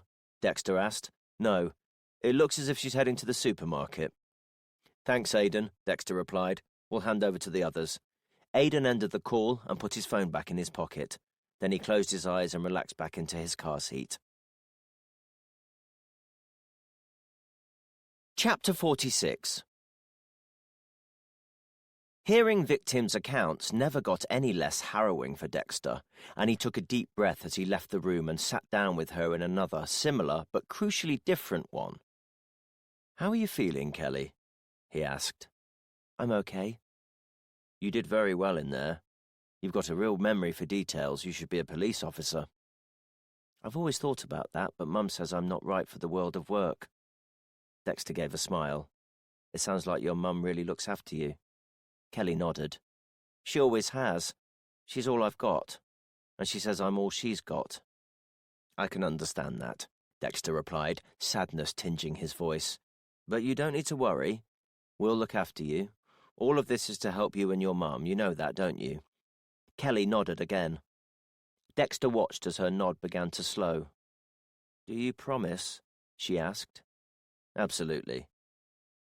"Because I don't ever want to stop playing Run Home."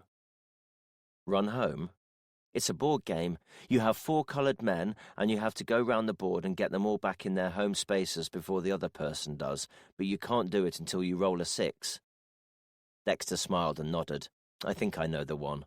We used to call it Ludo in our house." Kelly shrugged. "Do you like playing Run Home, then?" "Yes, I love it. I always play it with Mum. It's our favourite thing to do together. So far I'm winning by 162 games to 140, but Mum's catching up, so I need to make sure I get better at it." Forcing another smile, Dexter changed the subject slightly. "Are there any other games you like to play? We've got a few here somewhere, I think." "No." "All right, no worries." Mum likes gardening, but I don't. Oh. It makes me dirty. I tried it once, but I don't like it. That's fair enough. Does she grow lots of plants and flowers? Yes, once she even did it at night time. Dexter's ears pricked up slightly. Really? He asked. Yes, it was very recently. She came home late one night and went straight round the side gate and into the garden. I thought she might have forgotten her key, but she went into the shed and got a spade out and she dug a hole in the flower bed and planted something in it. Nothing's grown yet, so I don't know what it will be, but sometimes it can take a while for plants to grow, especially when it's winter. That's why you shouldn't plant things in winter. Dexter nodded slowly as the pieces started to come together in his mind. Yeah, he said. Yeah, I think I tend to agree. Chapter 47. I knew policing in Rutland would be a bit different to regional major crime, but I didn't realize it was this exhilarating, Elijah quipped. I mean, how do you guys handle the adrenaline rush that comes with sitting in a supermarket car park of an evening? If we get too excited, we just take a shot of heroin, Sarah quipped in return, but to be honest, it's not usually this exciting. Sometimes we watch people put their bins out instead. Christ, I don't know how you manage to wind down at night. That'd be too much drama for me. The pair hadn't been sitting in the Aldi car park for long, but in many ways it felt like an age.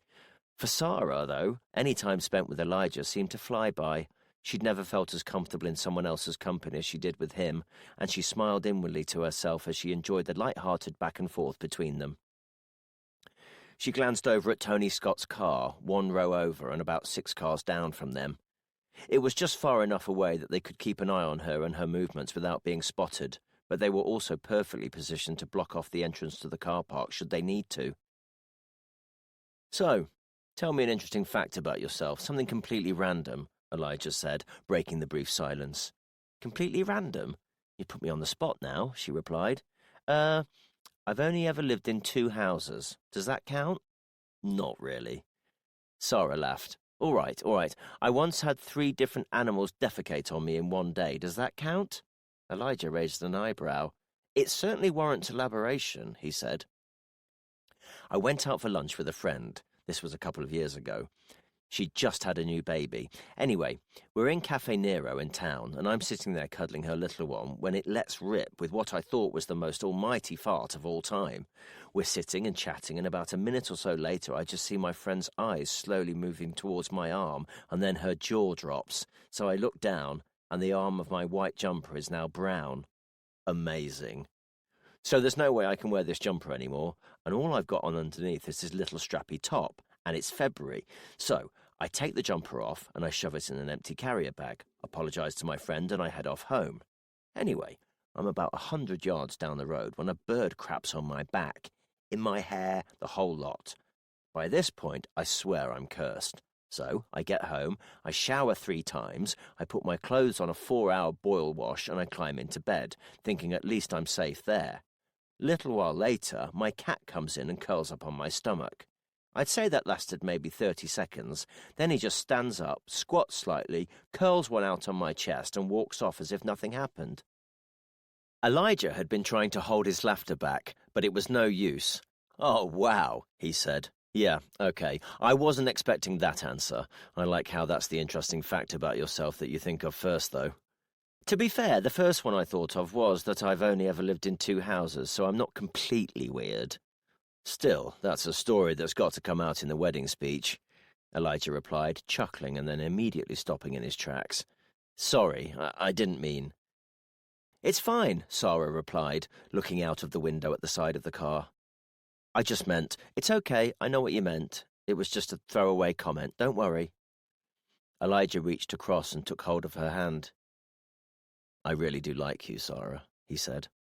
Sarah looked back at him. I like you too. Before another word could be said, Elijah leaned across and began to kiss her.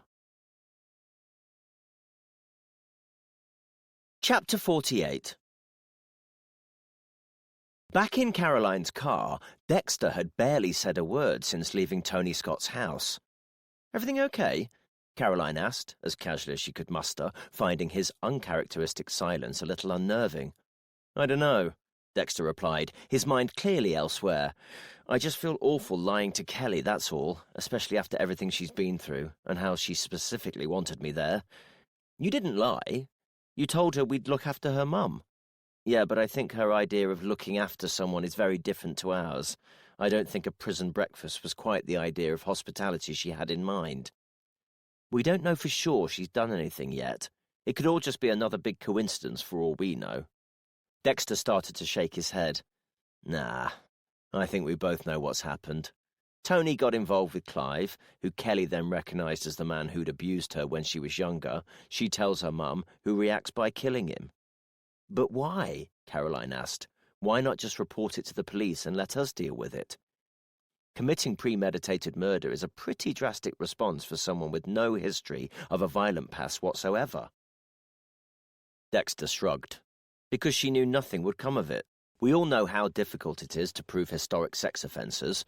You throw a girl with special needs into that mix as the victim, plus the likelihood of a defence barrister angling that the daughter's just jealous mum has another man, and the chances of getting any sort of result are close to nothing. What jury's going to convict on that? It wouldn't even get past the CPS. Tony Scott's DNA was found at the scene. Yeah, on and around Clive, which is where she'd spent most of the past few months anyway, by the sounds of things. It certainly doesn't place her at the scene beyond reasonable doubt. Well, we'll have a better idea once we've spoken to her. But listen, Dex, please don't worry about Kelly. You absolutely did the right thing. Everyone will be better off for it. If Tony is guilty, justice will prevail. The universe has a wonderful way of making things right. You're not the first person I've heard say that, Dexter replied. But there's no way to prove that, is there? How do you mean? The universe always making things right, I mean. It makes things as they are. What happens, happens. As humans, all we do is adjust to what's happened and make that our new normal. And after a while, it feels normal, too. It doesn't mean it was the right chain of events or that an alternative outcome wouldn't have been better for everyone involved. Caroline let out a deep breath. I think we're getting a little too philosophical for work, aren't we? Dexter shrugged. Our work is life. It's people's lives, their fates, their futures are in our hands. I think a lot of people in the job forget that. I don't, Caroline replied. No, I know. It wasn't a dig at you, and I know I shouldn't, but I carry these sorts of things pretty heavily. They weigh on my mind sometimes, even little things, like the fact we could be about to ruin Christmas for Kelly, and not just this Christmas either. Every Christmas after, for years to come, will be a reminder of what happened this year. You can't think like that, Dex. I know, but I do. Caroline was silent for a moment. You've got a good heart, she said eventually. That's a rare thing, believe me. Before Dexter could reply, he was interrupted by the ringing of his mobile phone. He answered it. The voice on the other end of the line was clear and to the point. Sir, we've had a report of a female threatening to jump from the roof of an industrial building on Land's End Way. We believe the woman is an Antonia Scott. You've got a marker out on her. Chapter 49. How the bloody hell did she get up there? Caroline barked, with only Dexter as her audience. Christ knows, but it definitely isn't walkable from Aldi. Not in that time. Someone's taken their eye off the ball. Try and get hold of Elijah and Sarah, Caroline said as she swung her Volvo around yet another tight bend. They had eyes on her. She was in the supermarket. They had sight of her car. There's no way she could have got there in that time unless she'd given them the slip. Find out if her car's still there. Will do. Caroline took some deep breaths and concentrated on her driving whilst Dexter phoned Sarah. It would do her no good to lose her cool now. More than anything, she needed to keep a calm and level head. Even though Dexter was in charge of the case, she would always ultimately feel the responsibility, and as far as she was concerned, it was still her team. More than that, though, a woman's life was now at stake. If Tony Scott jumped to her death, too many people would lose out on answers and closure. She appeared to be the only person who knew everything, even though Caroline was convinced of her guilt in murdering Clive Thornton, and that would have to be proven. The undeniable fact was that Tony Scott was the missing link.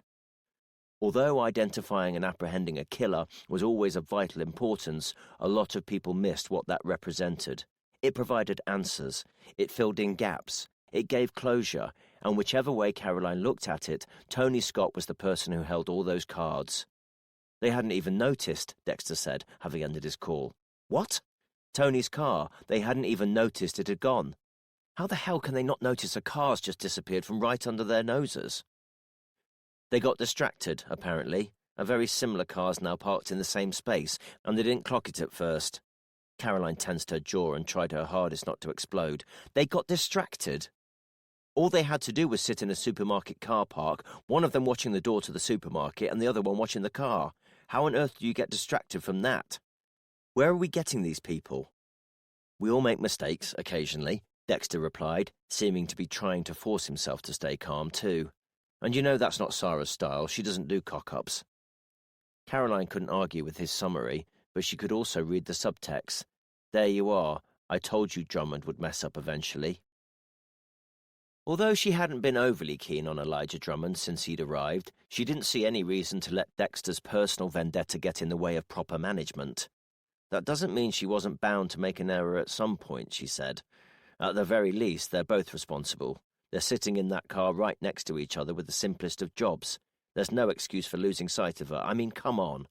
The woman might have jumped to her death by now, for all we know. How the hell is anyone going to explain that to the family?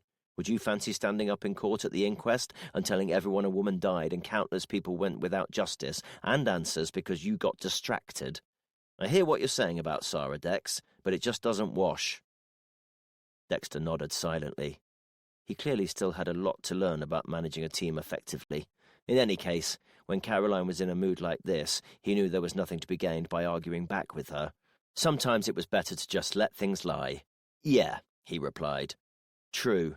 What do you reckon? Another few minutes? Caroline instinctively looked down at the center console of her car, even though the sat-nav wasn't on. Something like that, she replied. Fingers crossed, Dex. Every second counts. Chapter 50. Caroline's Volvo came to an abrupt halt as she and Dexter took off their seatbelts and got out of the car, heading over towards the industrial unit as hurriedly as they could. They introduced themselves to the uniformed officers at the scene, who guided them up an unlocked external staircase and onto the roof. In moments like these, a trained negotiator would usually be called, but it was evident they didn't have the luxury of time. In any case, it wasn't the first time Caroline had been in this sort of situation, and her instincts were that she needed to act fast. "Tony, it's D.I. Caroline Hills," she called out. "We met at your house. My colleague, D.S. Dexter Antoine, is with me. Do you remember? Kelly took a bit of a shine to him." The mention of Tony's daughter had been deliberate. The hope was that it would ground her back in reality for long enough to remember she had a daughter who doted on her and who she'd dedicated her life to. Caroline hadn't expected Tony to reply, and she'd been right.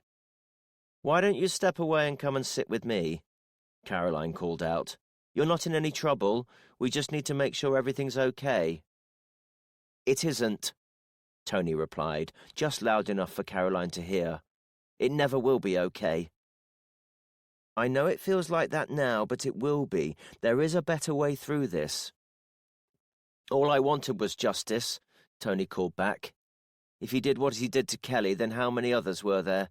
How many would there have been in the future?" "I can't answer those questions right now, Tony, but I can tell you that a lot of other people would have felt and done the same in your situation. He lied to me. He deceived me. He knew what he was. He knew what he'd done. All he wanted was to preserve his own reputation, his own reality. And you know what? That's where I agree with him. I've always had to fend for myself. I've had no one. It's just been me, looking after me and everyone else. And I'm not about to stop now." "What do you mean, Tony? Can you explain a little more?" "I'm not going down for this. Not when he got away with what he did for so many years and never had to spend a day in prison. He should be the one in a cell, not me. This way, I get to go the same way he did, but at least my conscience will be clear. The same can't be said about him." "That's not the right answer, Tony. You can still have a clear conscience without having to take that step. Clive's gone now. He can't harm or hurt anyone anymore. That's the main thing." "And why should I listen to you?" Tony barked back. "You're part of the same crooked system that got us into this mess in the first place. People like him allowed to roam the streets and harm innocent children, getting away without ever being found guilty of a single thing, and all the while it's someone else who ends up bearing the brunt of it." Dexter put a hand on Caroline's shoulder and called out to Tony. "Tony, it's DS Dexter Antoine here. Please think of Kelly. I know you did what you did because you wanted justice for her. I know how much you care about her. I can see that. I saw it at your house when Kelly took a shine to me. She's a lovely girl. She's an absolute credit to you. And she still needs you around, believe me." "She clearly doesn't," Tony replied. "She's already shown she's able to fend for herself. She stepped up to the mark. She spoke up for herself. She went to you lot. She's a far stronger person than I gave her credit for, and a far stronger person than me. I always thought she needed me, but I was wrong. It was me who needed her." Caroline clenched her jaw involuntarily. She didn't like the way Tony was talking, putting everything in the past tense. It always struck her how somebody intending to end their own life could go about their normal daily routine right up until that moment. She'd known people leave home in the morning wearing a suit and carrying a briefcase before throwing themselves in front of a train, having left a suicide note at home half an hour earlier. Tony spending the day at work and then doing the weekly shop wasn't an unusual run of events in the lead-up to what Caroline was now witnessing, but it never failed to shock her. "Of course she needs you," Dexter replied. "You need each other." Tony shook her head, but didn't look at Dexter. "She was my crutch. But after finding out what he did, it just changes everything. Everything. I got justice and vengeance for her. That's what matters. That's the important thing. Nothing else matters now. The story's done, and this is how it has to end." "Tony, please," Dexter called back as he watched her take another step forward. "What about Run Home?" Tony appeared to be frozen to the spot. Dexter felt much the same. "How do you know about that?" Tony said, her voice barely more than a whisper. "Kelly told me. She said it was her favourite thing in the world." For a few moments, Dexter couldn't tell what would happen next. He could see the internal battle Tony was embroiled in, caught between the unshakable love for her daughter and her determination to end her own life. "She can play that with anyone," she eventually replied. No, she can't. It's you, Tony. It's you she wants." Dexter could feel the lump rising in his throat, but he knew he couldn't stop now. "You're the only person who can provide that for her. Truly, I mean, authentically. You're the only mother she'll ever have. Yes, someone else can play a board game with her, but it's not the board game she loves, is it? It's playing it with her mum. And you're the only mum she'll ever have. She'll never get that feeling anywhere else, no matter how hard she tries to replace it. Once something like that is missing, once it's gone, there's no replicating it. Even if she tries, she'll only ever be comparing it to you. Maybe not consciously, but she will. And it will always come up short. You can replace a person, Tony, but you can never replace the person." It was impossible for Dexter to know whether she'd been truly listening to him and was now processing the words as they began to sink in, or if she'd completely zoned out and was steeling herself for her final jump. Either way, he was out of options. He looked to Caroline. "Not now, Tony," Caroline gently called out. "Let's sit down and get our heads around this properly, shall we? And if you still decide this is what you want to do, no one can stop you forever. All I'm suggesting is not right now." Caroline watched as Tony bowed her head a little, then slowly shook it before turning round. She waited for Tony to come towards her, and once she was close enough, she put her arm around her, giving her crucial human contact and physically ensuring she wouldn't be able to change her mind. A uniformed police officer approached and guided Tony towards their marked car, informing her that she was under arrest on suspicion of the murder of Clive Thornton. A few yards away, Caroline watched as Dexter sank slowly onto his haunches and tried to steel himself. Chapter 51. The visit to Susan Thornton and her family gave Caroline mixed feelings. It was a crucial part of the process, ensuring the victims' loved ones were updated and helping to provide some element of closure, but she knew it would be some time before the book could finally be closed. There would be a lengthy and painful court process to come first, in which every detail of Clive's secret life would be disclosed and examined in front of a room full of strangers, in an attempt to determine what had happened and who was responsible. Caroline found this was often the most distressing part for families, and that not only did it drag out the pain of their loss and make it worse, but that it could even taint the happy memories they had of their loved one. Missing a family member who'd been taken from you too soon was one thing, but to discover they'd actually been a monster who'd been living a double life and ruined others, that was the sort of experience that would take a lifetime to even begin to get over. All of that aside, Caroline still couldn't shake the uneasy feeling that there was something not quite right about Susan Thornton. As was so often the case, it was impossible to put her finger on what it was, but over the years she'd come to trust her intuition and follow it. More often than not, it yielded results. She and Dexter were sitting in the living room of the Thornton family home, Ross and Emma, Clive and Susan's children, still in temporary residence. Emma and I were saying we'll have to stay until after Christmas and New Year, Ross murmured aside to Caroline as Susan finished making cups of tea in the kitchen. She can't be on her own at this time of year. Not this soon. But then after New Year's not much better, is it? They talk about Blue Monday and all of that. Dark winter's nights. It's meant to be the bleakest time of the year for people anyway, without all this going on. But when's the right time? We can't stay forever. It's a tricky one to navigate, Caroline replied. To be honest, I don't think there ever is a right time.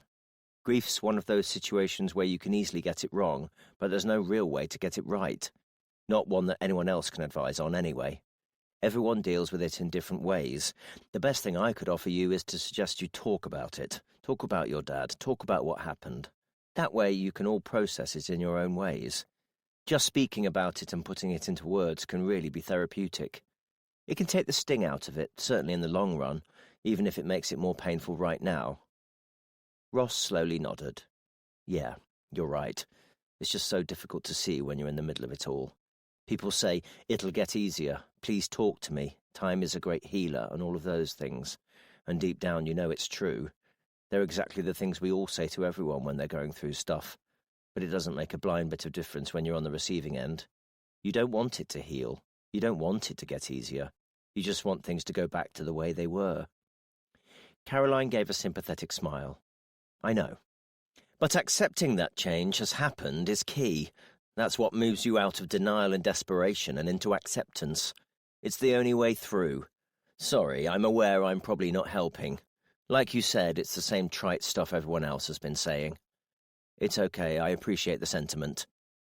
Susan Thornton reappeared carrying a tray laden with mugs of tea and put it down on the coffee table before sitting down in an armchair the others had left vacant. As she did so, Ross and Emma exchanged a glance that Caroline and Dexter couldn't quite decode. What? Susan asked, spotting the look. It's not as if he's going to be wanting it, is it? Dad's chair, Ross whispered quietly to Caroline. Ah.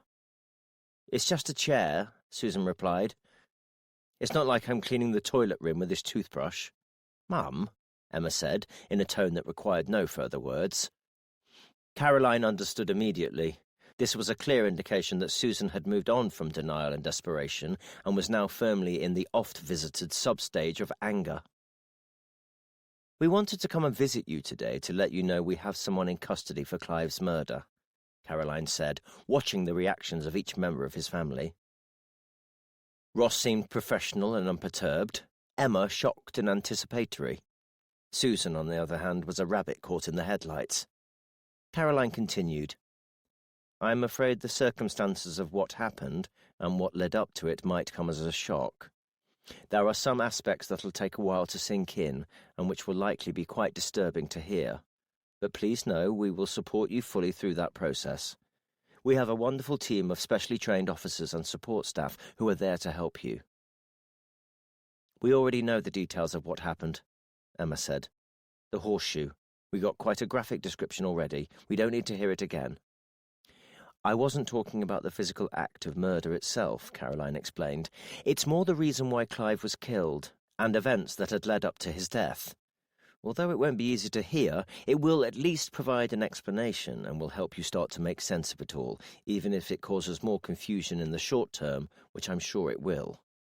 Just tell us, Ross said. Susan remained silent. Caroline continued.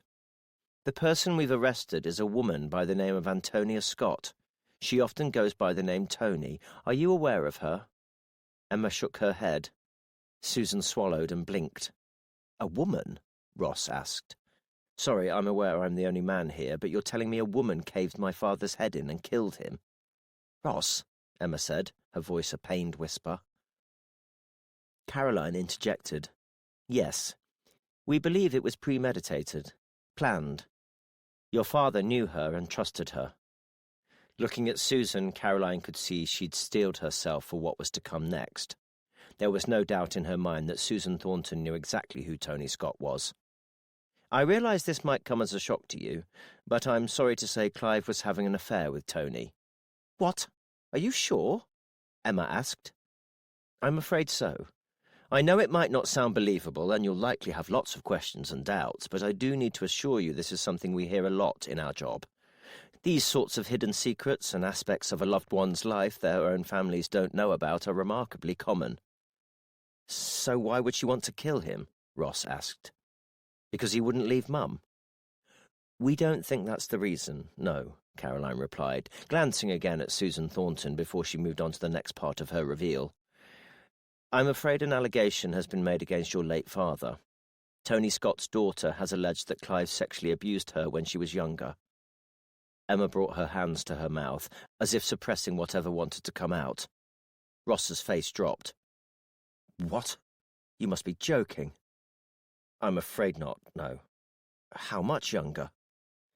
Caroline swallowed and took a breath. She claims the incident happened on a camping trip Clive attended whilst she was in the Girl Guides.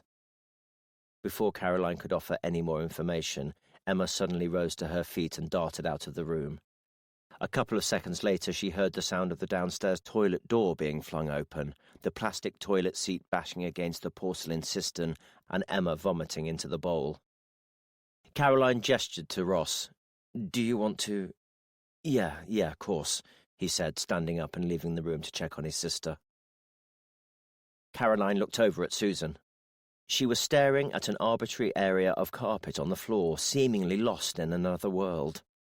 It was impossible to guess what she was thinking, and Caroline could only presume her brain had pretty much completely shut down, unable to cope with the enormity of everything that was unfolding. Now wasn't the time to ambush Susan.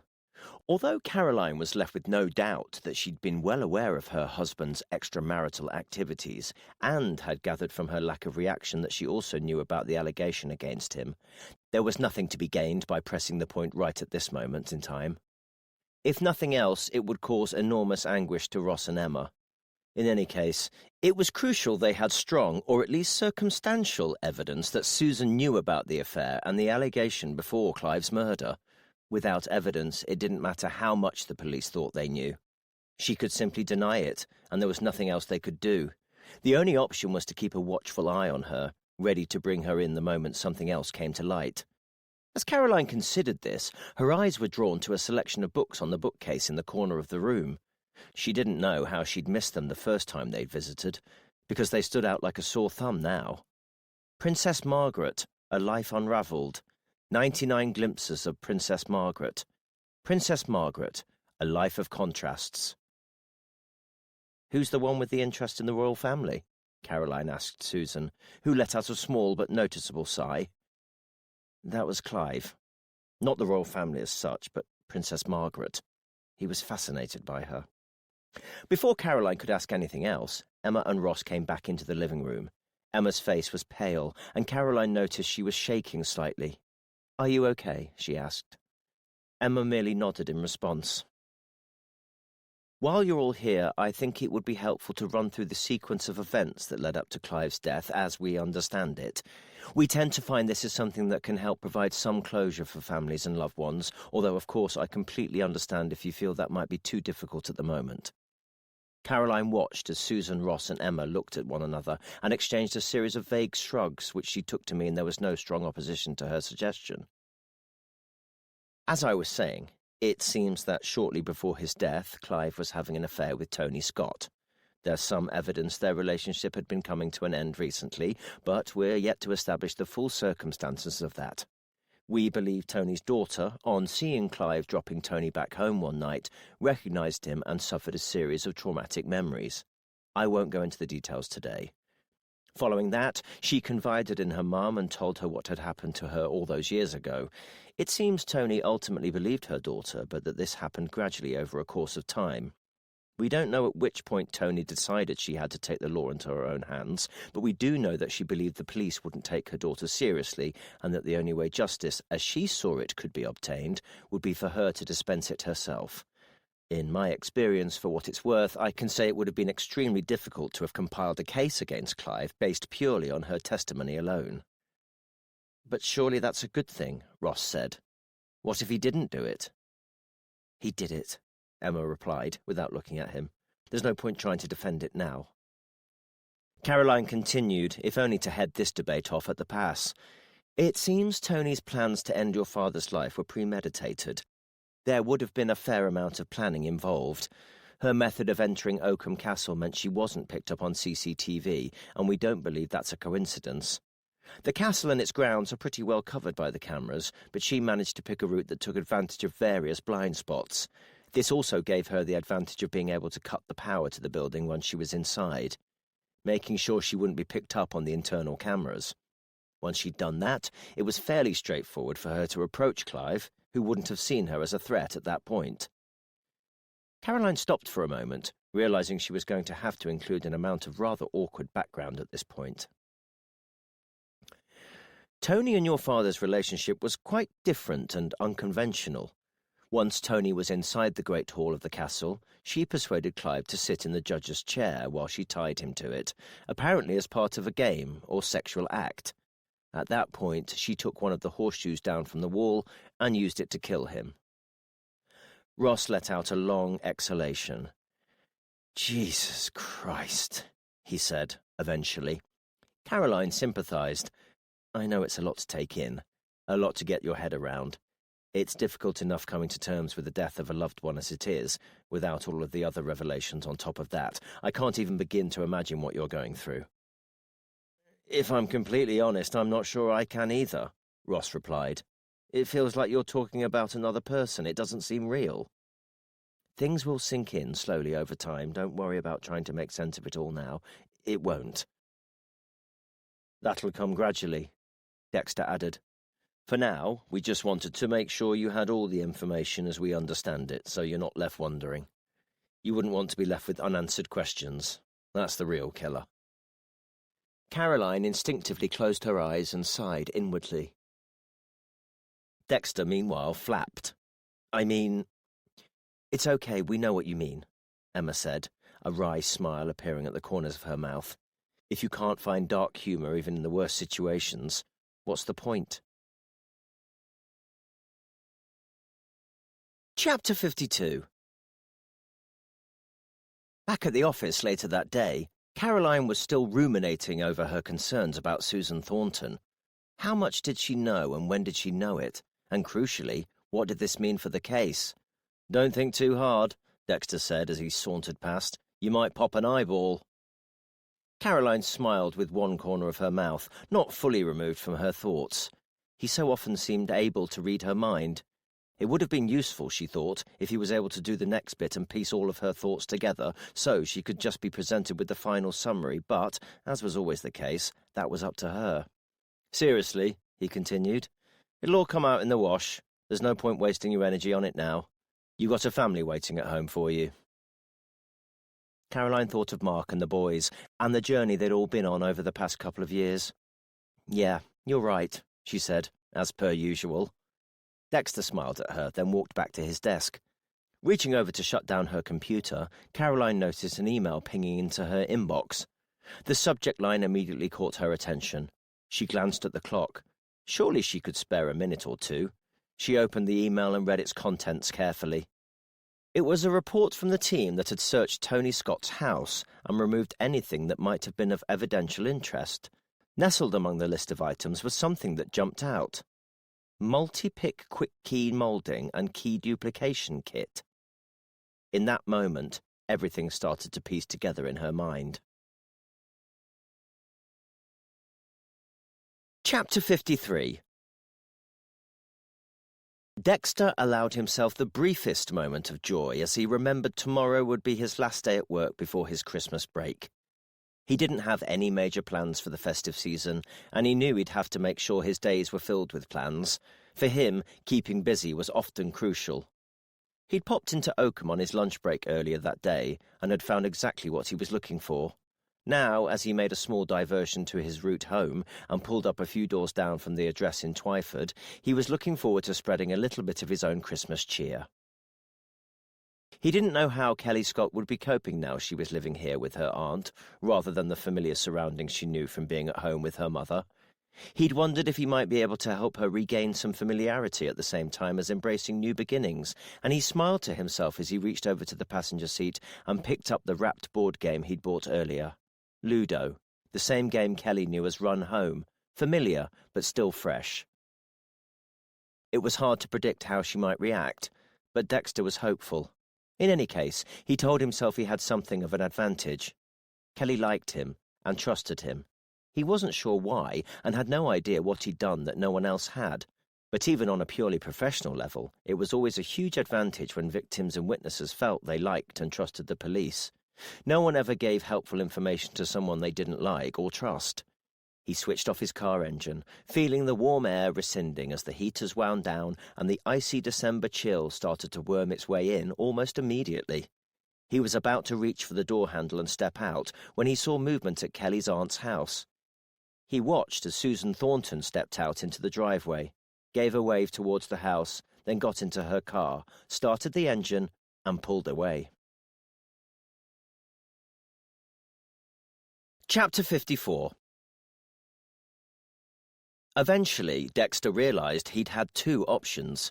He could have followed Susan and spoken to her to find out why she'd been visiting her husband's victim, or he could have gone to Kelly's aunt's house as planned and asked them what Susan had been doing there a few moments earlier. As it happened, he'd done neither. He'd simply frozen in that moment, a complete crisis of confidence paralyzing him into indecision. It wasn't a feeling he was familiar with, and it worried him.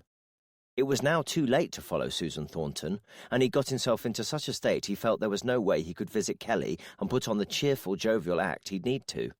Instead, he gave himself a few minutes to compose himself, then he called Caroline and told her what had happened. "Did you follow her?" she asked, hammering home his own feelings of regret and stupidity. "I tried, but she caught me off guard and was heading in the opposite direction. There was nowhere to turn, and by that point she was long gone," he lied. "Damn. Did she see you?" "No, I don't think so." "Then she was probably heading home." "Good job on following your gut, though. You're right, something seems really odd about this. I'll get someone to head over and keep an eye on her house, so we can see if she goes straight back." Chapter 55.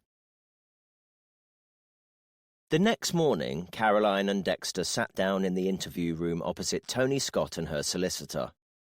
"Okay, Tony. This is our second interview following your arrest on suspicion of the murder of Clive Thornton. When we spoke in the first interview, we were mostly trying to ascertain what had gone on and to determine the circumstances surrounding Clive's death. You weren't particularly forthcoming. I don't know if that was concern for your daughter or the advice of your solicitor, but we really do need to get to the bottom of things now, for everyone's sake, including Kelly's." "How's she doing?" Tony asked. "She's fine. She's with your sister. She's going to be looking after Kelly now." Tony nodded solemnly. She clearly knew it could be some time before she saw her daughter again, and she certainly wasn't likely to be out of prison for some years. A smart barrister would be able to minimize the sentence by highlighting the abuse Kelly had been subjected to and the horrors that Clive had inflicted, but there was no way around the fact that Tony had planned to and succeeded in murdering him. Although many people would have happily let her walk free under the circumstances, a crime had clearly been committed, and an eye for an eye wasn't a defence in law. "Can I ask you an odd question, Tony? Did Clive have an interest in the royal family at all?" Tony smiled slightly, as if Caroline had asked her if Eskimos liked the cold. "He had an interest in Princess Margaret. An obsession, I'd have called it. Clive was a couple of years too young to have made the most of the swinging 60s, but the whole hedonistic vibe was something that fascinated him. He loved the hidden side of society. He was totally, captivated by Princess Margaret's reputation as a good-time girl. The idea that she could be the Queen's sister, a senior member of the royal family, and at the same time be living this completely self-indulgent and carefree lifestyle completely mesmerized him. "Which is why you chose that horseshoe, correct?" Tony didn't reply. Caroline continued. "It was poetic justice, wasn't it? Like Princess Margaret, Clive had lived his public life very differently to how he did in private. He'd had to reconcile those two parts of himself, and ultimately, although in very different ways, they both met untimely ends due to their private excesses. I mean, I don't know if you put quite that much thought into it, but I imagine on seeing the horseshoes available to you, there was only ever going to be one choice." "Listen," Caroline said, leaning forward and resting her elbows on the table. "When we searched your house, we found something quite interesting." She took out a photo of the key copying kit and pushed it across the table to her. "Can you tell me what this is?" Tony looked at the photo, her face passive but the length of her gaze telling Caroline all she needed to know. "It's a key copying kit," Caroline said. "You use it to make impressions of keys and clay moulds, which you can then cast new keys with. It's a clever little way of copying them. What did you need this for, Tony?" The solicitor put his hand on the table. "Is there anything to suggest that this item was actually purchased or owned by Miss Scott?" he asked, the question dripping with subtext. "It was in her house, amongst her belongings. So yes, I'd say there's quite a lot that suggests that. Can you tell me what you needed it for, Tony?" Tony Scott remained quiet. Caroline decided to launch another curveball. "Do you recognize this item?" she asked, passing across a photograph of a horseshoe. "We discovered it buried in one of the flower beds in your garden. Can you tell me how it got there?" Tony's eyes stayed locked onto the photo, but she didn't respond. "I don't think Miss Scott will be making any comment at this time," the solicitor said. Caroline ignored him. "Okay, well, if you don't want to tell us, the only option we've got is to put our own theories out there and see how they land. So how about I tell you what I think happened? I think you broke into Clive Thornton's house that night. I don't think it was a burglar who got interrupted before they managed to get anything. I think it was you, and you got exactly what you were after. You wanted to copy his keys, specifically his key to Oakham Castle. That's how you managed to get into the castle through the back door, and how you managed to hide yourself away without being spotted on CCTV or coming in through the main entrance. You knew you could tell Clive you'd come in the usual way, and he just hadn't seen you. Maybe it was all part of one of your role-playing games. I don't know, but I think that's how you got in. We know you didn't use the main entrance, and we know you weren't picked up on CCTV. Then all you had to do was wait for Clive to close the castle for the night, cut the power so you wouldn't be picked up on the internal CCTV, and then you were free to come out and do what you did." "Do you have anything other than wild theory, Detective Inspector?" the solicitor asked. Caroline ignored him again. "You see, this all seems to make perfect sense to me so far, Tony. But there was something that didn't quite seem to fit. Again, it was the break-in at Clive and Susan Thornton's place. We know the person who broke in didn't take anything, and the theory was they'd been disturbed and disappeared before they'd taken anything. Strange they got away with absolutely nothing, but not unheard of. But what didn't quite fit was that Clive reported the break-in to the police the next morning, and when the police called back, Susan answered the phone and was clear that they didn't want to pursue the matter further. Of course, I understand that nothing was taken, and maybe they thought there was no need for any action. But if your house has just been broken into, you feel scared, unsafe, insecure. You want the police to catch whoever did it, if only to make sure they won't come back and try again. You don't just replace the broken window and carry on as if nothing ever happened. Unless, of course, you knew the person who'd broken it, or if you'd somehow managed to mete out your own form of justice. What are you insinuating, D.I. Hills? The solicitor asked. Caroline watched as tears began to form in Tony's eyes. She didn't do anything wrong, Tony said eventually. She stood by that man for years. She shut herself off to all his ways, all the things he'd tried to keep hidden behind closed doors. She kept herself just the other side of the door, standing guard over it, never quite knowing what was behind it either. And do you know why? Because she didn't want to look inside. She couldn't bear to think about what she might find. She kept herself firmly swept up in the narrative he'd woven for everyone else, too. And why wouldn't she? If she did otherwise, it meant her whole adult life had been a lie. What happened, Tony? Tony looked away and shook her head as more tears began to fall. What'll happen to Susan? That depends entirely on what she's done. Nothing. She did nothing. That's my whole point. In that moment, Caroline was pretty sure she knew exactly what Tony meant. When you say she did nothing? Tony sighed and leaned back in her chair.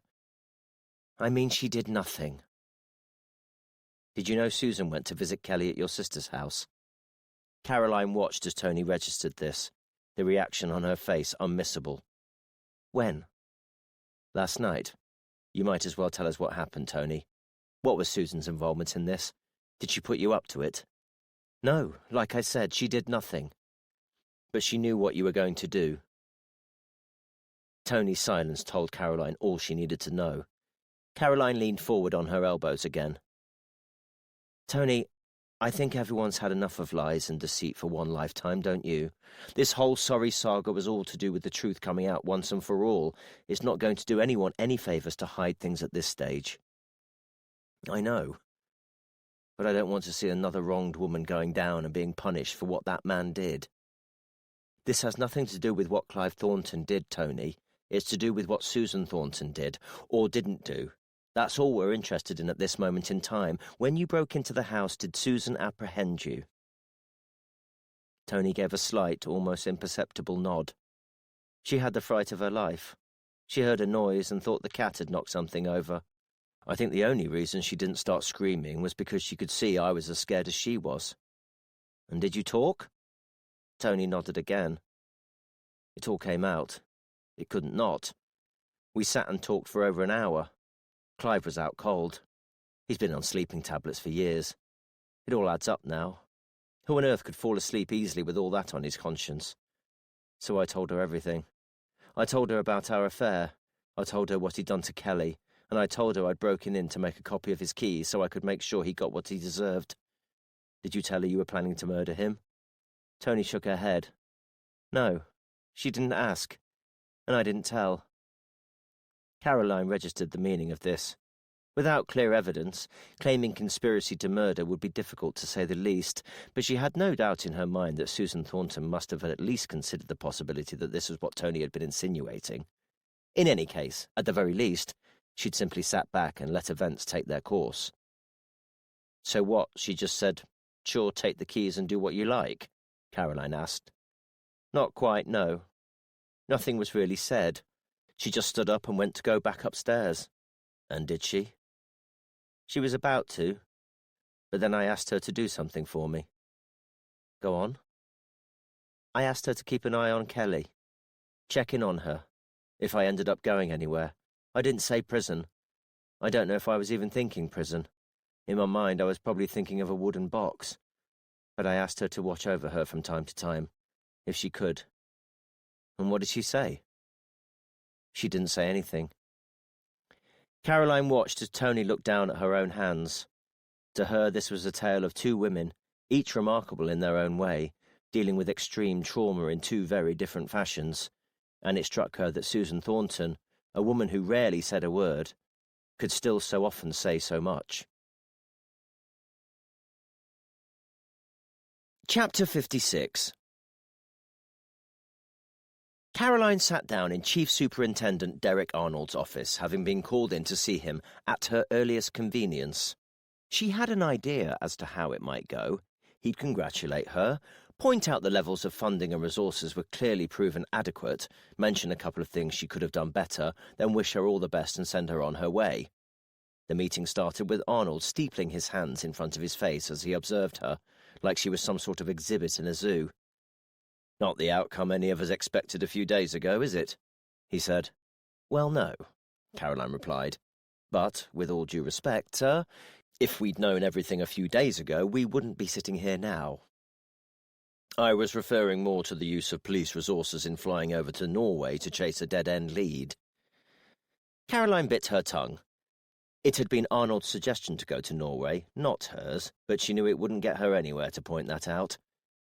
Bearing in mind the information we had available to us at the time, and the position we were in, I still believe that was the right decision. Of course, had we known what we know now, we would have done things differently. But we didn't, so we couldn't. Arnold nodded slowly. I see what you're saying. But that doesn't mean everyone in the food chain sees it that way. And the problem with food chains is that it's the next creature down the line that gets eaten alive. If they didn't, we'd have lions and tigers running around eating wheat and maize. I've got to report up the line, just the same as you. It's easy for me to justify that sort of frivolity if it leads to a result, but I'm going to have my pants pulled down big time over this. Caroline wanted to ask him why he felt that was her problem, but she thought better of it. If it helps, sir, I think it can certainly be justified as leading to a result. By effectively eliminating our main suspect, it allowed us to focus our energies elsewhere, which ultimately did lead us to identifying and apprehending the killer. Yes, about that, Arnold replied. This would be the killer you had under tight surveillance, but who managed to escape that surveillance and almost escape justice, despite being watched over by your officers. Caroline pursed her lips. Yes, we have identified some procedural issues which could do with tightening up, she replied. But again, ultimately that minor slip-up didn't lead to catastrophe, and we were able to get a result. It might not have led to catastrophe, but it certainly isn't something to be proud of, Arnold replied. It triggered a panic response. It led to members of the public being disturbed by seeing a woman about to jump to her death, and more than anything, it highlighted a complete lack of professionalism on the part of your officers. What more basic elements of policing are there than just sitting in a car and watching a building? Caroline didn't have an answer to this. As unreasonable as it felt, she knew Arnold was right. She just didn't see the point in him hammering it home. It wasn't as if she didn't know what had gone wrong, or wouldn't be putting measures in place to make sure nothing of the sort ever happened again. Arnold continued, If I were you, I'd be looking for answers, because my governors will be, and I can only get those answers from you. Don't make me look like a tit at the top table, Caroline. We might be lucky, we might not, but sooner or later, if things continue like this, they're going to be asking for heads, and it bloody well won't be mine that rolls, I can tell you that. Jesus, what a story for D.S. Drummond to tell to his pals in MSU. The subtle meaning behind Arnold's comment wasn't lost on Caroline. I still believe that ultimately the results speak for itself, sir.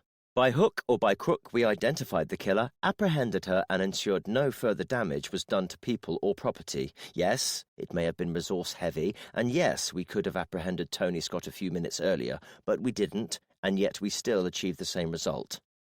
Arnold stayed silent for a while. The truth is, we'll never really know, will we? He said eventually, and unhelpfully. Quite, sir, Caroline replied. Well, fingers crossed, eh? Caroline gave a single nod. Fingers crossed, sir. Chapter 57. The familiar Christmas pop songs were a welcome sound for Caroline as she sat down at a table in the wheat sheaf in Oakham alongside Dexter, Aidan, Sarah and Elijah.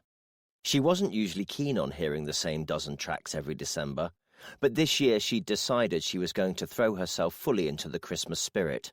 After all, it'd provide the distraction and relief she needed after a busy and turbulent year. It had become something of a tradition to pull the whole team together for some celebratory drinks after the closure of a case, but tonight wouldn't be a late one for her. She had somewhere else to be. For the others, the drinks were already in full flow, and Christmas cheer was certainly in abundance. Elijah, though, seemed a little distracted by his phone and was firing off text messages to somebody at a rate of knots. Before Caroline could ask if everything was okay, he excused himself and headed outside to make a phone call. Seconds later, a new song came on, and Aidan and Sarah both gave a triumphant cheer of recognition before leaping to their feet and finding a space near the bar they'd now designated as their dance floor. Looks like they're having fun, Caroline said to Dexter, who was now the only other person at the table. Got to let your hair down every now and again, Dexter replied. You're not tempted to get up and join them? Can't say I am. You still planning to spend tomorrow with your parents? Caroline asked, noticing the slight flicker of emotion cross his face as he heard her words. Yeah, hopefully. Just organising times and stuff, he replied. Caroline wasn't fully convinced by his answer. You have got plans, haven't you? She asked. Yeah, just got to sort details, I think. You think? It's Christmas Eve, Dex. Yeah, I know. They don't live far away, though. It's just been a bit tricky recently. Between you and them? between me and everything. Caroline could see a look on his face that told her all wasn't well. "Dex, talk to me," she said. "What's the matter?" "I'm all right," he replied. "Just been letting things get on top of me a bit too much recently, that's all. Nothing to worry about." "You're forgetting I'm a copper too, Dex. I know when someone's not telling me the truth or hiding something. You're not okay, are you?" "I am," Dexter replied. She realized there was no point pushing the subject too hard and resolved herself to checking in on him more regularly. He'd talk when he was ready. Unnoticed by Caroline, Dexter tensed his jaw and closed his eyes. "Actually, boss," he said, "there is something I need to tell you." Before either of them could say another word, the door of the pub clattered open and Elijah came back in, sitting himself back down at the table. "All right?" he asked, clearly having noticed the uneasy atmosphere. "Fine," Caroline replied. "You?" "Yeah, just family stuff," Elijah replied before looking up towards the bar and the makeshift dance floor Sarah and Aidan had formed. Although he tried to suppress it, Caroline recognized the look of jealousy and surprise on Elijah's face. It was one she'd seen before. "Looks like they share a favorite Christmas song," she said. "Looks like it. Anyone for another drink?" "I'm all right, thanks," Caroline said, looking at the series of full glasses they each still had. Regardless, Elijah stood up and headed for the bar, stopping en route to ask Sarah if she wanted another drink, but neglecting to ask Aidan. A few moments later, he returned with 1 pint of lager and sat down in the middle chair of 3 on the other side of the table. Caroline immediately recognized it as an attempt to make sure Sarah and Aidan wouldn't be able to sit next to each other when they came back. There had been a couple of things at work that had made her wonder, but by now she was pretty certain that Elijah was keen on Sarah at the very least. If she'd been a betting woman, she would have put money on them already being in a relationship but having kept it hidden from everyone else. Sure enough, as the song finished, the pair returned and each took a seat either side of Elijah, having been left with no other options. "Having fun?" Elijah said to Sarah. "God, yes. It feels so good to kick back and relax. You're not coming up for a dance?" "Maybe later," Elijah replied. He gave a slight eye roll as his phone began to ring again. Glancing briefly at the screen, he made a brief apology to the others, then headed out towards the garden to take the call. "Is he okay?" Sarah asked Caroline and Dexter. "He's fine," Caroline replied. "Just trying to sort out Christmas arrangements, I think." "Oh, I thought he was... I presumed he would have already sorted that out by now." "Not everyone's as organized as you, Sarah, more's the pity," Caroline said, pushing her chair back and standing up. "Back in a mo, just heading to the little girl's room." Caroline walked towards the back of the pub and out into the corridor that led to the toilets. As she got there, she saw Elijah standing outside next to the door, his back towards her. Despite the glass between them, she could hear every word. "We can still go to your mum's," he was saying, his voice tight and frustrated. "It'll just have to be a bit later than usual, that's all. Yeah, I know, I can't help that. It's a new job, I can't just suddenly tell them I'm not going to do it. Yeah, I know. Listen, it'll only be a couple of hours, I promise. I'll be back by late morning. All right, we'll speak about it later. Love you too." Chapter 58. The comforting smell of mulled wine hit Caroline full in the face as she opened the door of her house, closely followed by the sounds of an indeterminate Christmas film the kids were watching on the telly. "Ah, there she is," Mark said as he came out of the kitchen wiping his hands on a tea towel. "That Santa all banged up in the cell for a few days, then?"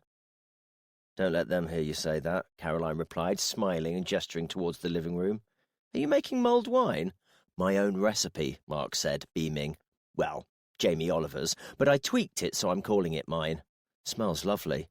Although I was going to suggest maybe getting a last-minute babysitter and seeing if we could try and catch that film at the cinema again." "So you can actually see the whole thing this time?" Mark asked, with humour. "No, so I can apologise and make it up to you." "I tell you what," he said, moving towards her and putting his arms round her waist. "Why don't you think of some other way to make it up to me?" Caroline put her arms on his shoulders. "One thing I can tell you is I'm pretty sure you've been over-testing that mulled wine already. See? Not safe to drive. We'll have to stay in." "Smart. We can't leave the kids on Christmas Eve anyway. How about we go between Christmas and New Year?" "Perfect. We can make use of one of those days when nobody knows what actual day of the week it is, and only refer to them by the number. Caroline smiled. I like your thinking. But I do have another little surprise for you, and I hope you won't be too inebriated to take me up on this one. Oh? I popped into the travel agents in town earlier and booked us a little break. February half-term. A week away with the boys. Are you serious? Mark replied, a warm smile appearing across his face. Yep, and a bit warmer than Suffolk this time. We're off to Cyprus. Mark hugged Caroline and held her tight. Kaz, that's amazing. Are you sure you're okay with the time off? Yep, and I've already told them not to bother phoning me about anything. Dex will be the on-call SIO, whether he likes it or not. I'll turn my phone off if I have to. Mark raised an eyebrow. And you had the audacity to suggest I'd been drinking? What say you to pouring us a couple of large mugs of that mulled wine, grabbing the Christmas biscuits and falling asleep under the blanket with the kids? As long as you're tucked up in bed before midnight, Mark said, wagging his finger. Wouldn't want you missing out on a visit from Santa, would we? Assuming one of your colleagues lets him out the clink in time. Caroline smiled. Wouldn't dream of it.